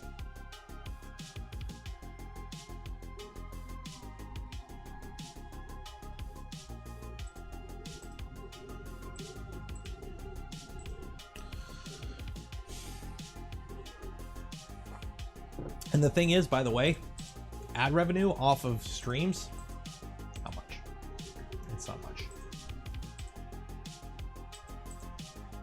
So even if they shotgun all those ads, let's see here.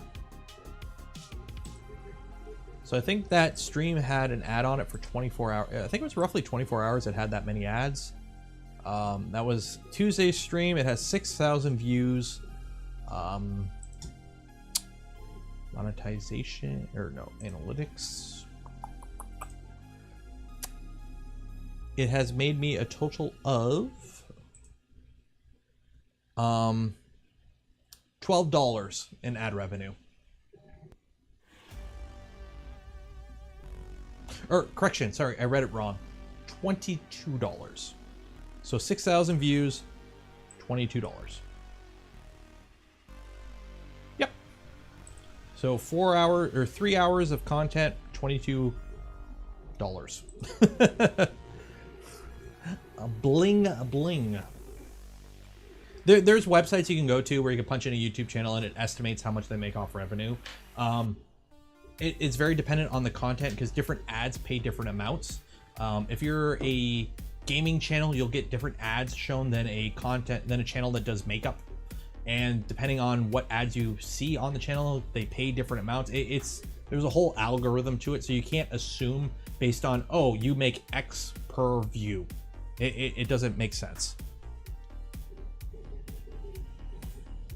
To be fair, that's billions of rubles. True that. If somebody here is from Russia, and nothing against the Russian people, you are not your government or Putin, but if you donate in rubles, while the little ad plays up here, or while the little notification plays up here, you can actually see your donation value drop in the time it takes for that little me shocking myself to play out. $20 at a roll of PLA. Pretty much, this whole channel was basically, for a while, was kind of just funding itself. It was self-sufficient for a while, and then over the last about half year to a year, it started becoming, hey, I might be able to actually make this something. So, your 3D makeovers would be the most fantastic makeovers of what? Do you get this percentage from Patreon membership? I get more from Patreon. YouTube takes 30%, okay? Which is better than Twitch. Twitch takes 50% unless you are partnered. The problem is if you get partnered with Twitch, you are not allowed to stream on any other platform. That is a downside, okay? And since I do YouTube videos, it makes no sense for me to stream on one platform and have videos on another. So I don't bother. So I get more from Patreon. The problem is it is easier for me to interact directly with YouTube members on YouTube. So even though I will get less of a donation from you, or I will get less of your donation, I prefer YouTube memberships over Patreon memberships. It's just easier. Like when I go live for my monthly Patreon or YouTube member stream, which by the way, every month near the end of the month, I do a members only stream for YouTube members and Patreon supporters. We don't do anything that would be considered normal content. It's mostly just like a Hangout stream and a QA, but I want to do something for those supporters. I have to run 2 separate streams because I have to run a stream that is an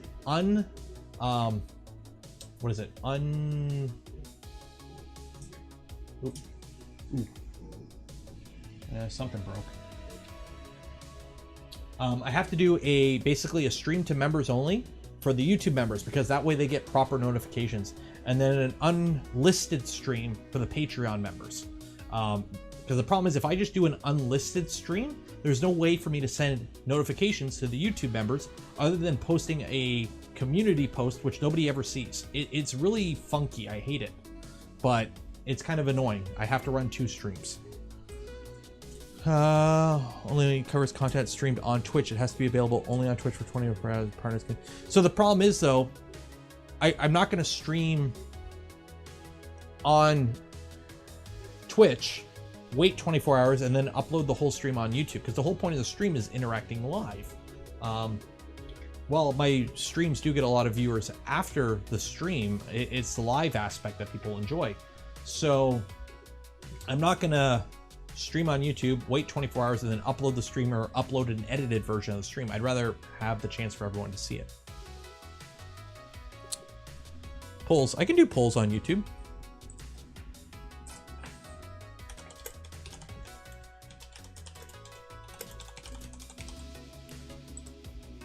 Yeah, you can do polls on YouTube.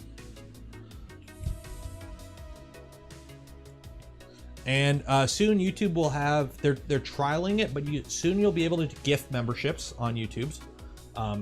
So you'll be able to, I don't know how to work, because on YouTube there's different tiers of memberships, and you could set up the value. So currently I have 2, 5, and 15, I believe, for YouTube membership tiers.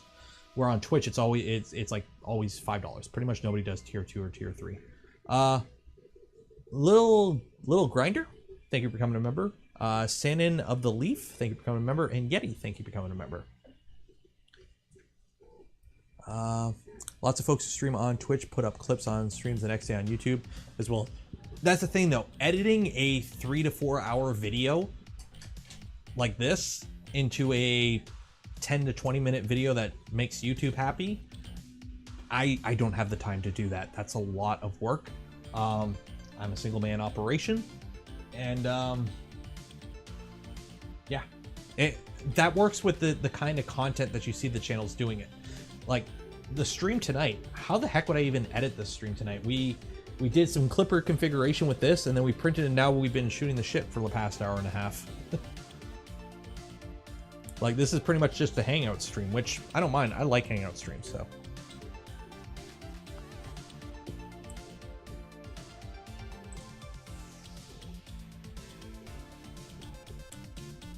I got an ad. Yeah, it is set, Jeff, it is set up that you won't see any ads on stream, but if you join a stream, you might see an ad. It's weird. It's like the monetization, I have like default set up, and sometimes they like to override themselves. I need an intern. I can't afford that. Joel is up to like, how many employees does Joel have now? Or part of his team? He has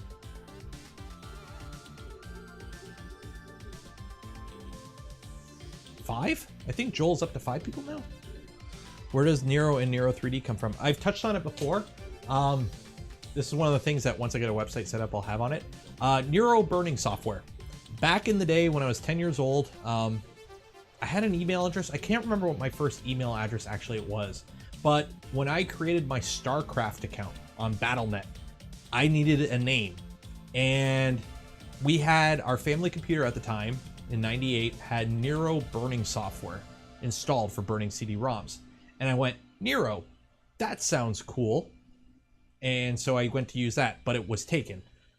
So what I did was, I liked that name, but I had just played like a Wolfenstein game, and the bad guys, there were some bad guys that were called Uber soldiers. And I'm like, Uber, that sounds cool, because I'm 10 years old.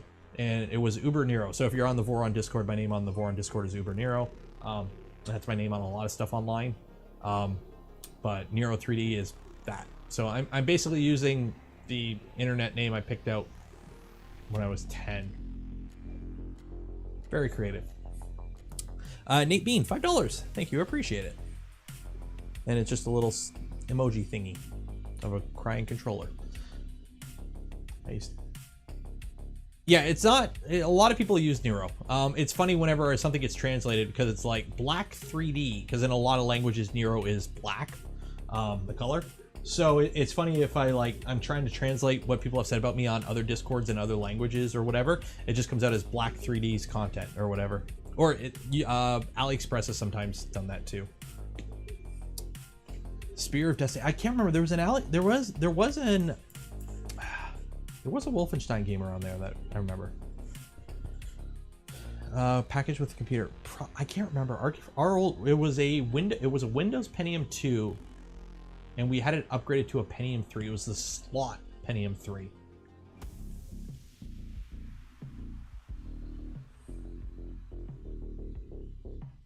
And a Damon tool. I remember Damon tools. We had that computer up until, oh god, until I remember we had that family computer. It had a Pentium 2 that was a slot, and we ended up upgrading that to a slot A Pentium 3. It was like, I want to say like 333 or 433 megahertz. We ended up overclocking it.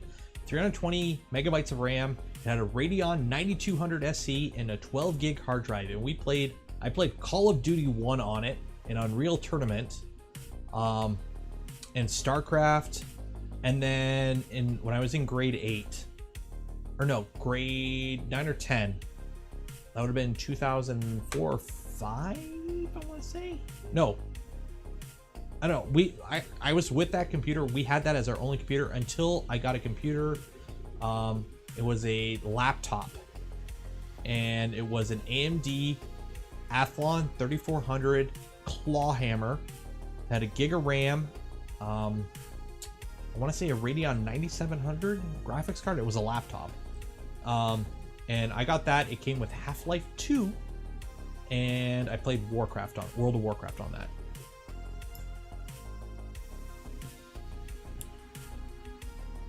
And I had that computer until I ended up building a desktop that had a Athlon X2 3800, a NVIDIA 7600 GT,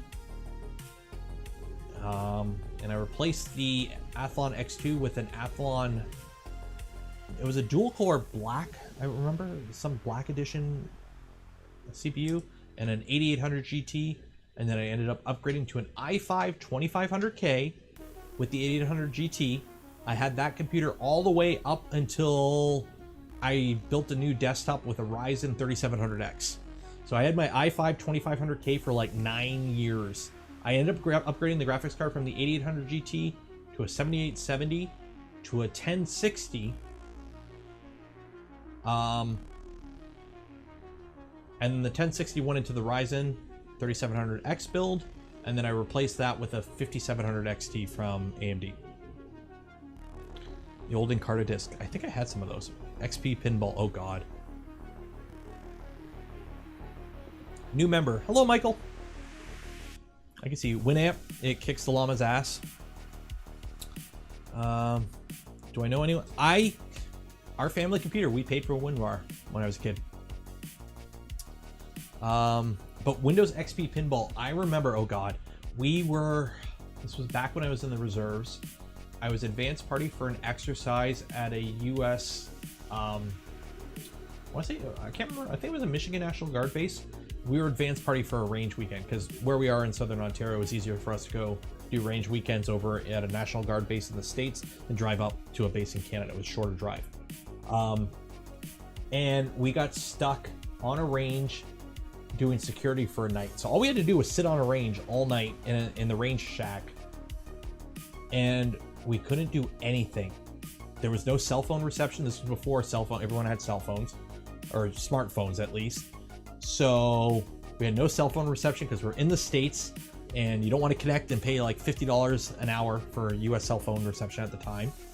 And they had a computer on the range to run the targets, but it had no internet, and all it had was Windows 3D Pinball on a Windows XP system.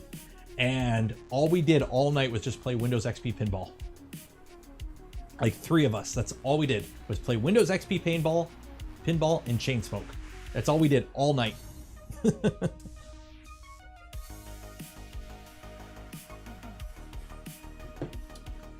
480s. I had a 486 DX laptop. I had that in high school. Somebody gave it to me, and all I did was play like Doom on it. All floppy disks. It's funny. I'm 34, right? So we got our first family computer in, I want to say 98 or 99. So I'm like that first generation that grew up with the internet. So I remember before the internet and having to write like projects and whatnot for school, looking stuff up in the library. But I'm like that generation that grew up with the internet. My first cell phone was a Motorola Razr. So it's weird talking to people that were a little bit older than me that missed out on all of this, and then people that were younger than me. You know, at work we had apprentices that were almost half my age that like I was in high school when you were born, and I'm like, oh god. Saving Private Ryan, man turning old meme. .gif. Ski free. Oh god, the Yeti. Ski free. Getting roller coaster tycoon in a box of Cheerios. Yeah.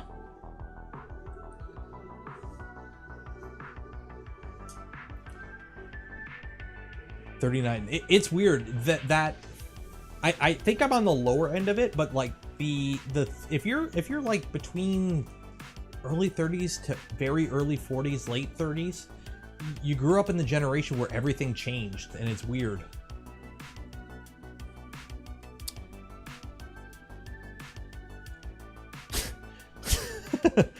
And then you're tight as onion to his belt. That was the style at the time. And then for a penny, I went down all the way to Shelbyville and took the trolley. And then we were talking stories that would just go around in a circle. Stop shooting. I got out of the reserves in 2014, and I haven't done a USPSA or IPSC match in probably about 4 years. I was big into that when I was single and lived at home, and I could just blow my money on things, and I didn't have a mortgage and a wife and a kid. Blockbuster having... I remember going to Blockbuster to print out my pictures from Pokemon Snap because they had a terminal there. So I would bring my Pokemon Snap N64 cartridge with my saved pictures of Pokemon on it. I would go to the Blockbuster, plug it in, and I could print my pictures of Pokemon. I remember that.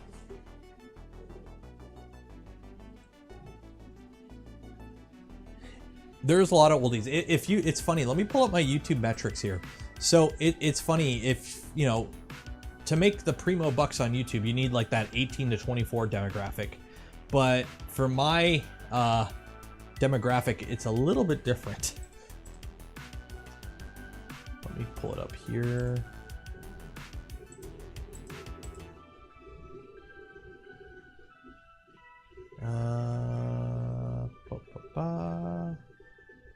Is there anything here that I can't show? No, I think we're okay.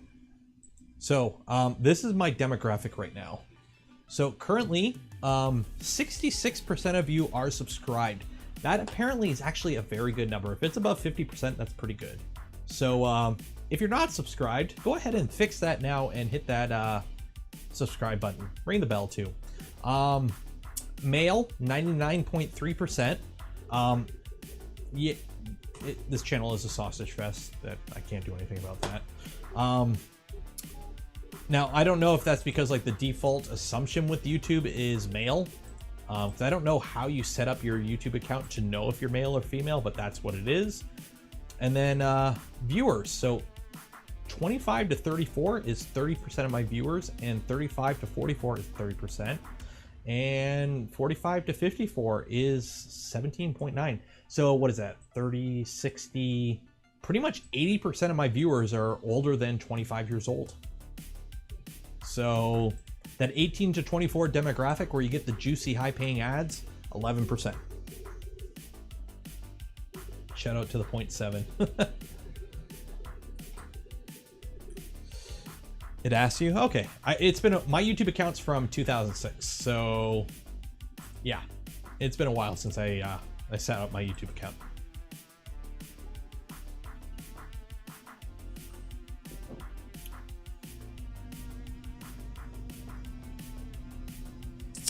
It's probably only me and maybe one other. Well, here's the thing with the internet. Like I remember somebody asked me, and we do have female representation on the Voron team. There are people on the team that are female, but that's not something with an online community, especially like a text space like on Discord, where we don't use voice chat a lot.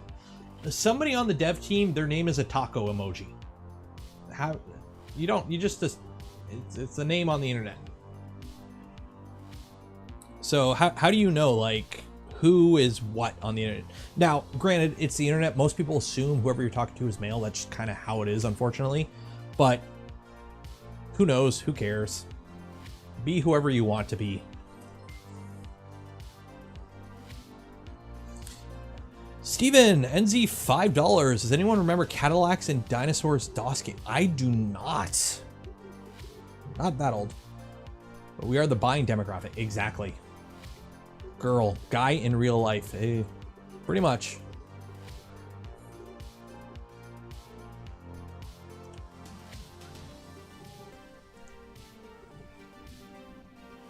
What's the one with FBI?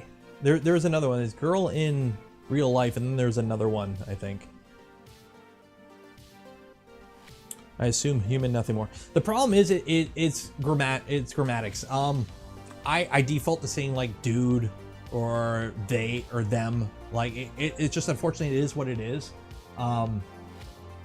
So the way you denote stuff, if you're not like really paying attention, it's very easy to default to assuming male.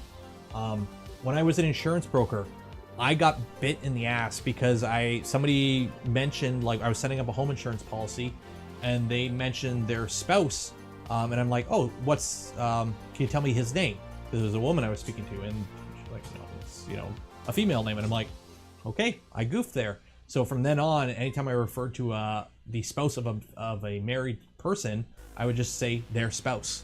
I would just go with the straight non-gender specific term, because you just can't assume. But the thing is, until you're in an environment, you just kind of default to what you're used to. Jack Black, $5. Ha ha ha. Ha ha. We're all dudes. Exactly. I'm a dude, you're a dude, we're all dudes. Wow, this is still going on? Yeah, Kit, I got nothing else to do.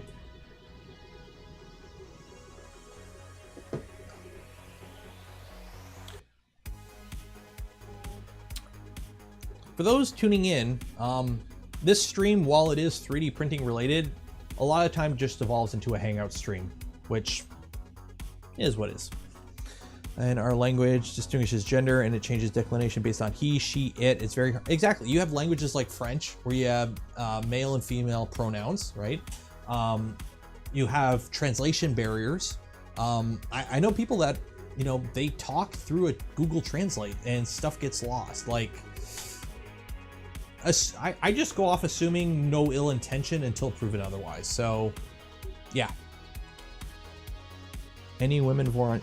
There was one. It was I want to say it was a German. I can't remember if it was German. It was non-English European.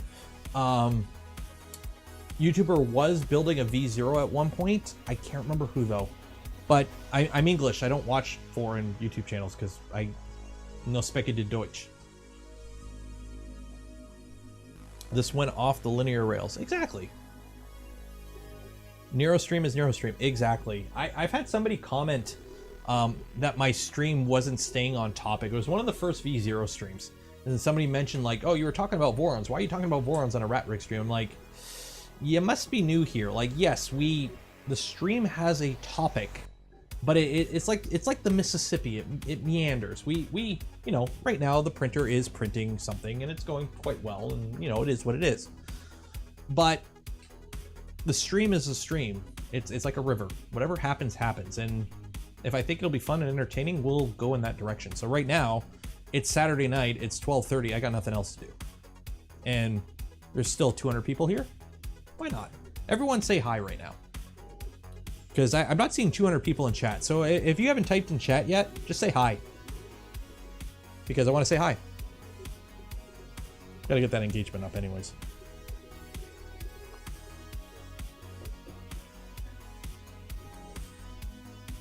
Yeah, see, there's the engagement.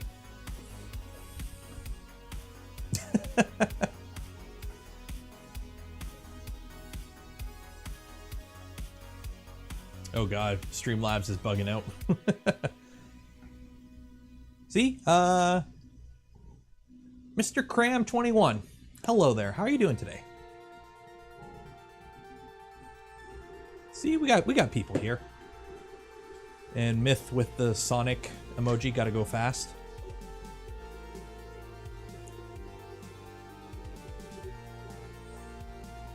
Can't say hi in chat while watching on the TV. That's true. Apparently, it's weird when I see people post a picture on Twitter of like, oh, hey, watching the Nero 3D stream. And they're like in their living room with the family watching it on the TV. And I'm like, my content is not meant for that, but okay. I am a real human. I am a real human. I am a meat popsicle. Not chatting because I'm sourcing parts for trying it. Well, there you go. Keep streaming till daylight. No, I should not be streaming. I recorded a video for about an hour and a half to 2 hours before stream, and then I realized, oh shit, I need to go live, and then I went live. So I've been talking either to myself or to myself for it's about 6 p.m. and it's 12:30, so over 6 hours now. Random dudification. Hi, $5. Thank you, appreciate it. And Michael, $2. Appreciate it. Fifth Element. Fifth Element was a great movie. So I recently wrapped up my yearly Lord of the Rings extended edition reviewing, and it's one of those things I do every year, and yep, still holds up. Still holds up. Is this what happens when Nero eats before a stream? Well, it's Saturday, so it's usually the weekday streams I get hungry. Although, the next 2 weeks, the weekday streams on Tuesday, and if I end up doing streams on Fridays, will be at 4 p.m. Eastern. So, yeah. I haven't watched Stranger Things yet. I'm really bad with TV. Honestly, I haven't been watching a lot of TV.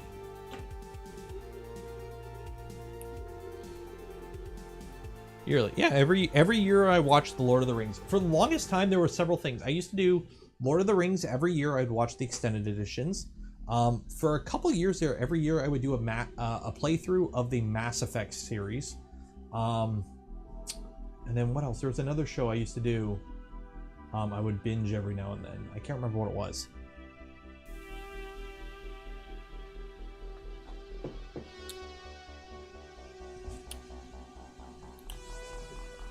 Can you notify us in the RatRig Discord about what? I did post in the RatRig Discord in the V-Minion section that I was going to stream in a little bit. I know I can advertise in the RatRig Discord in the announcement section when I'm going live. I don't like doing that. I don't like. There was a period there when I was first starting streaming where I would say, "Hey, I'm going live in a bunch of Discords," and then I just kind of like I don't like advertising. Like, I don't even advertise in the Voron Discord when I'm going live most of the time. I used to do that when I was going live on the Voron Discord. I would post in like the big channel to like 20,000 people, "Hey guys, I'm going live." And then I've stopped doing that. And I probably would help my numbers, but I just don't like doing that. Manual, $4.99, feeling old. We all are. Just remember, right now is the youngest you'll ever know about. Or no, what is it? Oh, I screwed it up. Right now is the youngest you'll ever be, and you're only going to get older. And there's no going back. You're too young, but back in the day, a regular Christmas movie every year was Wizard of Oz. I remember as a kid watching like the you know, your Rudolph and all those Christmas movies. Do I have an opinion on Doom Cube?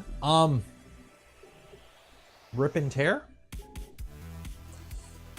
At one point, I don't need it. I already have a high temp printer, which is my V1.8, which prints any high temp material, polycarbonates, nylons, whatnot, without issue.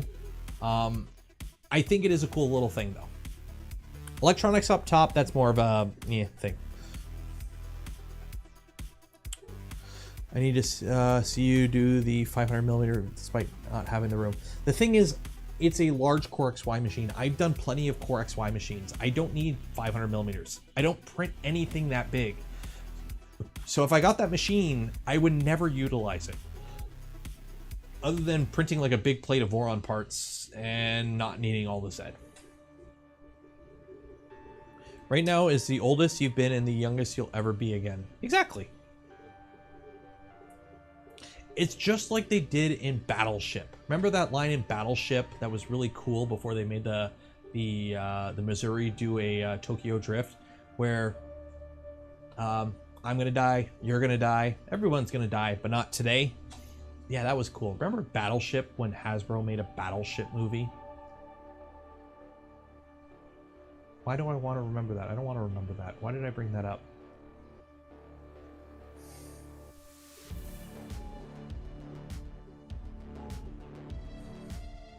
That was the only good part of that movie.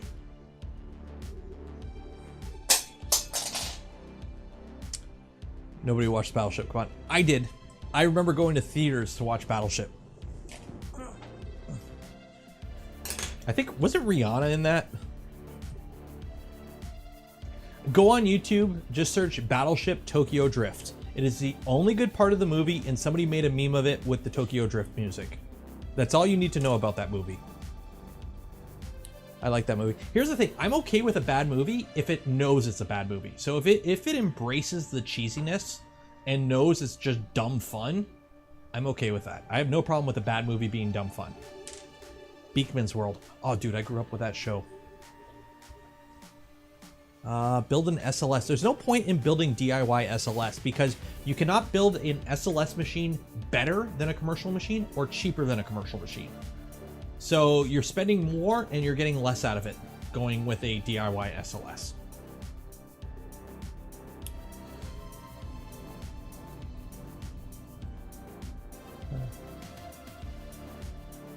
I want to watch the original I've seen the Dungeons and Dragons movie. Yep, with Jeremy Irons. I'm not going to say the rest of that comment. But yes, I remember watching the Dungeons and Dragons movies. I've seen the Super Mario's movie, but I was a little too young to see that in theaters.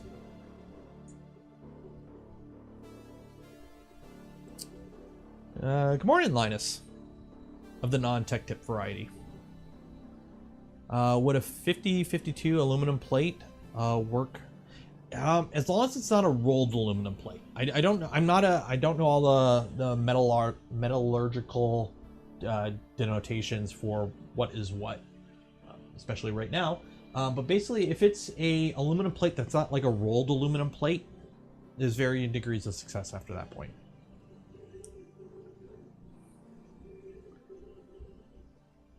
I see BCN 3D's new liquid laminate. I did not. I did see Joel's video today on the massive, that large 3D printer that uses the UV resin filament type of thing.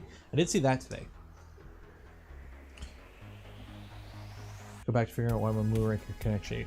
Try a new USB cable. Honestly, anytime somebody has connection issues, I say just try a different or a newer USB cable, and that works like half the time at fixing whatever they have an issue with. Michael, $2, thank you, appreciate it. Ninja Turtles, no, 89, I was 1 year old, so that was a little too. Yeah, massive it. Yeah, something like that, yeah. If for whatever reason you're not subscribed to 3D Printing Nerd, go do that. He's been doing, his content lately has been pretty good. So, what do you think of using glass or carbon fiber for the bed plate? Well, I've been playing with carbon fiber. I have that in my V0, and it's actually attached to a spring chill sheet. It's a carbon fiber sticker, but it is carbon fiber glued to a spring seal. And that works quite well, I found, if you can get stuff to stick. If it sticks, it's great. If it doesn't stick, it warps like bad. And I used to use glass back in the day, but I've switched to mostly PI on most of my machines. RoboCop. Hopefully everyone here has seen RoboCop. Bring back the FL Sun to watch in the background. Well, this one's doing its thing. Is this not fun? But the FL Sun is in the other room, and the reason it's in the other room is I don't have room in this room. The FL Sun used to be where the Trident was, and now the Trident lives there.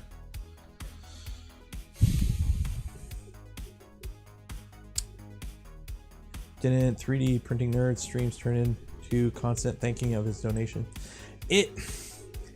Here's the thing, do you acknowledge or do you not acknowledge? Like Starktastic, thank you for the $5. Like, here's the thing, like, do you acknowledge or not acknowledge? Because in my opinion, you have to acknowledge, or at least to make an attempt to. Now, I've done interview streams before with Russian Cat Food, and then I had Steve Bills on, where I try to avoid disrupting the stream to thank. But if you're just building a printer, it's a little bit easier. It's a hard balance to make, because eventually if you get to the point where you don't thank people, people don't donate, and if you're relying on that revenue,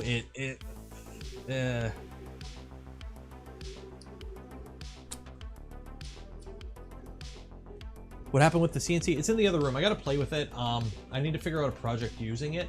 The problem is I need to teach myself how to actually program CNC better to use the most out of it. So, but yes, it's in the other room. I got a project idea for it. I'm just waiting on the time to work on it. The problem is I can't really run it when the little guy's home, because I can't babysit it. And then the rest of the time, everyone's home and it's a loud CNC machine. So you need stackable 3D print. The problem with the stackable 3D printer is you're going to get harmonic issues between the machines, because they're not going to be independent. So if you're stacking them together, if one machine's running at a high speed, you'll induce vibrations in the other machines. That's why most of us run our printers on, solid benches or on granite slabs or whatever now, or paver stones.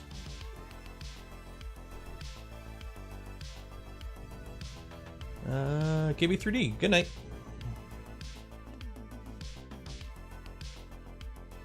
If you can't give out content without acknowledging, you can't, you just stop being appealing to everyone else. The thing is, most people, I like if you donate something, at least ask a question or say something relevant, because then I can tie it in and then it doesn't seem as disruptive. Because if somebody asks me a question and then I answer that question, that might help somebody else down the line. Or if you ask something relevant to what's going on, I much prefer that than just a donation. Because a donation is just me reading out something and nothing leads to it. If somebody asks a question in their donation, then it leads to content. It leads to a response. It leads to something. So tonight's stream has been very interesting. It's a hangout stream. That's why I do this. If I didn't have fun doing this, I wouldn't do this. A laser engraver. The problem, I've had a bunch of companies offer me to send me laser engravers. And every single one I've turned down, because I will not do laser engravers that are not fully enclosed. It's a safety issue. Even the Robo CNC that I got from Comcro has a laser attachment. I won't be touching that, because I don't want to risk blinding myself or anyone in my family or anyone in this room, because it doesn't have a full proper enclosure. Zeros. Content, exactly. And John Stern, $2. Will Nero read this question? No, I'm not going to read that question from John Stern that donated $2 with a statement that said, will Nero read this question? I will not read that. Maybe cast iron racks to mount to. Cast iron's heavy. Every stream has been interesting. There you go. Although I probably should go to bed now. Because it's getting close to 1 a.m., which means it's getting close to 2 a.m. Or is it 2 a.m. to 3 a.m.? I can't remember when the time jumps ahead. I'm not looking forward to it. So we're going to end it here. It's been a long stream. We're at 4 hours, 5 hours? Too long. I'm going to feel it in the morning because my voice is gone. If you can isolate between the stacked printers with stone slab and... Well, then you're basically building individuals... yeah, 2 to 3, yeah. You're basically building individual cubes, so then what's the point of stacking it at that point? So we're going to end the stream here. I'm, of course, going to let this print run and finish, and when this print finishes, I will post pictures of it in the morning on my Twitter. So if you're not following me on Twitter, at 3DPNero. I hope you enjoyed the stream tonight. I know it went long, but it happens when we're having fun. My streams really, whatever happens, happens.